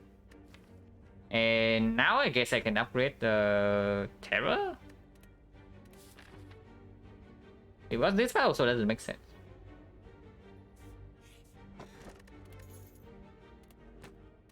Yeah, bag of marbles for a deck that doesn't have an attack. I guess bag of marbles with attack potion actually means that we can take this elite. Because the knob we can pop attack potion on turn 1. And Lagavulin we know that we are very good against. And the Sentry is this strips artifacts, so bouncing plus actually a decent card. And we can block with Piercing Will.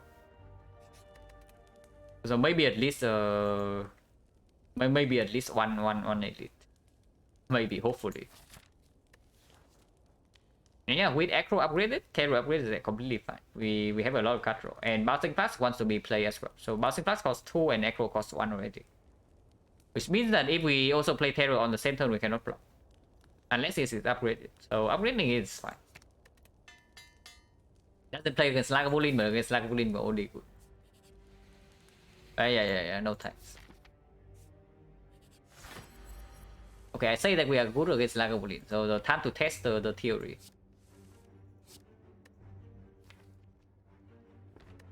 Even draw Bouncing Plus right now I open. I did not, so I wait. Hopefully it flash not shuffle out though. 2 out of 7. Okay. Yeah, very sick open, but I guess we take it.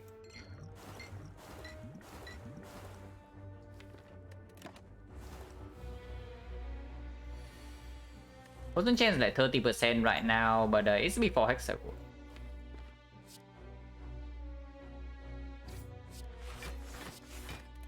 You can definitely block for a lot in this fight.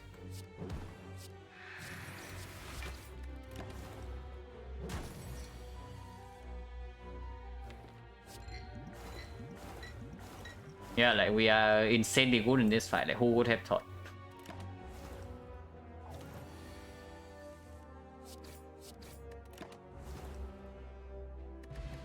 Yeah, Dreamcatcher exactly what we need. It probably has to be Sticky Strike, but I am not happy about it.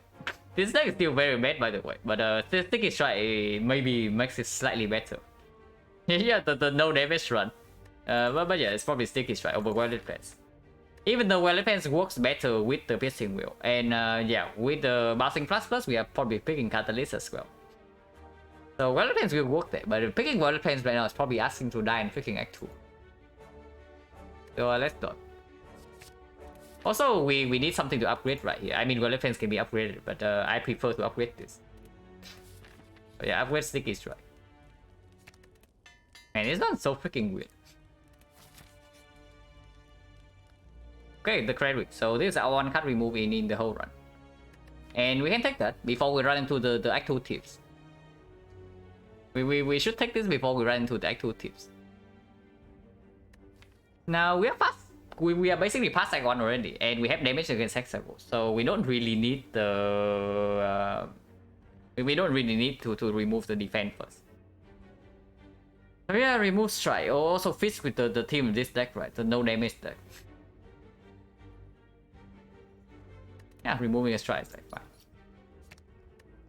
Makes it slightly sad if we see bites in Act 2, because yeah, we probably can pass for events. Some events, and then because we have Golden Arrow protection already, so if we see bites, we are slightly set. But removing defense in this file also doesn't make a lot of sense. What the hell are we upgrading here, by the way? Did neutralize the reflex? Yeah, it's kind of like we hit a shop, exactly. But if we pass for the shop, then the event would never be correct. Is it ever red for a card choice? Man, this run is like... I don't know what the hell is happening in this run. Apparently we just breezed to Act 1, but we took like no fights and got no card reward.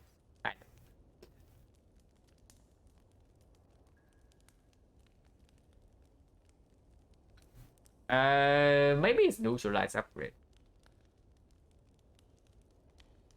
Yeah, maybe it's neutralized upgrade. If we say that this deck cannot kill, cannot win the Act 2 fight super quickly. And we can block a little bit with the Piercing Wheel as well. Reflex upgrade doesn't make any sense right now. Not before the second Acro, and maybe not before the 5th energy.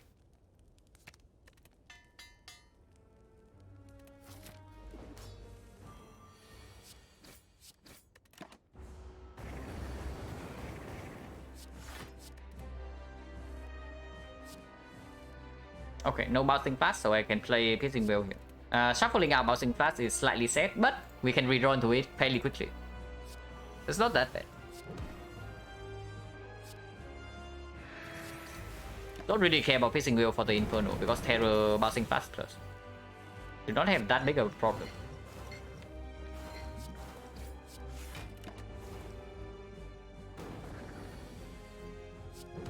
Yeah, I imagine we are very good in this fight, but we will see whether that's correct or not.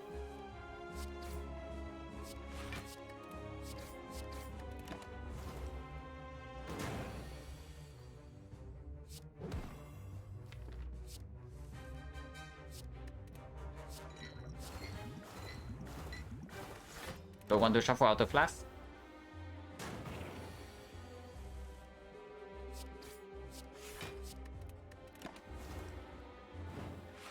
I take damage this turn though.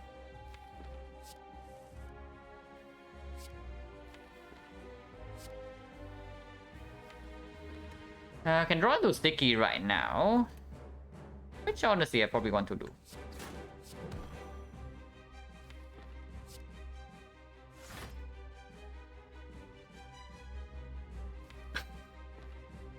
So Strike is already enough. We don't need Bouncing Fast to kill before the Inferno, but Bouncing Fast will kill before next turn, so we don't also need to block 9. And we know that we only draw these 3 next turn, so blocking the 9 damage is also very difficult. And yeah, whatever, I just take some damage.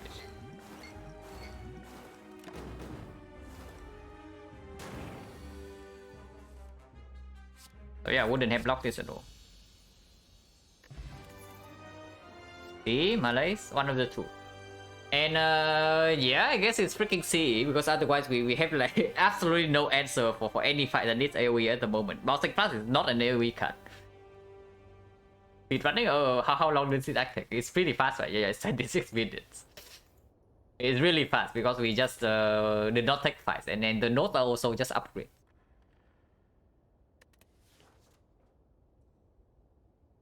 Yeah, Malays is very good. But if we don't take this cost explosion, we cannot take Act 2 with it. We always die to the safer. That's basically it.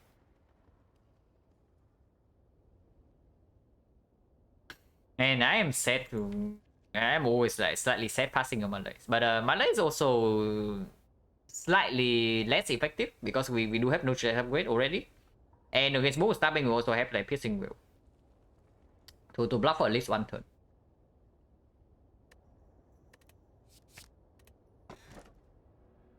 Ah, yes. So, Kursky Ectoplasm Synergy, by the way. There's also Dreamcatcher. There's also Dreamcatcher Coffee Dripper Synergy. Or we can choke ourselves, like pick up poison. It's definitely not Kursky, I can tell you that much. It's definitely not Kursky because we can never remove a curse and we are forced to take on this one. So is Coffee Dripper better than Choker? I mean, right now we are not getting Choke at all, by the way. And but we're on 5 energy with Acro Plus already with the Reflex. Maybe we want to lean into some discard heavy stuff. Yeah, that's also 5 energy Choker synergy, like no kidding. Right now we probably don't get Choke, but the moment we pick up the moment we see the second Acro and then a Tactician, we are going to be super sad about this Choker pick. Isn't Curse okay with discuss synergy? No, not at all. If anything, it makes this worse because like sometimes you draw into pain, you cannot discard it. Sometimes you draw into like normality, your turn end instantly, and you freaking die. Thought we were forcing infinite. No, this is not like forcing infinite. We just happen to have a deck like this at the end of back one somehow.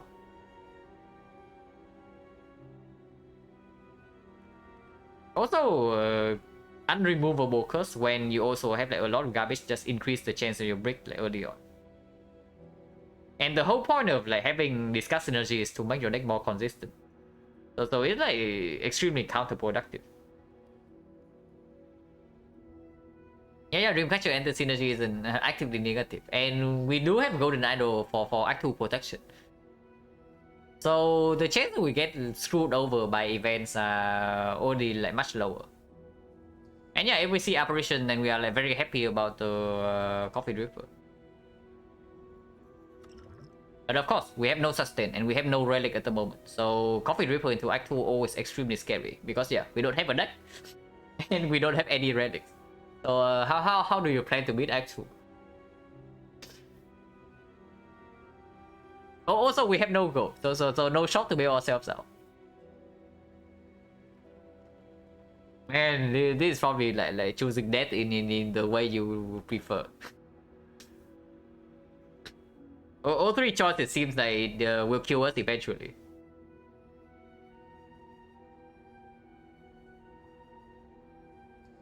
Yeah, cannot even pass for safe flaws in shop, and we are definitely not doing advanced overweight fights without taking damage. Skip isn't bold, not at all. 5 energy definitely plays right now. Choker is always better than skip in this spot. And I think I am picking Choker. I think I am picking Choker. We don't need to lean into like the infinite package anyway. And right now we don't get really Mega Choke. Yeah, Choker is so sad, but it doesn't kill us immediately. And right now we actually need like immediate power boost. Because yeah, we have nothing right now. We basically have nothing. And yeah, if we have nothing and we cannot take fights, like how do we come back into this one? Yeah, freaking Dreamcatcher. You refill your HP and get a card choice without taking a garbage advanced overweight fight. Coffee River shuts you off from that, and then right now we probably need more card choice. I mean, this is like cry whichever we pick, but hopefully we don't cry as much with the Choker. Okay, so shots are completely dead, and we don't really have strong upgrades as well at the moment. So upgrade heavy part also a little bit weird, but I guess the best part is probably the fire part into like 2 elites. But just skip? No, we are in no position to skip at the moment. If you have heard me talk about like skipping boss relic before, you would know my stance on that thing. You only skip boss relic when you are overwhelmingly strong. And right now we are like the opposite of that. So skipping is never an option. If you are not overwhelmingly strong, then you only win the run. And then you better take the freaking downside. And then deal with it, because otherwise you die.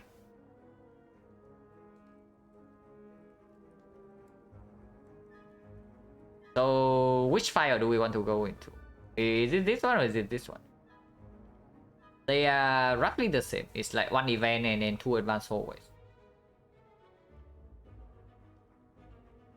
If for whatever reason we are mega high rolling, then maybe you can try for this elite into this elite. That is dangerous, but maybe it's doable. If we go here, we have no option. We just take this elite and then this elite. Afterwards, it's like fire, maybe rest for Dreamcatcher. And that's fine. I think I want to go left. This one looking weird. Yeah, this one is looking weird right at the start of Act 1. When we get no damage card offers. Man, hopefully we don't get like super mega wreck in this fight. Because we definitely can be. Ha, the tips. They are too late. So yeah, Choker like free energy this turn. We have seen poison goes down here already, so we can just focus damage on this. Do I have block potion for 9? Yeah, block potion for 9 is probably reasonable because potion chain is 40%.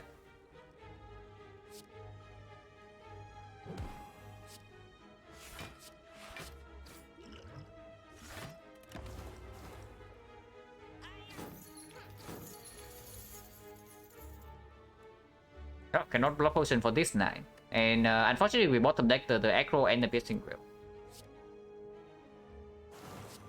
So I guess we are taking 9 here regardless.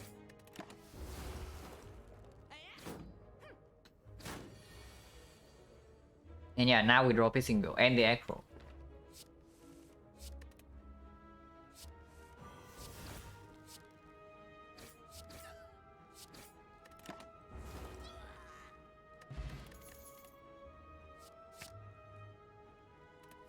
I mean, probably don't need to talk about this card. It's green.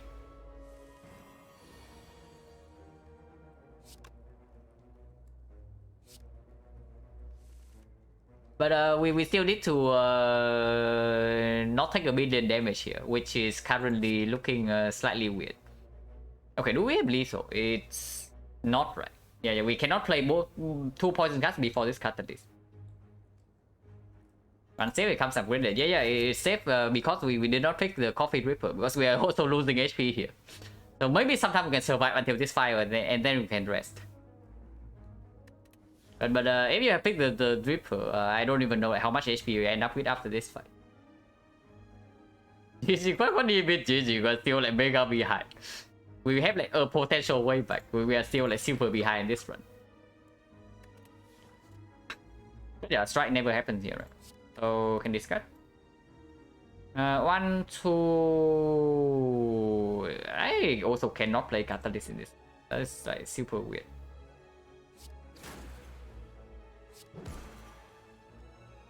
I mean, this always is. And now we can choose like which 2 cards we want to play. We are like I actually short on our energy. Because if we have 1 more energy, we can not kill this. We are 1 damage off. So do we take 10 and end the fight next turn, or do we try to block for a few more turns with a frail incoming? Yeah, 5 damage is probably not worth it. I just kill. This fight is difficult, and we are frail next turn with no card draw. And we are not even guaranteed a kill in 3 turns. That's the main problem. And turn 3, this guy can do this hit again. So minus 10. Don't worry, just setting up HP for operation.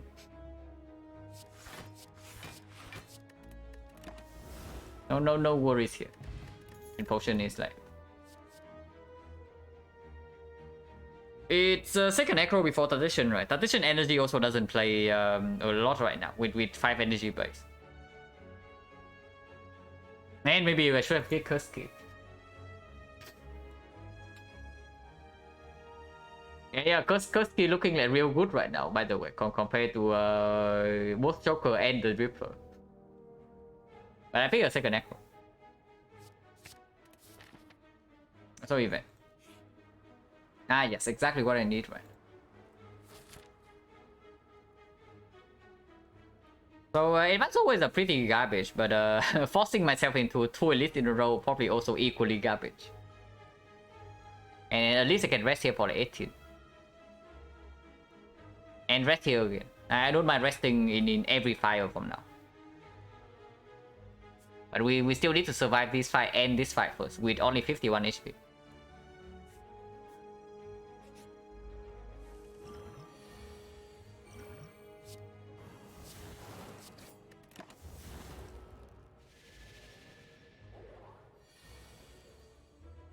At least that's a decent start.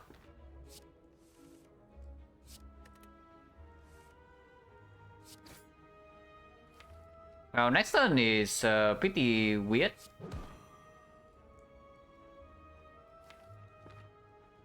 I can take this 7 and then get out of here, right? Yeah, I can take this 7 and get out of here with the Acro Bouncing Flash into Catalyst, but only if I draw the Bouncing Flash. This game may not be that bad if I do the curse. Yeah, but it's unremovable. And at the time we only had 1 Acro, so if I have 2 Acros already, then I probably pick Curse Key over the Joker.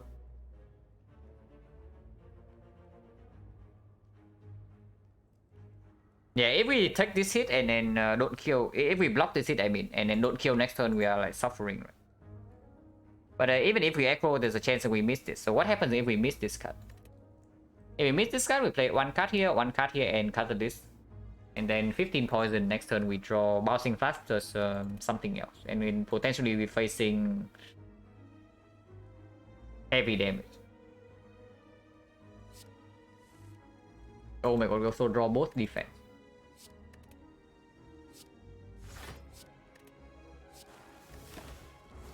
Hopefully not the big hit. Okay, 11 only. I guess we take 6.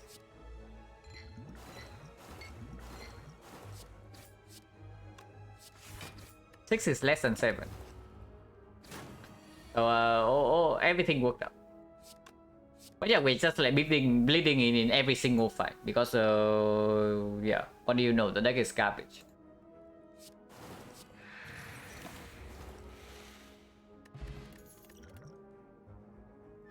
These definitely do not help.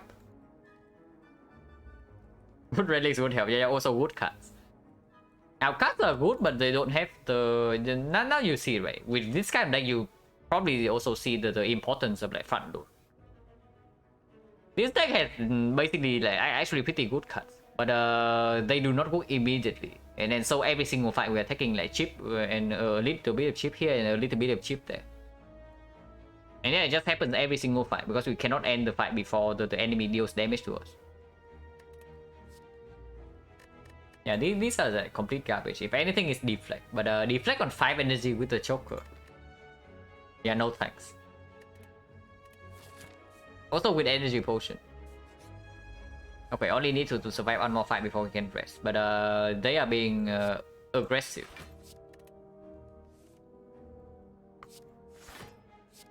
Okay, not too much damage. Potion chance right now is 30% only, so I don't want to use this potion. Because the attack potion can definitely bail me out of this elite fight.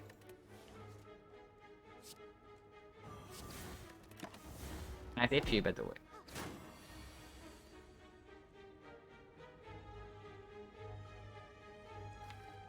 This has to be played, and I think I also want to play Catalyst, so I just do Piercing Wheel Defense and take another 5 forward.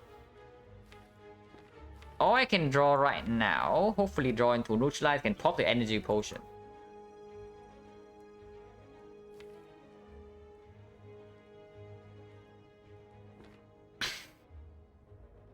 Because this costs 3 energy and this costs like... Neutralize would block for more than this defense. No, it blocks for... Actually, no, it blocks for the same amount. Because it blocks for more, but then it makes Piercing Wheel block for less. This has to be played. And I guess we take another 5 then. I guess we take another 5.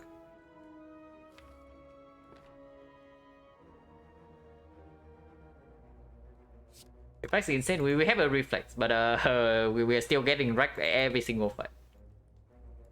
The deck is simply just not good enough. We are in terms of front load.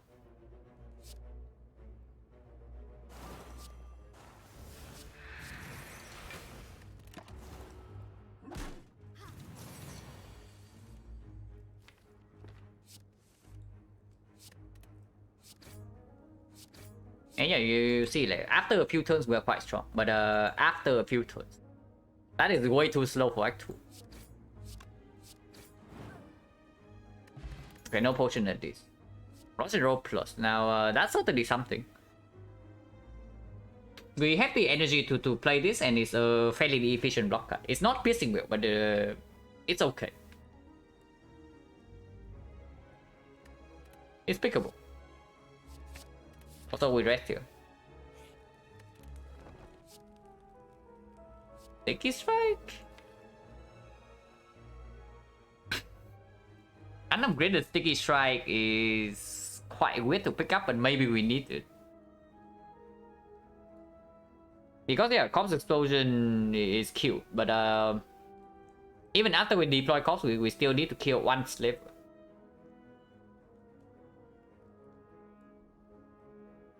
For now, Sticky Strike is probably positive in this deck. Unupgraded is pretty sad, but I just want to survive this fight, and then whatever comes after, I can deal with. Hopefully, we rest here and then we rest here again, and that's basically how we build our deck in Act 2. And yeah, it's not only levels, the other 2 fights as well. Gremlin Leader will actually need the front load damage to maybe deploy poison on the Gremlin Leader with this.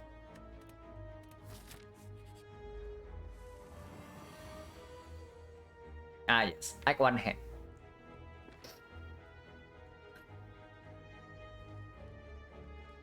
So very nice, very nice. I think we have like more than starter cards in this deck. Like what do you think? But yeah, attack potion because the it can give us card draw immediately, and right now we have like Mega Marbles. Predator I also want to play right now. I can draw immediately or finisher. Does finisher kill this? It's 27 plus 27, so it's actually a kill. I mean, Corpse Explosion doesn't come down, but I don't care about that, right? Because it blocks for 14. So we only take 10 this turn. Yeah, the power ectoplasm, no kidding. Yeah, this is 13 plus 27, this is 40, it's not a kill. So if Deck Control doesn't draw into anything good, we are still screwed. So let's take finisher. And yeah, we actually need to play all the attacks here, or he doesn't die.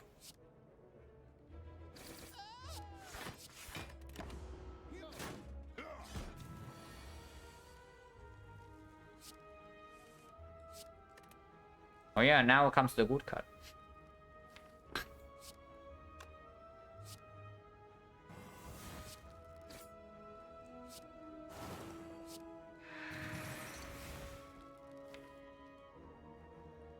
And we actually don't have enough damage in our deck, so I don't want to block this for.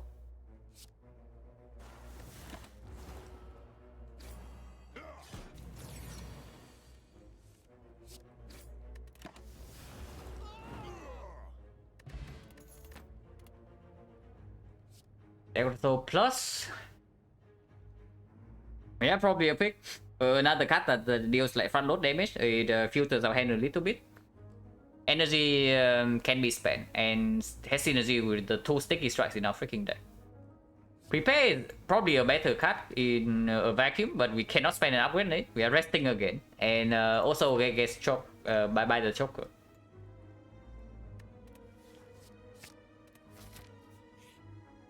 Upgrade the card, yeah, sure. And yeah, Shrine Garbage. So bad things ahead. But I guess we can upgrade Corpse Explosion. The free upgrade is quite good. Upgrade Corpse and the Catalyst can also operate without even before using the Bouncing Flash. Oh my god, really? These are still advanced always, by the way, so I don't even know if I want to upgrade here or not. Hey Mer, thank you very much for the raid. You are arriving just in time for a suffering run, but hopefully you can turn around soon with this mid on the board. But this run is like super weird. This one's super weird. We basically left Act 1 with our deck and with no relics, and then we are faced with 3 choices that are probably equally likely to kill us.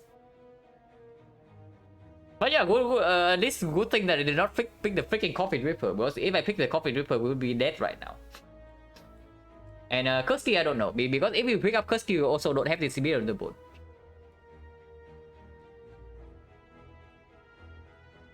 Yeah, with the Coffin Ripper, I guess we would not be dead. We would be like 3 HP here. And now we have Coffin Ripper, but then we run into Advanced Overweight fight. I take Golden Idol, yeah. I take Golden Idol just for event protection Act 2. I don't really care about 6 mark HP. I instant pick it like basically every single time, because the times where I have not picked it, any time I have swapped into Act 2 and I don't pick the Golden Idol, I have regretted it. Even if I don't see the Bloody Idol in Act 2, because it just makes me pass a little bit differently. But yeah, Advance always coming up, and we have no potion, so better rest again. Because our deck still has no front load block. It has front load damage now, a little bit, and scaling damage is quite excellent. But I am scared, and it's not like, oh my god, it's upgraded, it's so green. It's so freaking green. Now, this guy is not exactly premium when you don't have a front load block though. It's probably okay, but it's not that good. Predator is honestly not good at all right now. So if anything, it is the Films Plus. Yeah, it's more scaling damage and no front load. Like it's all backload, no front load in this deck. Let's play a very fun card run to a defensive deck. Our Act 1 saw Barricade Reaper after the boss use Sundial Spider scaling. Yeah, Sundial scaling, the classic. Scaling with Sundial. Repressure has been performing like 2 extra card reward. And this thing is right definitely help us in the Slavers fight, by the way. So far so good. And I guess we can take this. Because otherwise the collector fight is also extremely awkward. Because we are forced to put corpse explosion on the minions. And the bouncing plus does not apply poison unless the minions are dead. So in order to put poison on the collector herself, like it's really difficult with only these 2 cards. It doesn't seem like the deck needs right now. We probably need it. When you see this fight, maybe you will change your mind. Because I don't think the deck can deal with collector assets unless we draw poison and catalyst on turn 1. It's going to not perform in these 2 fights though. So hopefully these fights don't kill us. But we have me on the bonus. Oh my god, this guy is way too good at the game.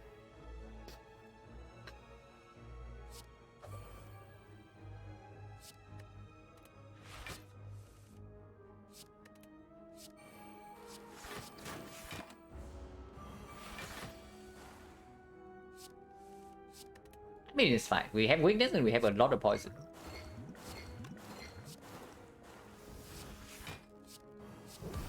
And yeah, oh my god.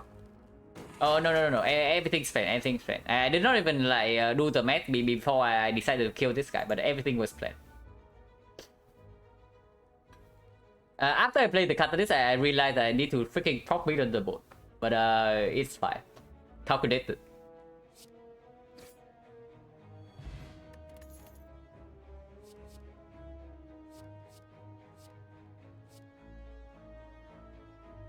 Yeah, how do I make this choice? They are probably both very good. One plan normally is slightly better with Catalyst Plus, but we can also just draw back into it with 2 echoes. And football is the defensive scaling in the fights where we cannot instantly win with Catalyst. They are both good upgrades, so the upgrade consideration is like not really a thing here. And if we see pyramid after the sack, we pick it, right? So that already speaks a little bit more for the football. But Wildland speaks more with both the catalyst and the piercing wheel. And yeah, dodge and roll plus for the football, absolutely. And then eventually we need to block somehow. Because like when catalyst fails to kill in 2 turns, we actually need to block for decent amount. And yeah, intangible no way inside. So better think of something with maybe dexterity. If I don't have the dodge and roll plus, then it's probably well left hand in this. But I do, and pyramid is absolutely on the table.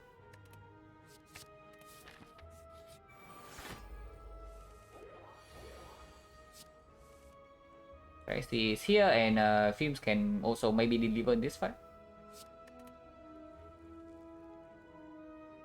Besides already dead, so we don't care about him.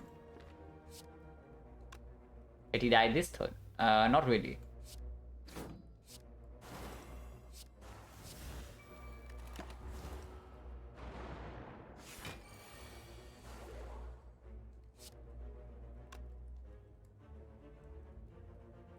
Let's actually do it like this.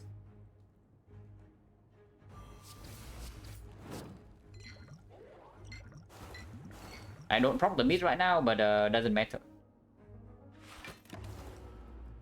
Yeah, Film skill this turn.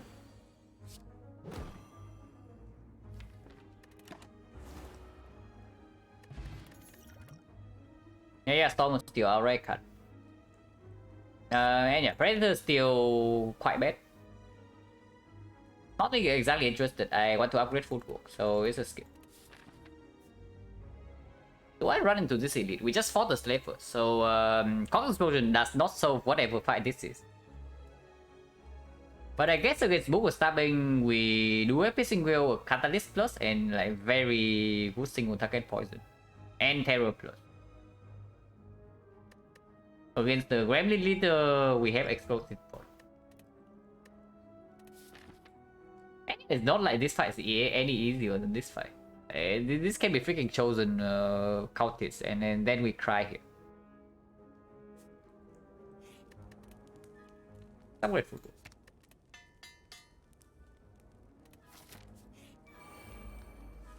The leader attacks on turn 1, which is actually good.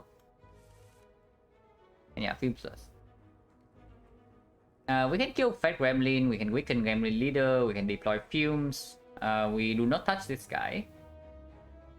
Or we can also sticky strike here, use explosive force to kill both of these, and then don't have to deal with the Gremlins. Actually, that's probably the much better line, because then bouncing plus guarantees to put all the poison on Gremlin leader. And I am not blocking, right? So make sure I don't get choked. So 2 cards. One card here, so 1, 2, 3, 4, 5. Okay. And I take 12 damage. Proc the mid. Energy. 1, 2, 3, 4. So perfect.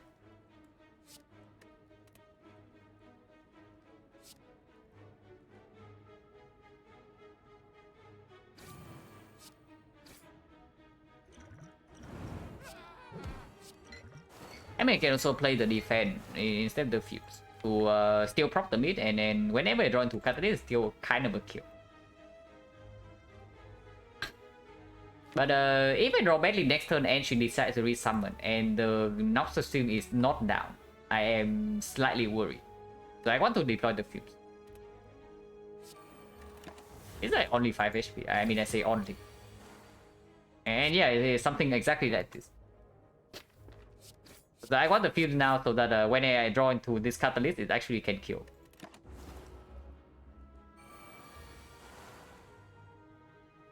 Yeah, it's a kill, right? Because now I have 75. I'm full damage off.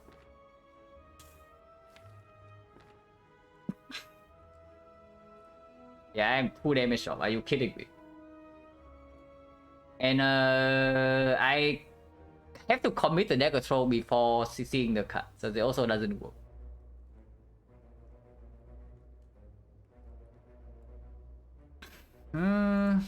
How many draw? So 1 draw here will kill, and only this one. Nothing else would kill. Yeah, cool. 1 out of 6. Acro doesn't work because if I draw into Acro, then I don't have energy to play Cost Catalyst. Well, I guess we take another 10 damage then. Yeah, I guess we take another 10 damage.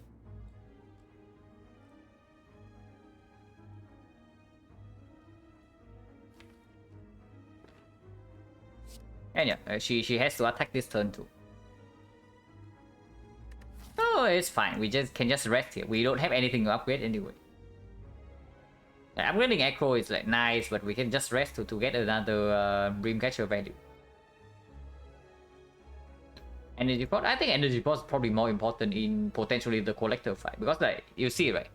You draw badly in this fight, you can get away with only taking 10. Imagine a draw like this in the Collector fight, you just straight up dead. So I think I want to preserve Potion.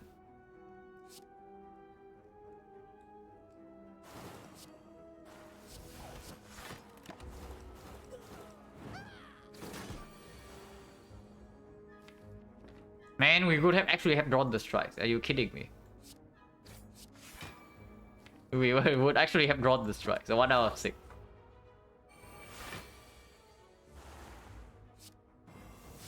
I mean, whatever.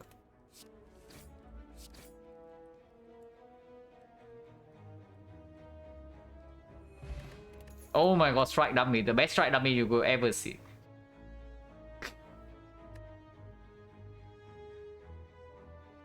I think there was also a potential out.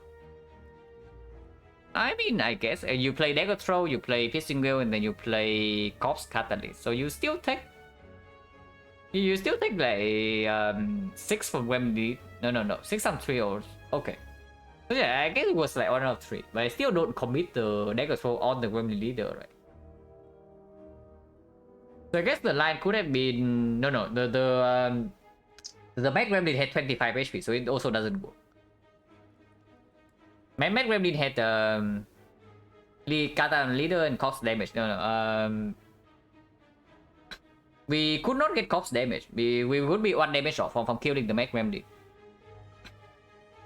The Mag Remnant had 25 and poison was 3. So if we put the corpse explosion and play the dagger throw plus, he only takes 24 damage. So we have to point we have to corpse explosion the sticky gremlin in order to deal any damage, and then it doesn't make sense. It's just less than doing it on the leader herself. Not interested. No longer time for it. Especially considering that the strike also deals 9 damage now. Strike and strike. Yeah, it's gonna be struck Myron's. For some veterans. It's probably nothing here. And we rested. Yeah, we definitely rest. And yeah, Dreamcatcher. So we have rested 3 times in Act 2, by the way. Then we rest 3 times. We rested here. We rested here. And we rested here. Okay, we rested 3 times. And yeah, good thing we did not have like Coffin Ripper. Because the Joker still has no downside. And then the Coffin Ripper would have killed us already.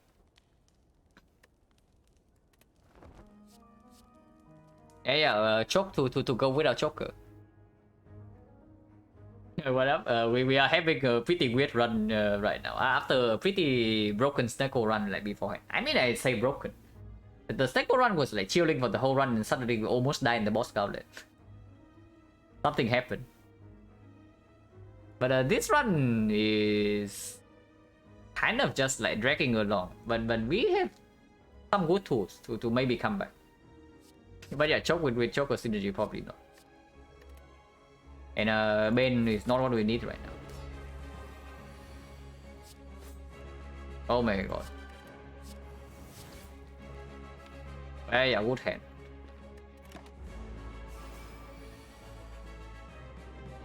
Well, good thing we rested at this. And good thing we also have energy potion for this turn.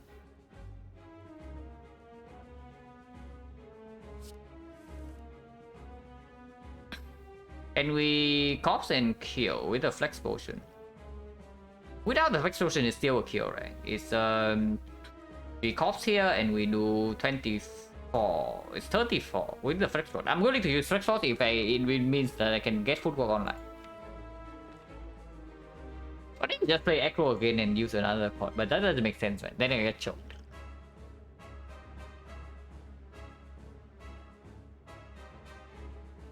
So 1 energy here, 2 energy here, 1 energy here, 1 energy here, and they take 21 to my face. Yeah, cool.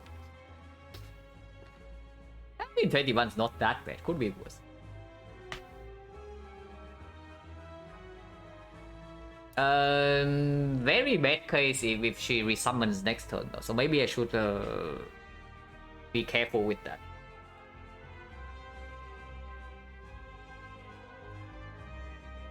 Yeah, if she resummons next turn, I'm just freaking dead. If I kill both of them right now. And that's not good, I don't want to die. But if we set up the corpse explosion to always kill next turn, then third force she never attacks.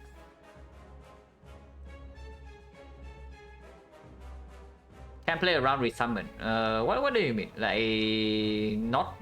You mean like we cannot like just block this hit? Yes, we can.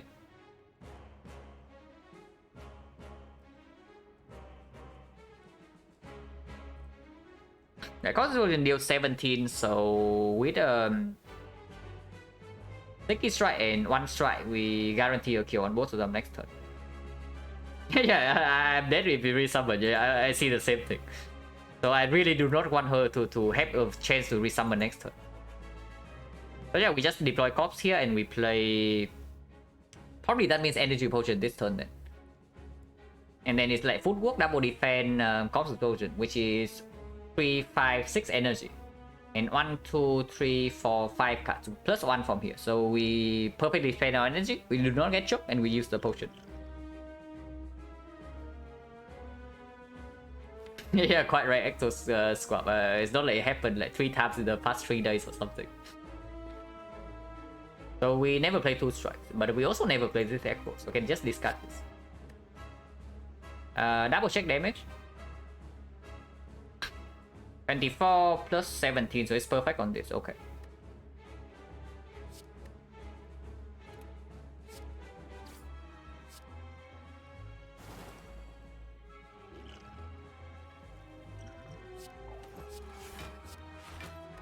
And yeah, we also take less damage this turn.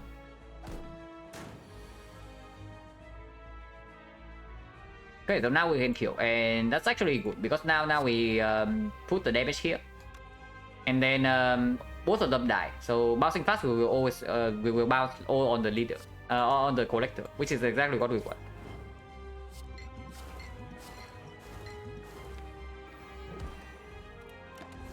And it's only 40 something poison. Okay, it's not 40 something poison. Excuse me. Okay, that's not good. But I mean, maybe it's a blessing in disguise because maybe I just draw into the poison card next turn.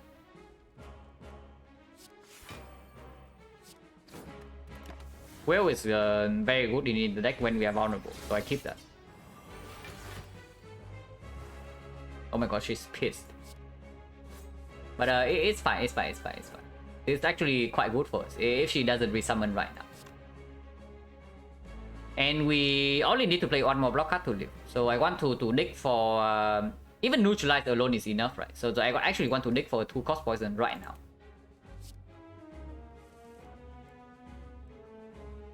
Well, poison not found. So aggros never play.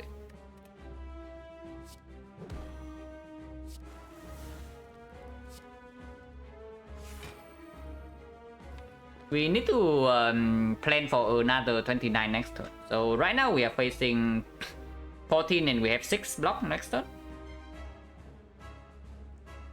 So we go to 11, we need to block for 12 more, which probably means that I cannot play strike or overlocking.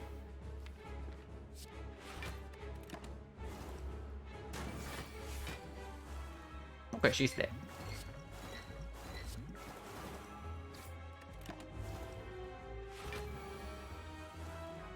Do you have exhausted will? No. The will sometimes can block if she decides to resummon. Because if she resummons and we don't have a will in the deck, then we can never block both the minion hits and her big hit. So the will is actually a good card in the deck.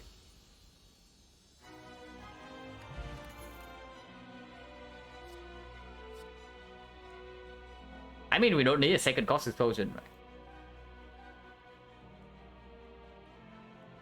Yeah, we most definitely do not need a second cost explosion, and then alchemize is pretty premium. Echo Eye with 5 energy. I mean, yeah, count me in. Because the other 2 options are also like complete trash.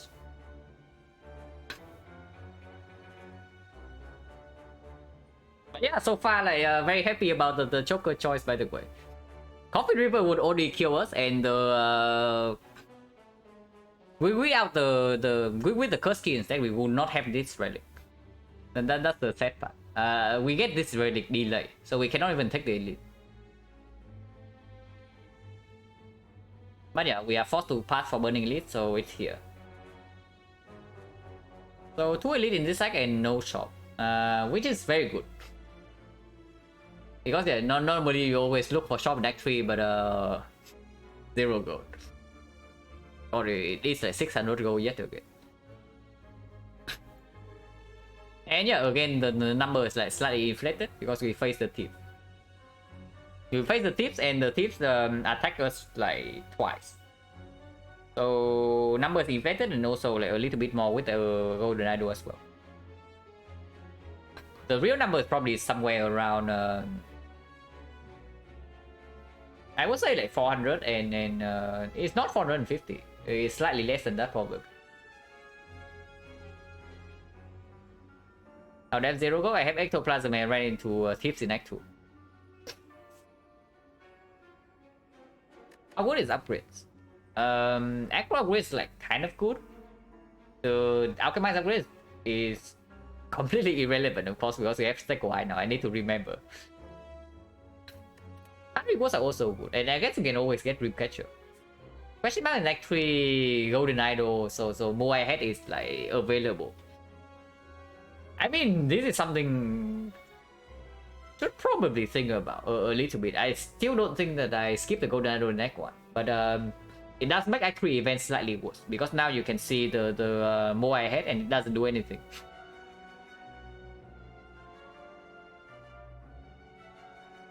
But it is still fine. Red Mask is completely free, so for one flat, the Red Mask is a good event. But yeah, question mark's fine. Against the Orc Walkers, we also have Cost Explosion.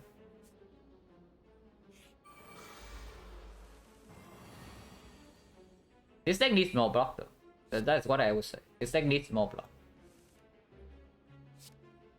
Oh, because Sticky Strike gives energy, but we are choked. We are pretty choked here. How do you want to play this actually?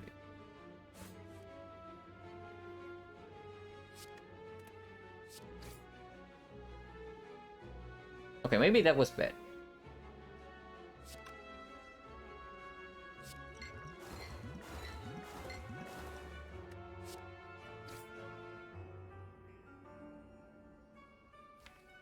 Dodge and roll or survivor. Next on this guy always attacks, but we are probably drawing into piercing wheel. Hopefully, maybe. Catalyst is missing already, and no more poison next turn. So yeah, Joker right now we will have the downside.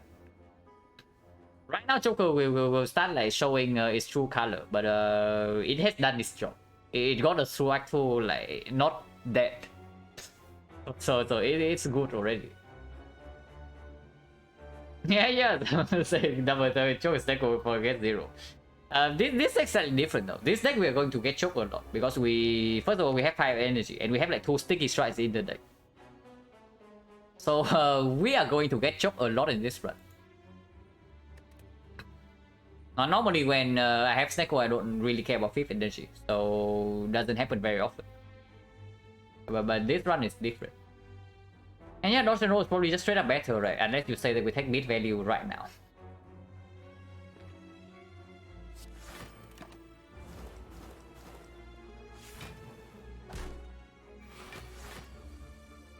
Oh my god, where the hell is my piercing wheel? So bit of the mode value, I guess.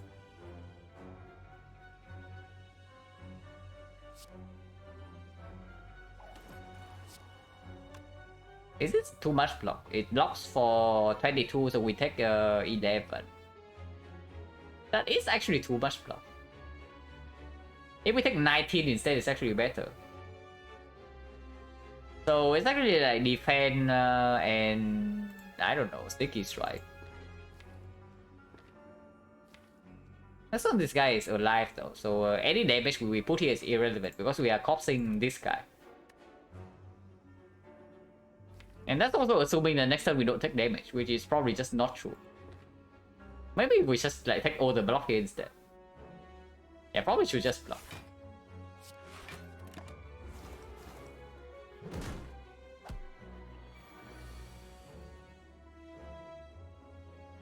Okay, corpse can always go here.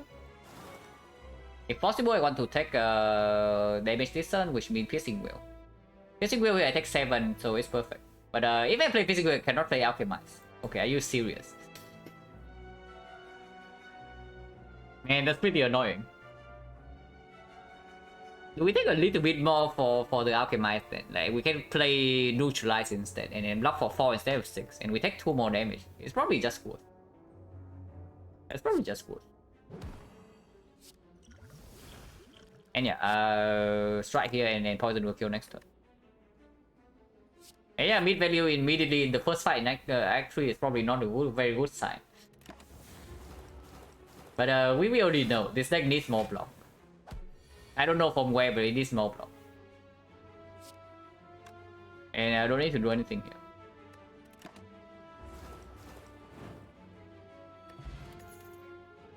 Okay, block required. Yeah, pretty good.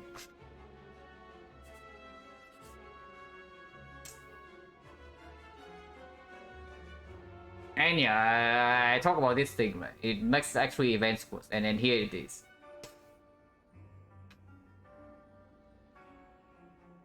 Do we feed the ectoplasm or do we leave this place? Because there's no way we take this. We beat on the boat.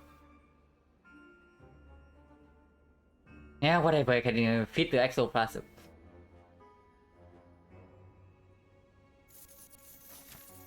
Yeah, be happy, my slime.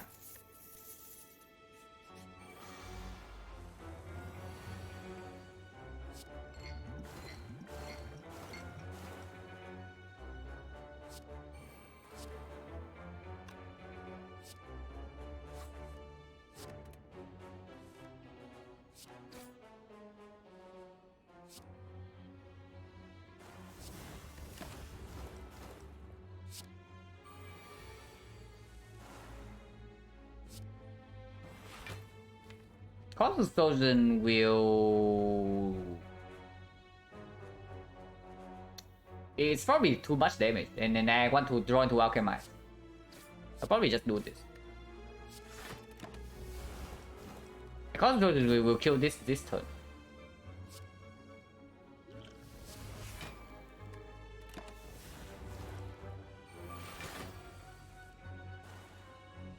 Yeah, Mama would have been 8 rendings in that wonder though. Honestly, the icon of this run was extremely weird. We were never in danger of dying, basically, but we just did not find any damage cards. Our deck on floor 4 was like Acro Terror Reflex. And then the damage cards we offer in the advanced hallway fight was Bouncing Flood. So this was extremely weird. I don't even know if we could have taken one more elite. We took like... We did take one elite. We avoid the floor 6 knock because the potential floor 6 knock on this. Because the deck only had terror and nothing else. The only attacks the terror was amplifying with like strikes. So I probably... I did not want to run into the knob and die instantly. But maybe it could have taken... I don't know. Was super weird.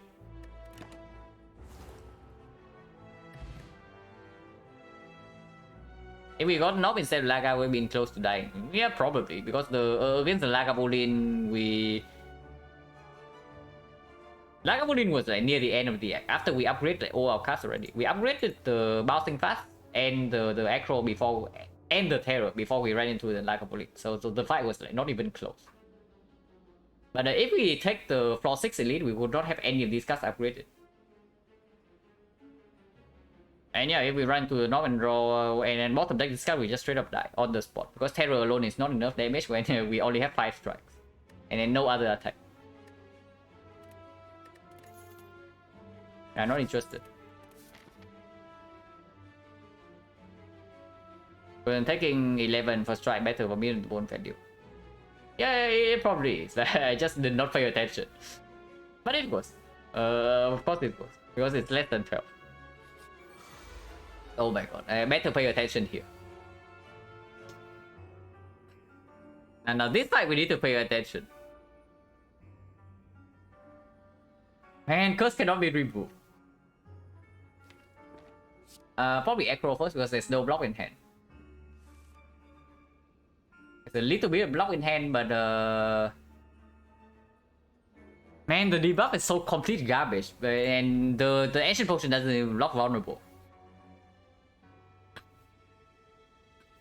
No, it's strictly worse curse. You just get this fight, you get curse every time. I can relate to that. And getting the debuff here is like so extremely bad. And also not getting weakness down. But getting weakness down means that we reroll intent once. And yeah, rerolling intent once so everybody knows what's happening.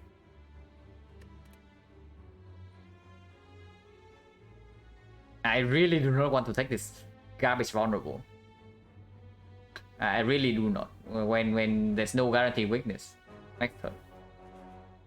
Yeah, 100% of course. On paper it's like 10%, but in reality it's not so. I mean, terrorists never play. But maybe sometimes we can play strike. We can play something like neutralize, and then if it's a curse, maybe I can see strike, defend, footwork. Footwork defense.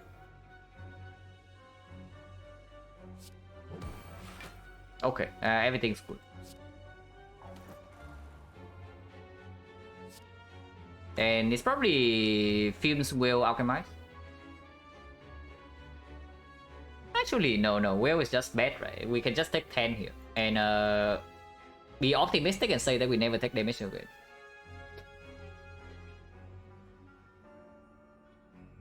So how optimistic are we? Probably pretty optimistic. With footwork down, guarantee weakness next turn. Great pot.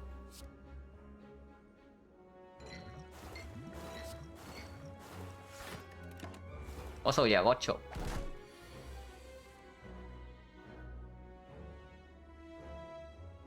Well, we take 9. Unless we want to reroll. Don't like being optimistic on silent every time optimistic on silent instantly die. Yeah. The earlier you are being optimistic on in the run, like the worse it is. Later on the run, you actually have like card draw and potions and some other stuff.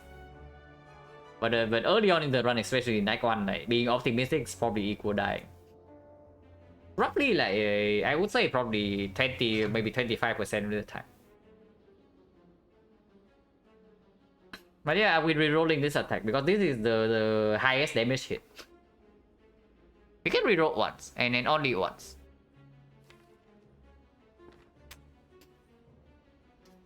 And one reroll. Or we just take like more damage. I guess taking more damage is not that bad. We just freaking rest it. I don't even need the upgrade.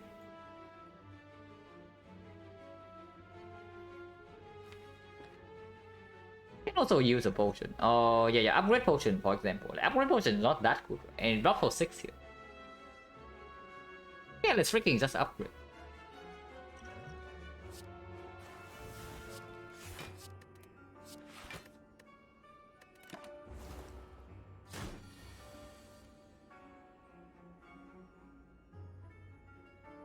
Why does Echo not roll 0 to 5 and not 0 to 3? Yeah.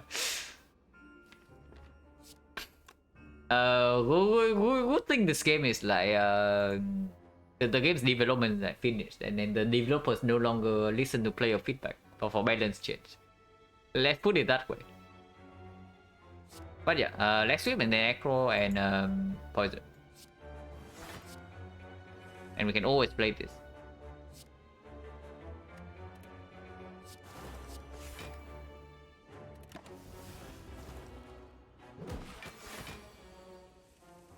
I see the defect suggestion board. Is it like on Reddit? I have not checked Reddit that often recently. But yeah, like player suggestion usually doesn't amount to anything because there are too many things the players like not considering, even if the player is very good at the game.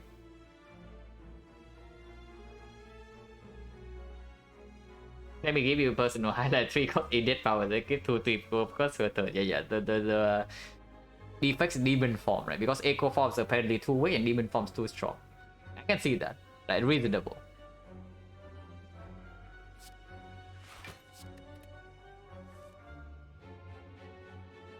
And yeah, we full lock here and he dies next turn. So everything's good.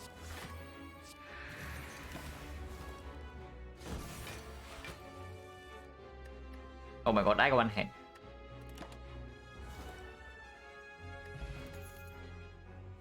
Do we need this? I would say probably no, but it's probably just no.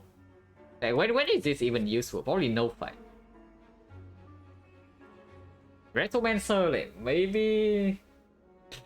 Yeah, and then the sticky strike is just straight up better. We read the strike dummy. I mean, it's freaking green. How about this though? How about the dodge and roll? We pick it up and upgrade it. How about that one? I mean, I also don't like it too much because we probably pick like more next week, maybe dash. Yeah, dash a good pick. Dash a good pick. So a catalyst for focus, yeah, cool. Outmaneuver never plays. We already have too much energy even with Snake Eye. Is Snake Eye even good to pick up? If you're asking like for real, the relic is insanely powerful. If your deck is good with it, at least. And yeah, like plus draw tools every single turn is exceptionally good.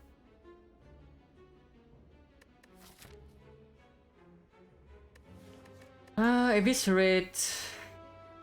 Man, I'm just scared I don't have enough front load for the Retromancer deck, but and these potions also don't really bail me out.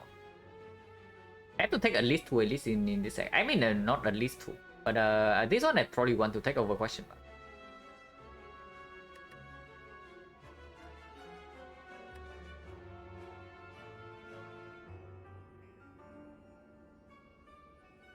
Absolutely, we break hard number strength and lost, yeah. Feel like cheating when picking Stecco. I mean, kind of right. When the Stecco deck is good, like you just feel like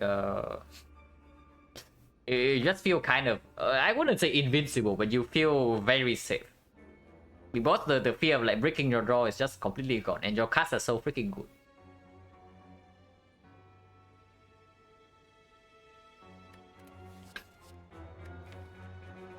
I mean, we have Strike Dummy and Strike Pluses, and we can cost the dagger, so how bad can it be? It's probably not that bad. Probably not that bad. And yeah, events are good, right? Red Mask good, and we just saw the bad event already. Menace, absolutely terrible, but other events are good. So we step into, oh my god, 4 question marks. 4 is like probably too many. So 1, 2, 3, 4 question marks in this deck, and we know that how bad is falling. So power we definitely don't give up, and skill attack. Yeah, falling can also be pretty bad. So falling can still be pretty bad, and mana is complete garbage. So 2 misses. Walker's good, My Bloom good, and Red Mask good. Sensory Stone probably still positive. Like Apotheosis is probably still exceptional. Apotheosis in this deck is Footwork Plus, but slightly better. Yeah, instead of Strike Remove, the Sticky Strike Plus that is.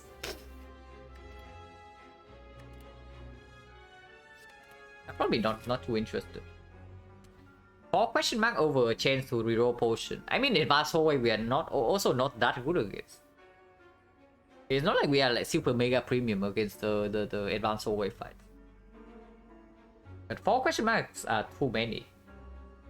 I mean, is that really too many? Because if we step into 4 question mark, we probably get like 2 good ones. And the good ones are pretty good.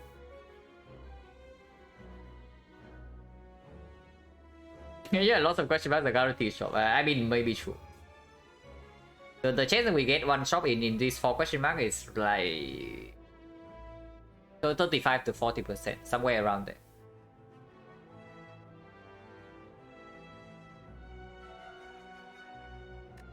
And right now, I also probably want to advance like my rare card chance. If possible, I want to get 2 more rare cards in this side, because yeah, any red form exceptional, any nightmare insanely good, and then burst also like very nice.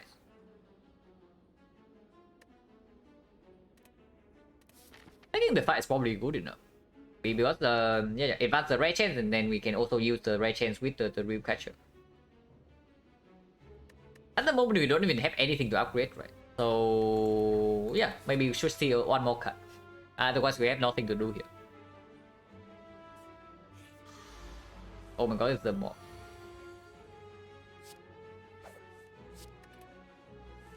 Hopefully, this mob is like not good at the game.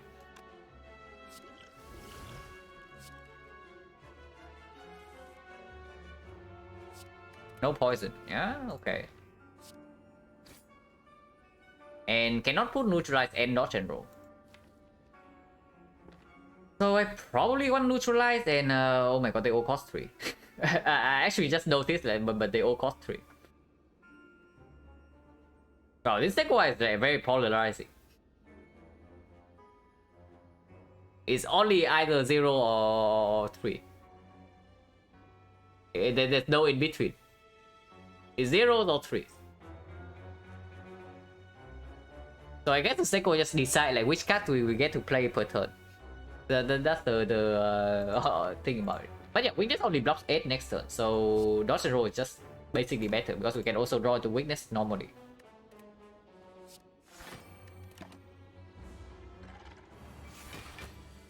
Okay, he's not very good at the game. Most poison cards costing 3 is not what I want to see. Man, and this costs 2. So I cannot even play Fumes and the poison card.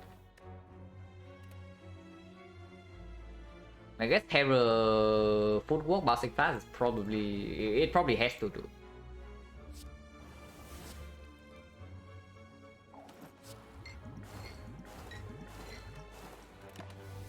But yeah, multi-hit now, so he's buffing, which is slightly concerning.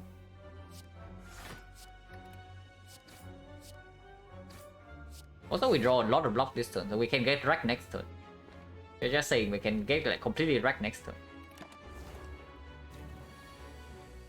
Just an idea, don't know if you're interested. Yeah. What is it? What is it? Yeah, we are getting kind of wrecked. No surprise here.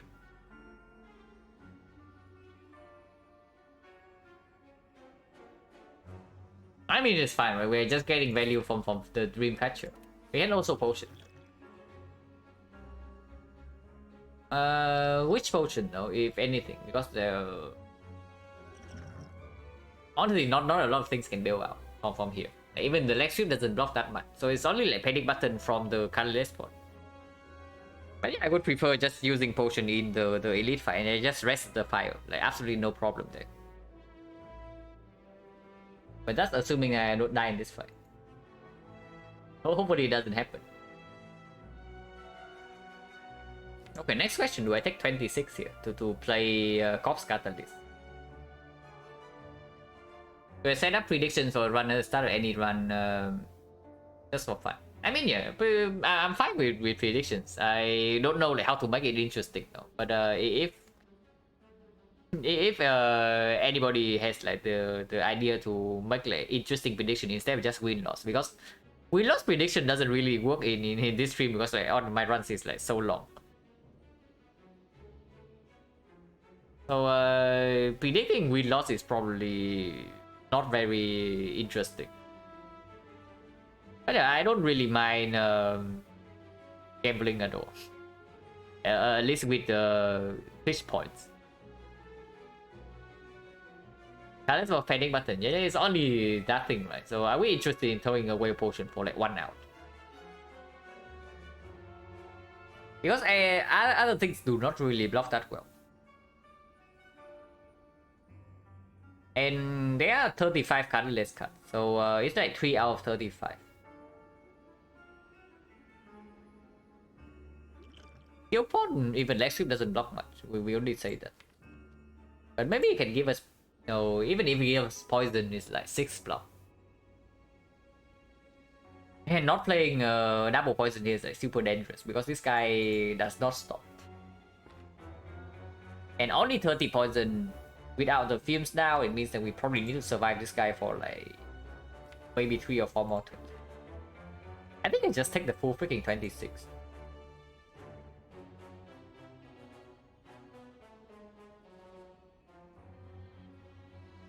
Does watch your vote reset Joker? Yes. It's actually one of the best way to play around the Joker. You just vote and then you have like 6 more cards to play.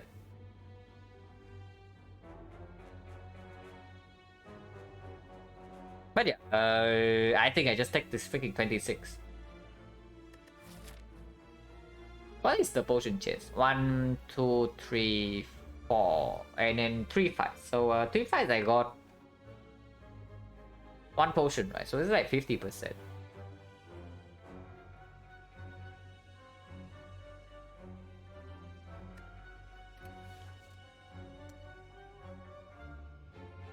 One potion, 50%. And yeah, I'm just throwing potion away for like nothing here because it's not even a guaranteed block. But I guess the mitigating is good because even with the rest, I'm still in a fairly dangerous HP level. So let's say I go to 12 right now. And beyond the bone proc, so I go to 24, and then I rest again, I go to 42. I mean, I guess 42 is not that bad into this fight. Probably okay.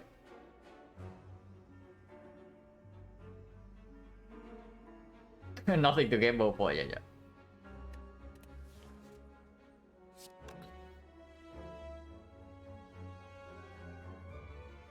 I mean, keeping colorless and relying to deliver layer is that good. It's probably not that good. This potion is pretty bad, but this potion is probably complete garbage for us, right?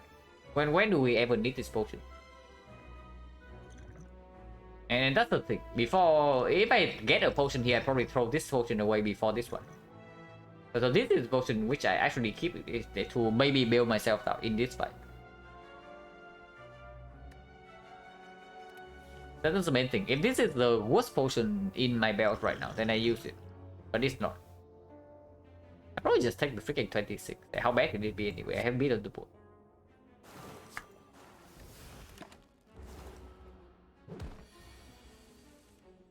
And yeah, otherwise, we are playing both poison cards. Like, this guy doesn't even die next turn. That's extremely problematic.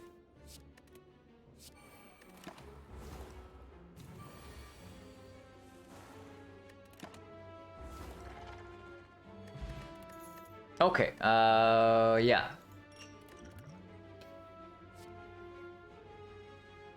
It deals 19 damage. It deals 19 damage and sometimes refund energy. Or backflip. Now backflip with deco usually is quite good, but here we have freaking chokers. So how good is it?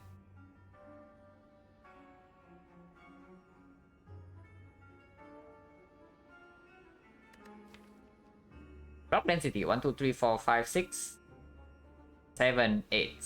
And we exhaust 1, 2, 3, 4, 5, 6, 7.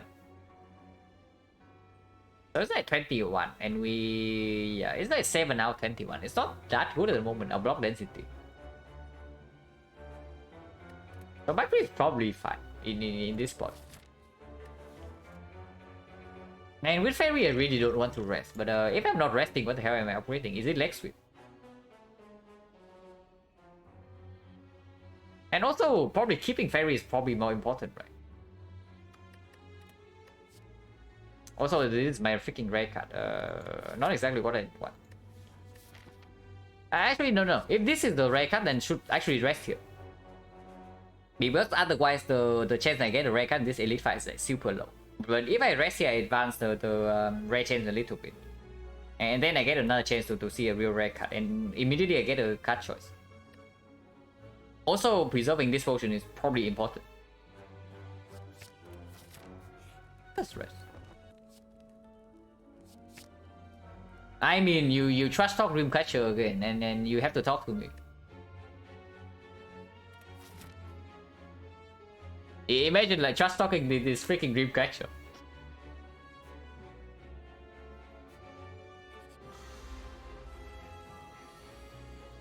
What happened to go the actual we toss away to get like 333 gold to feed the slime.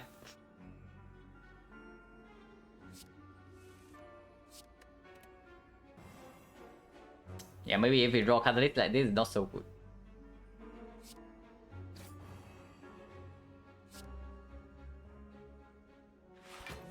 Okay, no poison.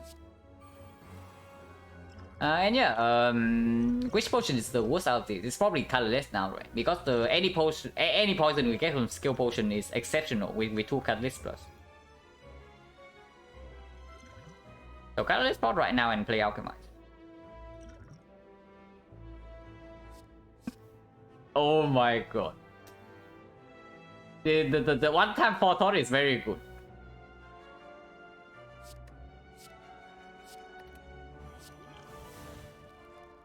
And yeah, Forethought.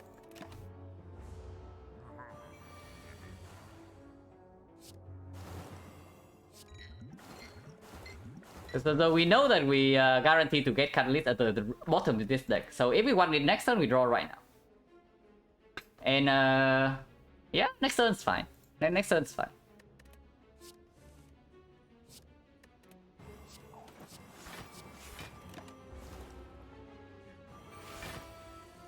Of course, it does not cost 0 because the cost is reroll. But completely okay. I don't really care.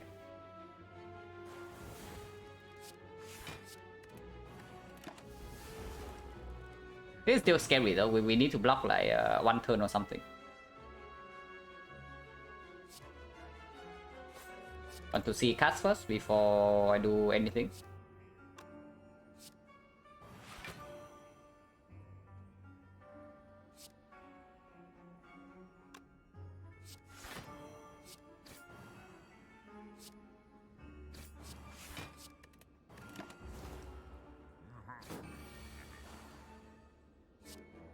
And yeah, for Thought carrying this fight. We are the Thought, we are taking this hit.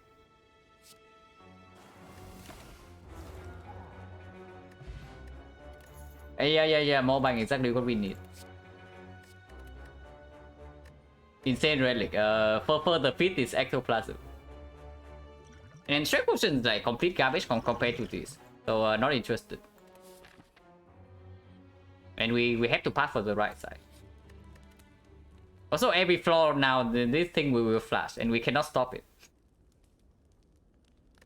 Probably recall first. Right now, I don't really care about any upgrade at the moment in our deck. And maybe we get a red form here. Maybe we rest here again to get the Dreamcatcher value, like who knows. Maybe we see a freaking Peace Spy. And yeah, question mark is probably good. Yeah, we cannot break the ball back, so every floor this will flash, and we cannot stop it. Yeah, Hand of Greed. Yeah, Apotheosis. No Apotheosis. Yeah, Hand of Greed, exactly what we need as well. Magnetism is kind of weird with the Joker. Discovery also like kind of weird with the Joker as well. But I guess Discovery is actually fine. Because the high roll instantly win a fight. And if we don't need the high roll, we just don't play it. And yeah, I know it costs 2 cards, but sometimes we get choked, but not that often. Purity is good here, really. Purity only has like any effect at all in the second deck cycle, and now we have like double Catalyst plus. So do you really think the Purity will deliver? And Purity can cost 3 itself, you know. And skip the card from Discovery. I actually don't know. I know that you can not skip the card from like Pbox and Catalyst pot. But I actually don't know. And Foreign Influence. But I don't know about Discovery. No, Foreign Influence you can skip. Yeah, Foreign Influence you can skip. The Catalyst pot and the Toolbox you cannot skip. But Discovery I don't know. Yeah, exactly what we did. My quotable quote. Yeah, maybe. Yeah, Impatience Complete Trust with the Steko Eye. Dramatic Entrance Complete Trust. Purity I don't think is good. Metamorphosis, yeah, cool. Anathia not needed when we already have this, and we don't really care about this too much in the first place. I mean, I guess Discovery is like pickable.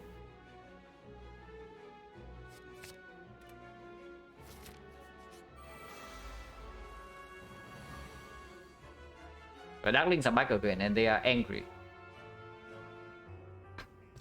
So the last time we faced the Darklings, we went from like basically full HP to mid on the bone prop. So pretty dangerous fight, I would say. And I would love to have like another piercing wheel. Also the Malays that I skip in Act 1 would be nice here. Not skip, I pick CE over it, and of course like CE has Mega Deliver. So cannot complain too much about that. But Malays will be very good here. In my deck at least. Not in this fight, not right now. And yeah, that they are going all in. At least it means that they are not going all in next turn. At least I hope so. So probably dodge and roll leg sweep and then take whatever damage this is. So this blocks for 17. And I'm facing 33. I take 16 on turn 1. Are you kidding me? 16 damage on the right off the bat. But yeah, again, the skill potion is not reliable, right? And if anything, next turn is probably more dangerous. You also have 6 block next turn though, so maybe skill potion right now. Yeah, maybe skill potion right now.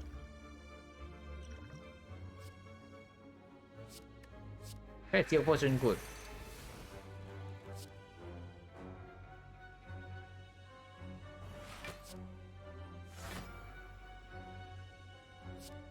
And now constant explosion will kill all of them, but after I deploy the fumes. If I choose to go for this guy, so I probably still want to go for this guy because there's no guarantee they can actually play the fumes.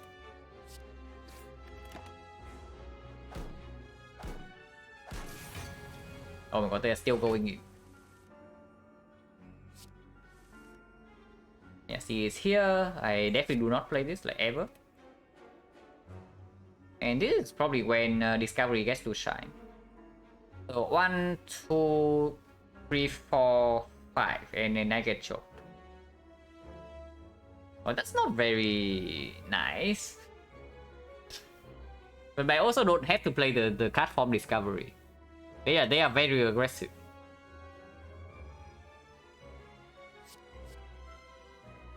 That's burst kill? No, burst does not kill because I get freaking choked. Oh yeah, cool. Good attempt. And yeah, we cannot skip this.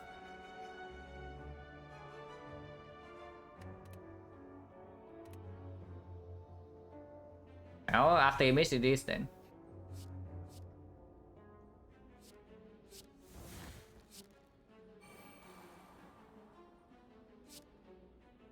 And I guess I don't play Alchemize.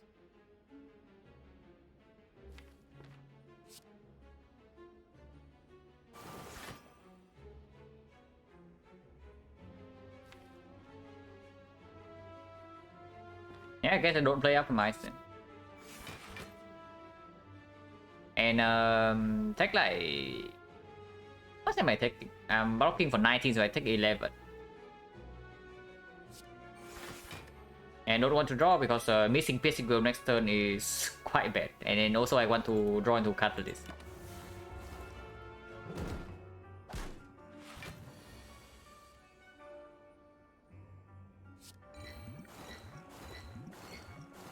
At least it hits this once.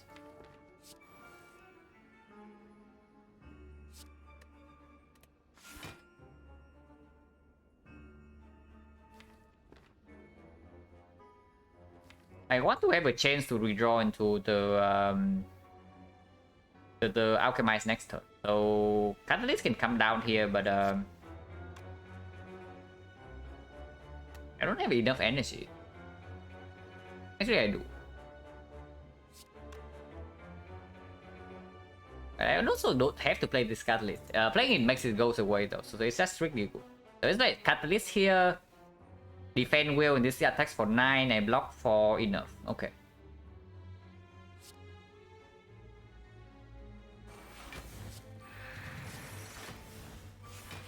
And yeah, definitely don't strike here.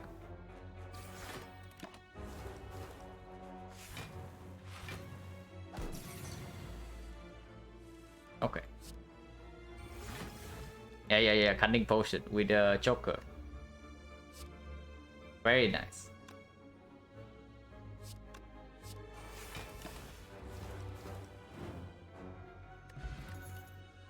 Yeah, Blade Dance with choker as well.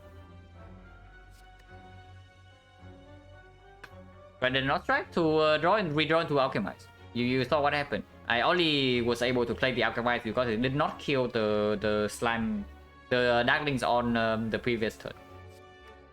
Yeah, another sticky strike, like not really. We only turned down an upgraded one.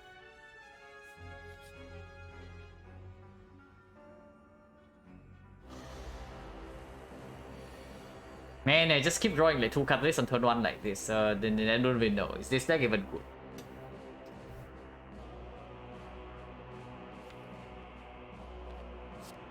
And not much to do here. We can actually Cunning Potion for 1. So let's do that.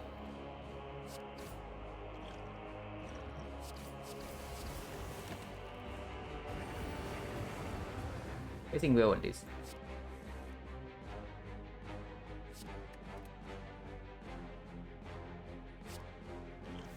Report is like fine.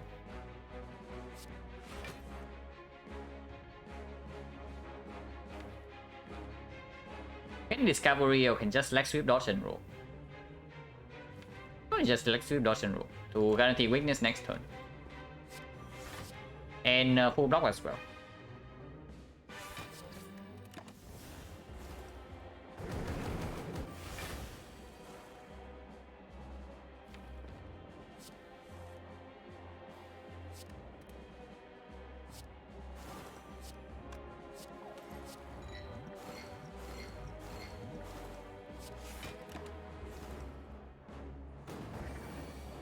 Comes 2. But we can block this now.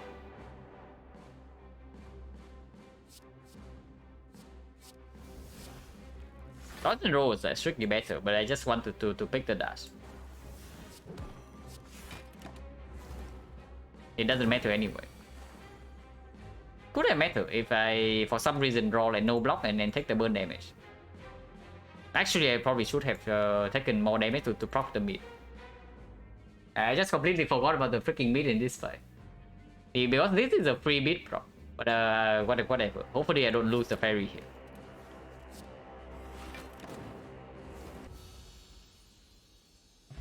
Yeah, Giria. Oh my god, we are so strong now. Not these, right?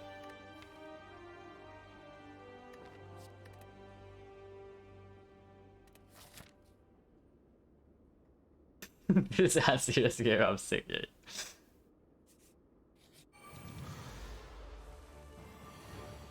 Okay, the Rectomancer is scary. But we can kill all of them right now and still do bouncing fast catalyst on the Rectomancer herself, so that's very good.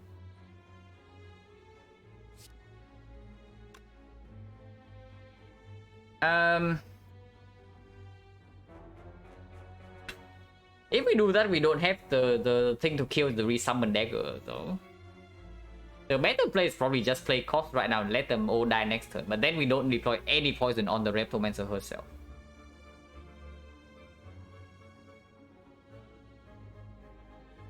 Both are bad. But both options are like very bad. But here we can deploy like 36 poison, so we need to block for 1 turn, and if we draw into this catalyst, we can kill her in 2. Man, these potions do not bail us out if the Rectomancer decides to be nasty. But I think putting poison on Rectomancer is way too important, because we even if we kill the first wave of daggers, if we don't deploy poison on the Rectomancer, eventually we get overwhelmed. So it's exactly the same situation. It's exactly the same situation. So I guess we just do this.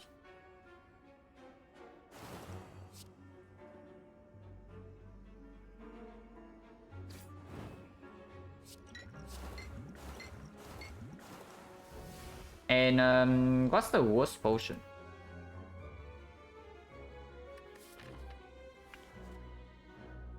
I mean, weak potion can probably play next turn. Because if we brick on these 2 next turn and she attacks, we also use weak potion regardless. So maybe we just preemptively use this. Yeah, okay.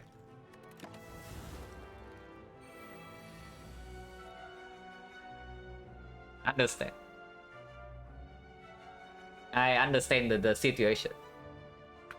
But yeah, we can kill a dagger, maybe take some damage here, and hopefully whenever we draw into the catalyst, we can play it. But honestly, her attacking distance is probably good for us, if nothing else.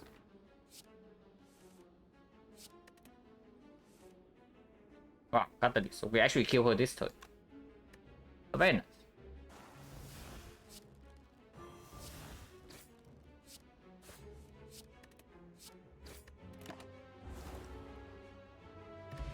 Ah, yes, the boot.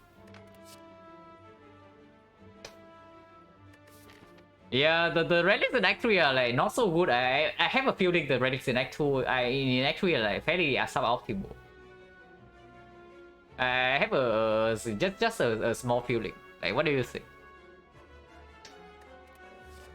But these cards cannot be very good. Another weak potion cannot be better than this, because this potion can still play in the heart, and this potion, yeah, can also play. If we draw into too much poison, then we need to like play all of them. Yeah. Also, we get another weak potion. This fight just dropping weak potion like crazy, I guess. Yeah. These potions are exactly. These relics are also exactly what we need. You are correct there. I don't disagree. Bowling. I lose defense, I guess. I want to keep neutralize plus. Could have asked for a strike, but I guess losing defense, like, okay, not too bad. And yeah, we can lift, or we can rest for a card choice. And resting also increase the chance that we actually get to keep the fairy in until Act 4. I definitely want that. And yeah, we can also get another catalyst. That's also true. Also, at the moment, we don't really have a real upgrade target. So if we rest here and get a card worth upgrading, we can upgrade it right away in Act 4. The other way around doesn't really work. Because like, none of the upgrades are that good at the moment. Maybe the Lex Fit, but Lex Fit is not even that good. Discovery upgrade? Like, debatable. I think I want to rest. Yeah, okay, Dreamcatcher delivering yet again.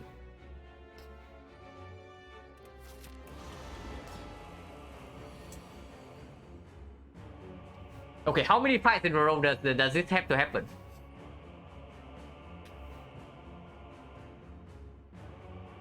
No, seriously.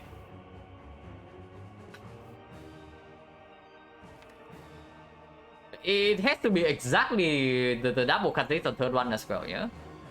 Not one of them. Always like both of them. Yeah, apparently we have both catalyst bottle.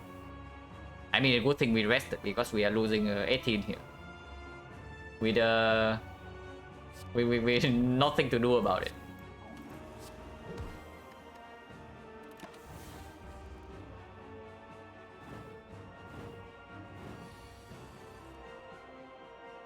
And well, right now I want to redraw into the catalyst quickly. I don't mind using the whale right now.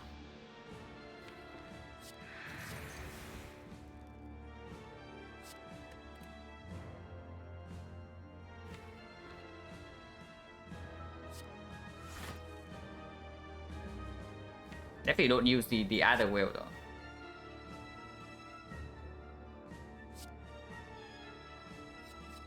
Well, these are pretty bad.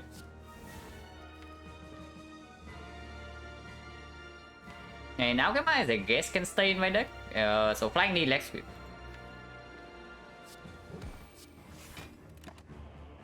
I want to extend weakness. Yeah, play forecast this turn. Well, I better play forecast this turn because next turn I'm getting wrecked. And I bottom deck like all the poison cut really now. So aggro here is risky because I guess Sticky Strike costs 1, so I can always play forecast. And if not, I can just energy pot. Yeah, 3-3. Like, very funny, very funny. I'm like definitely laughing.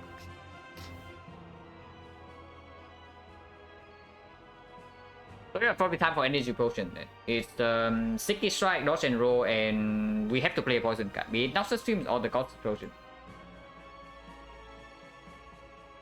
Dodge and roll needs to be played.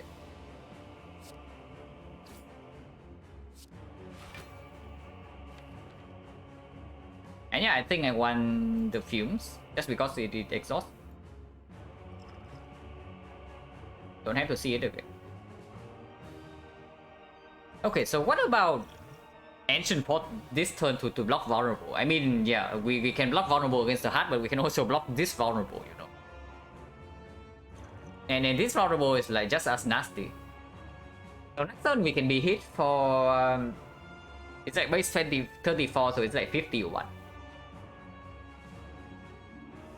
Yeah, top deck Kata, top deck both Catalyst as well, yeah. So base 34, with this vulnerable is like +4, so it's 38. We block for 9 already, so we are facing 27. If that's the case. No, 29. Yeah, so technically we don't need a single block card next turn to block that. With the multi-hit, it becomes 10. So with 10 weakness vulnerable, it goes to 11, which means we are facing 33. And yeah, we block for 9, so we take 24 at most. Much comfort facing this time with the noise intent. I don't know. The fight is like not any easier.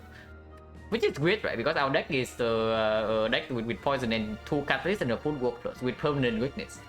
So on paper, this fight should be easy, but apparently it's not.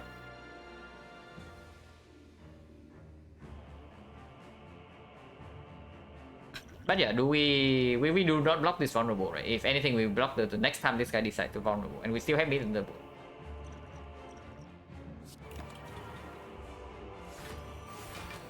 Yeah, 38.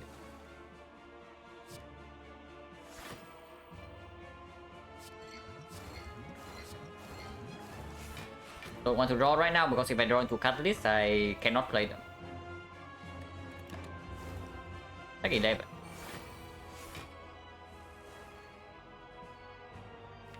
Yeah, this catalyst can definitely be played. We can play catalyst right now. I do not know about surviving this reflex though, because I want to delay the second catalyst.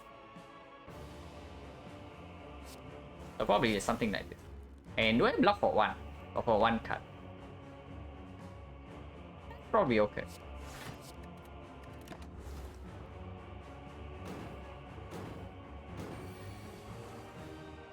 And this is not the time. This is really not the time. I was thinking that maybe we draw into catalyst next turn and then we just kill. But drawing into catalyst this turn is not a kill.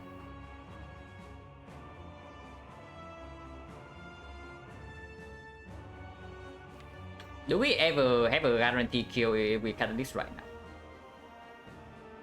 Because we know that we draw 7 out of these next turn. So with the deck control is guaranteed 08, but only if we have the energy.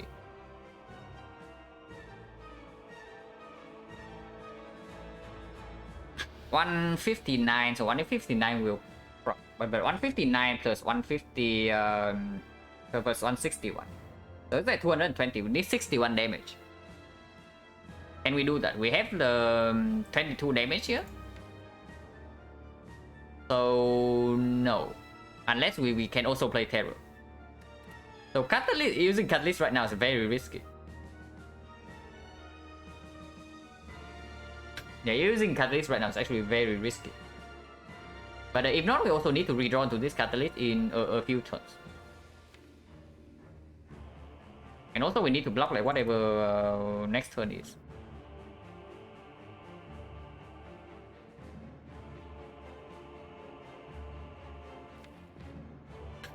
Yeah, sure.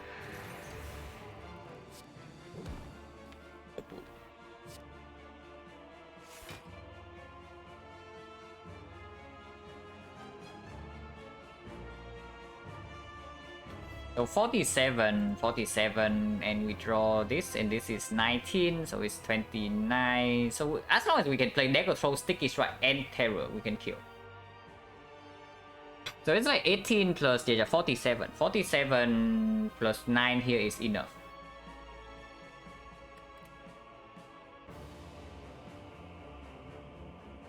But yeah, we have no damage potion to bail out, and if we catalyst and fail to kill, we are screwed. That's basically it. If we catalyst right now and Steko kills, decides to say no next turn, we are screwed. Fairly high chance though, because Sticky Strike does refund 2 energy. So we only need these 3 in total to cost less than 7. Say 7 or less. It's not even less than 7. 7 or less will do. And yeah, the maximum we can cost is like 9. So the range is from 0 to 9, and the chance for like 8 or 9 is already very low. 1 out of 27 for it to be 9. And It's like 3 out of 27 for it to be to be it. So yeah, it's like 4 out of 27. We have a 1 out of 7 chance to be kind of screwed next turn. But we can also just draw 0 cost flying knee or strike.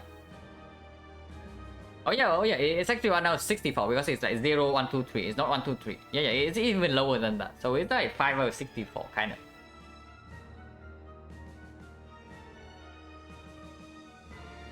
Okay, double check on damage. We need, if we play Strike Catalyst right now, we have 159, 161. So 320 damage.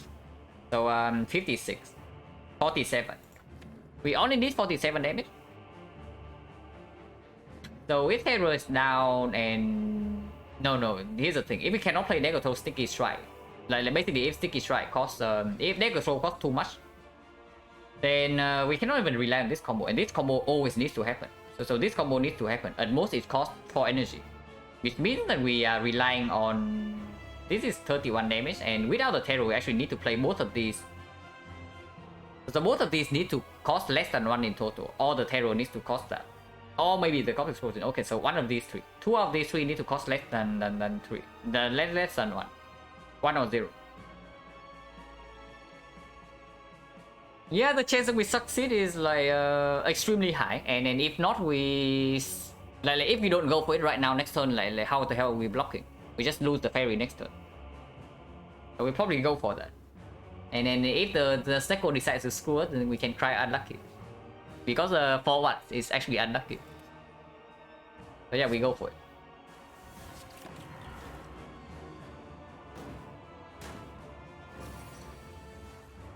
Okay, everything's fine.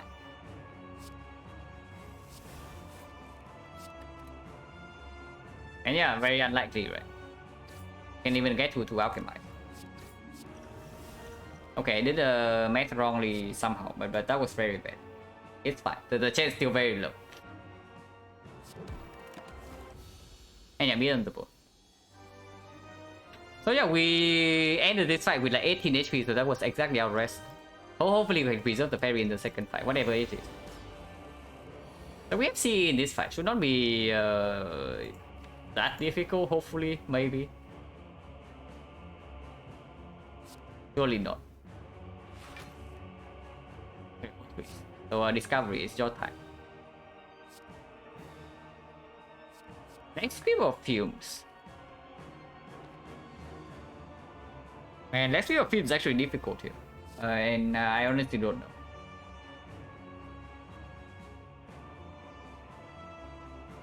Yeah, only one catalyst top deck bad open for sure.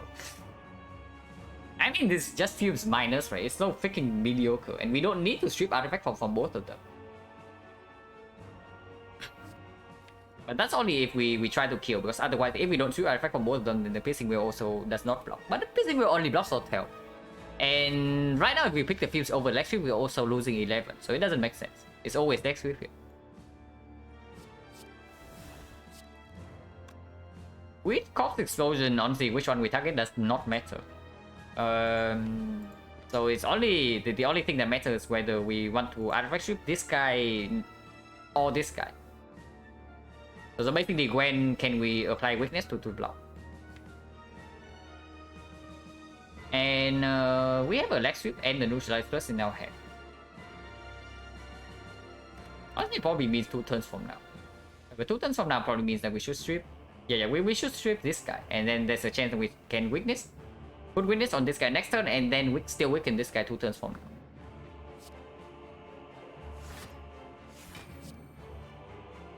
And yeah, artifact strip here already, so higher chance of a poison sticking here.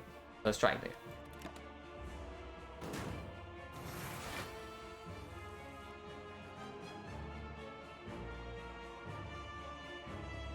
Man, 9 poison or the 12 block.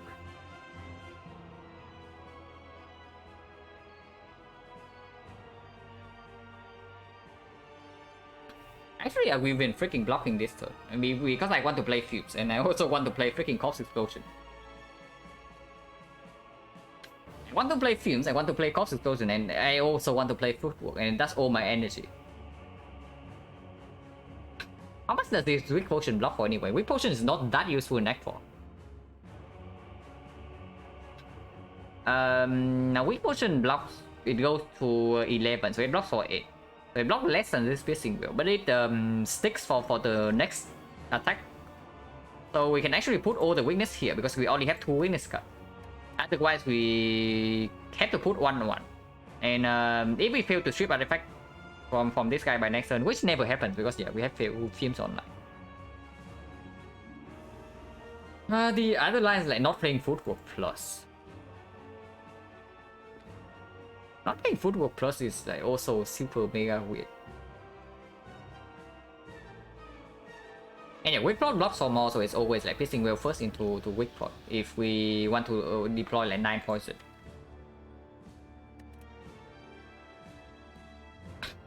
But do I want to do that? I probably do, right? I probably should. So how much damage are we taking in that case? We are facing 22 and we block for 6, so we face 16. Well, not the best. That's definitely not the best to see. Do we ever not play CE this turn?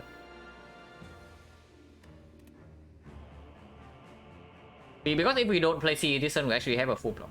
And also all artifact strip.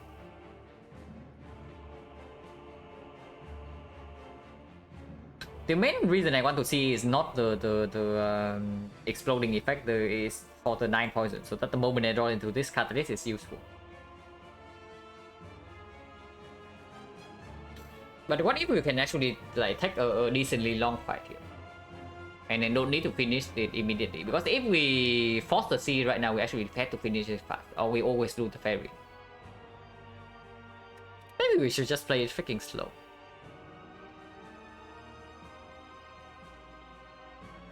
Yeah, maybe we should just play it slow. And then don't play the C. So it's piercing well. Weak pot here. Noxious Fumes, Footwork, Survivor Defense. And then strike.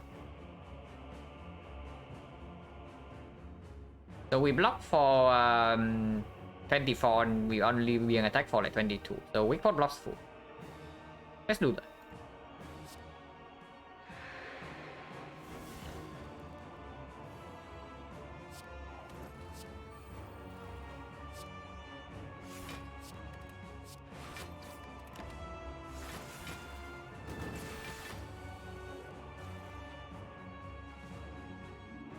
Well, at least if we have taken damage last turn, this turn very pro. If we don't draw into anything good right now.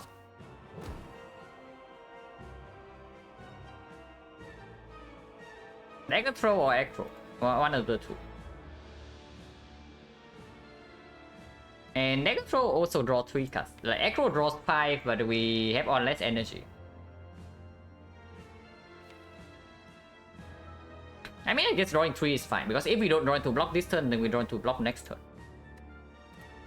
Also, yeah, the classic Steko hand. In a pretty important spot too.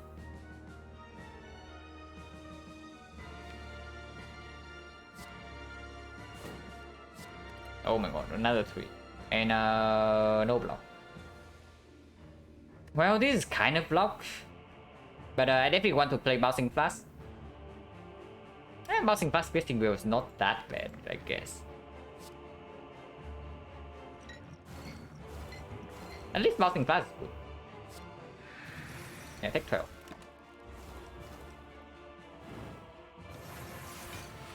They weaken this turn.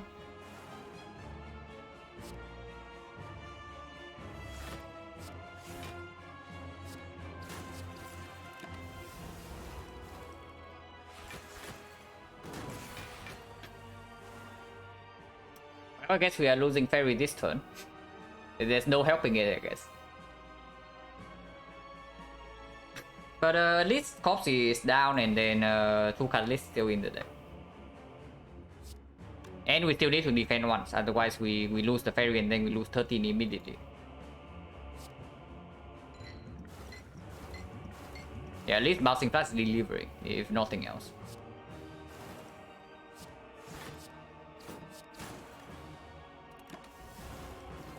You can still die this turn, by the way. Very easily, in fact.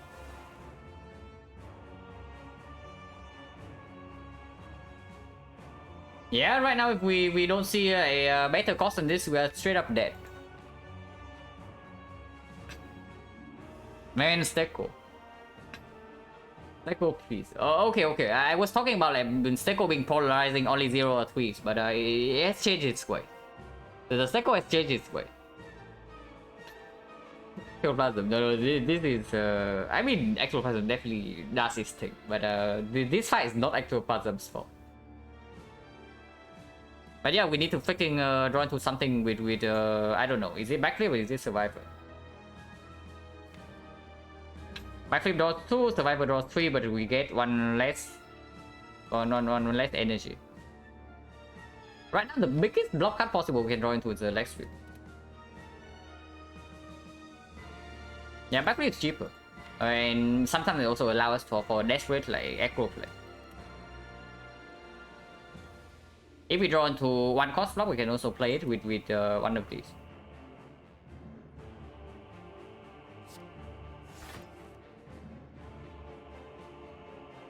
Yeah, very interesting. Yeah, very interesting. Sequoia.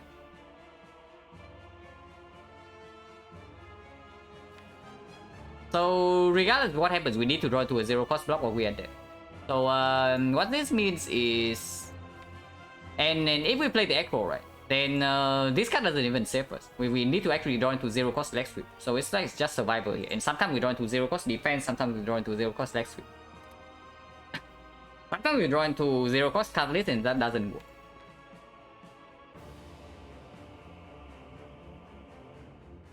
So it's just survival and then draw 2.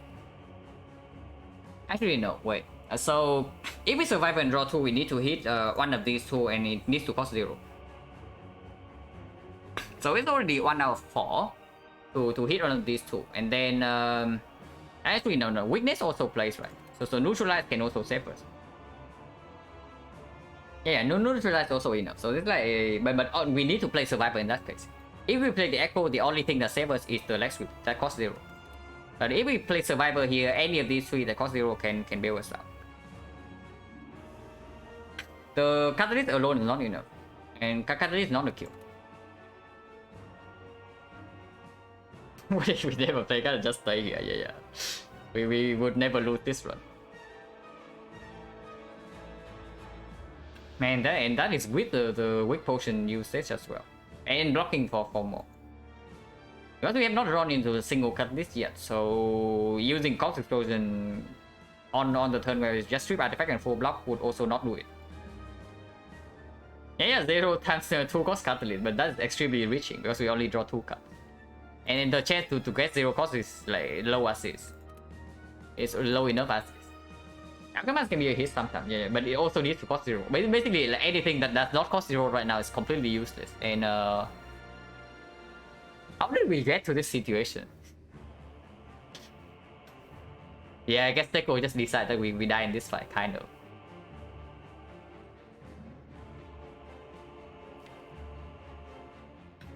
Yeah, it has to be survival, right? The echo doesn't cut it. We see more cards, but we also need like more conditions to be satisfied.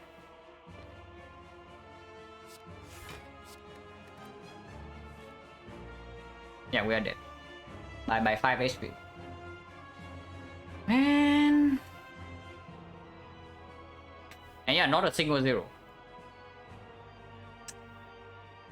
Yeah, I guess Neko decides to betray us in the end. Like the 3 cost like raised up creep.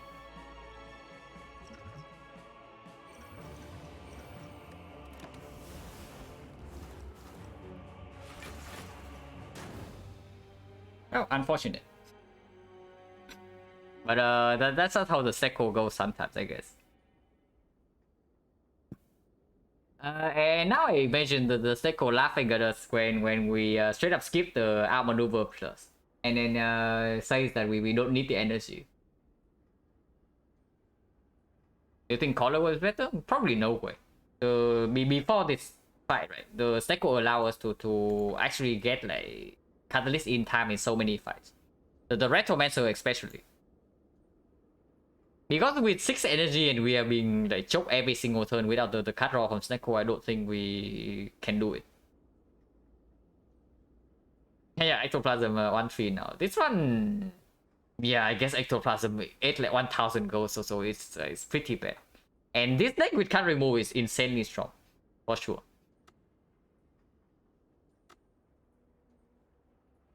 I think may have been correct to hold that weak point instead of using it turn 1. It does not make a difference in the end, right? Because the...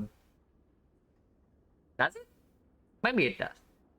It saves us, so from 15 goes to 11, so it saves us 8 HP. If we have used it in like 2 turns from then, but that's just... Honestly, that's just like hindsight speaking, because you see, right? In the draw pile, there was neutralized and there was leg sweep. And we don't even need weakness to block if we can actually just play our cards. Like we have 5 energy and we cannot play 3 cards. If we can play any 3 cards, we win the fight easily. And any weakness can also be drawn. But okay, let's see. 21 weakens to like 15, so it would save 12. No, we would not. We would die by 1 HP in that case. Yeah, instead of dying by 5, we would die by 1. A really nice run with Ecto Squad. Last time I got it. Yeah, I saw the run and remember it. It's like kind of like the last Ecto run I got. Just got like yeah, intangible. I got like Pyramid, Nightmare, Red Form, Operation, and yeah, apparently Ectoplasm is pretty easy if that's the case.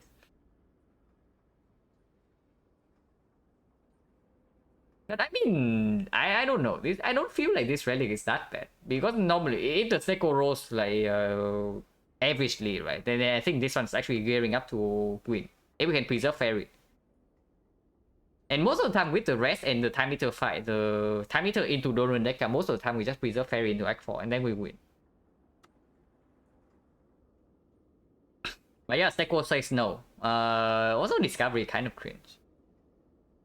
The Discovery did it deliver like a single time? I mean, I guess it did. One in 1-5.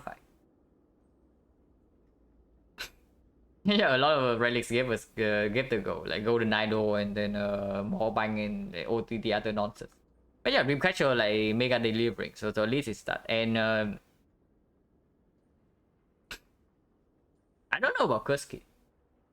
Coffin Reaper is like absolutely the wrong choice in that situation, but I don't know about Kursky. Maybe Kursky would have done something. But here's the thing, right? In the Donor Deca fight, we are getting like mega. We are not getting Choke a single time because yeah, all our cards cost 3. So Choker has no downside in that fight. So maybe if you say well Choker versus Kursky, then it's only beforehand that we can maybe pick up some energy generation, and I think regardless I will still pick Snecko after Act 2. So it's only maybe picking up like Armaneuver, maybe picking up like Tatation Plus. Not Tatation Plus, it's Tatation Minus. And then it also delays mid on the board if you pick up Kursky, because this relic we got from the Act 2 chest. So we would have to take an elite fight. And yeah, it's like 5 floors difference before we get this mid on the board. Yeah, favorite polarizing relic by amazing or useless, it's true. And then for once this relic is actually amazing. Oh yeah, that's just like how Snecko goes sometimes. So 25, 29, 14. Yeah, more don't heal so much. It works immediately. It works like immediately when we got it. And the deck does not block very well for like the first half of Act 3. So we also took like mid on the board basically every fight. This relic usually ends up healing this much because even if you are quite strong, right, unless you are like insanely powerful, where you take 0 damage like throughout the whole run, then you always try to play around this relic. So you take like a riskier path and yeah, use this relic to heal back up. So the stat on this is usually slightly inflated, but it's still an amazing relic. Even if the stat is probably slightly higher than it should be. But yeah, this one's quite sad because I think this one is looking very decent. Like we have footwork plus, we have like basically permanent weakness, and we have 2 piercing mail against the hut with 2 catalysts. So as long as we bring fairy over, we are probably favor against the hut. And at 4 at least we have cost explosion with Bag of Marbles artifact strip. But man, stack why? That's just how it goes sometimes, I guess.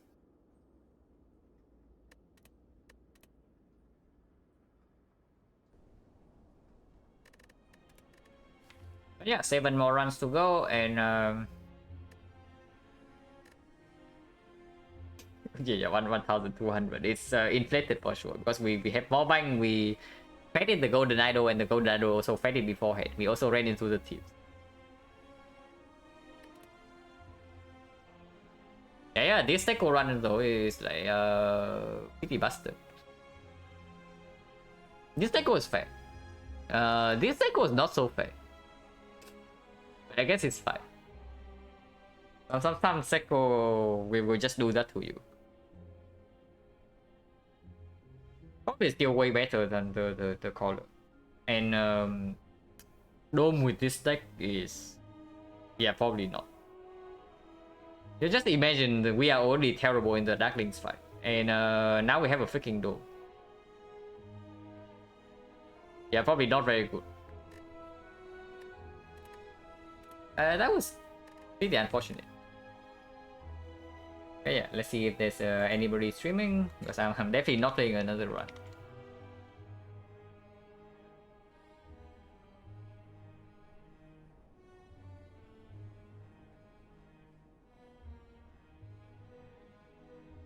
Okay, nobody that I know, and I read this guy yesterday. Maybe I try to read a different person today, but nobody is even streaming in English. Really now.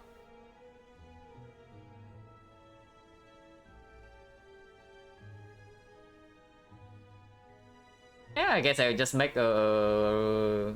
I guess I'll just make a random person today by Reddit though. So non-assassin watcher. Okay, sure. Let's read this person.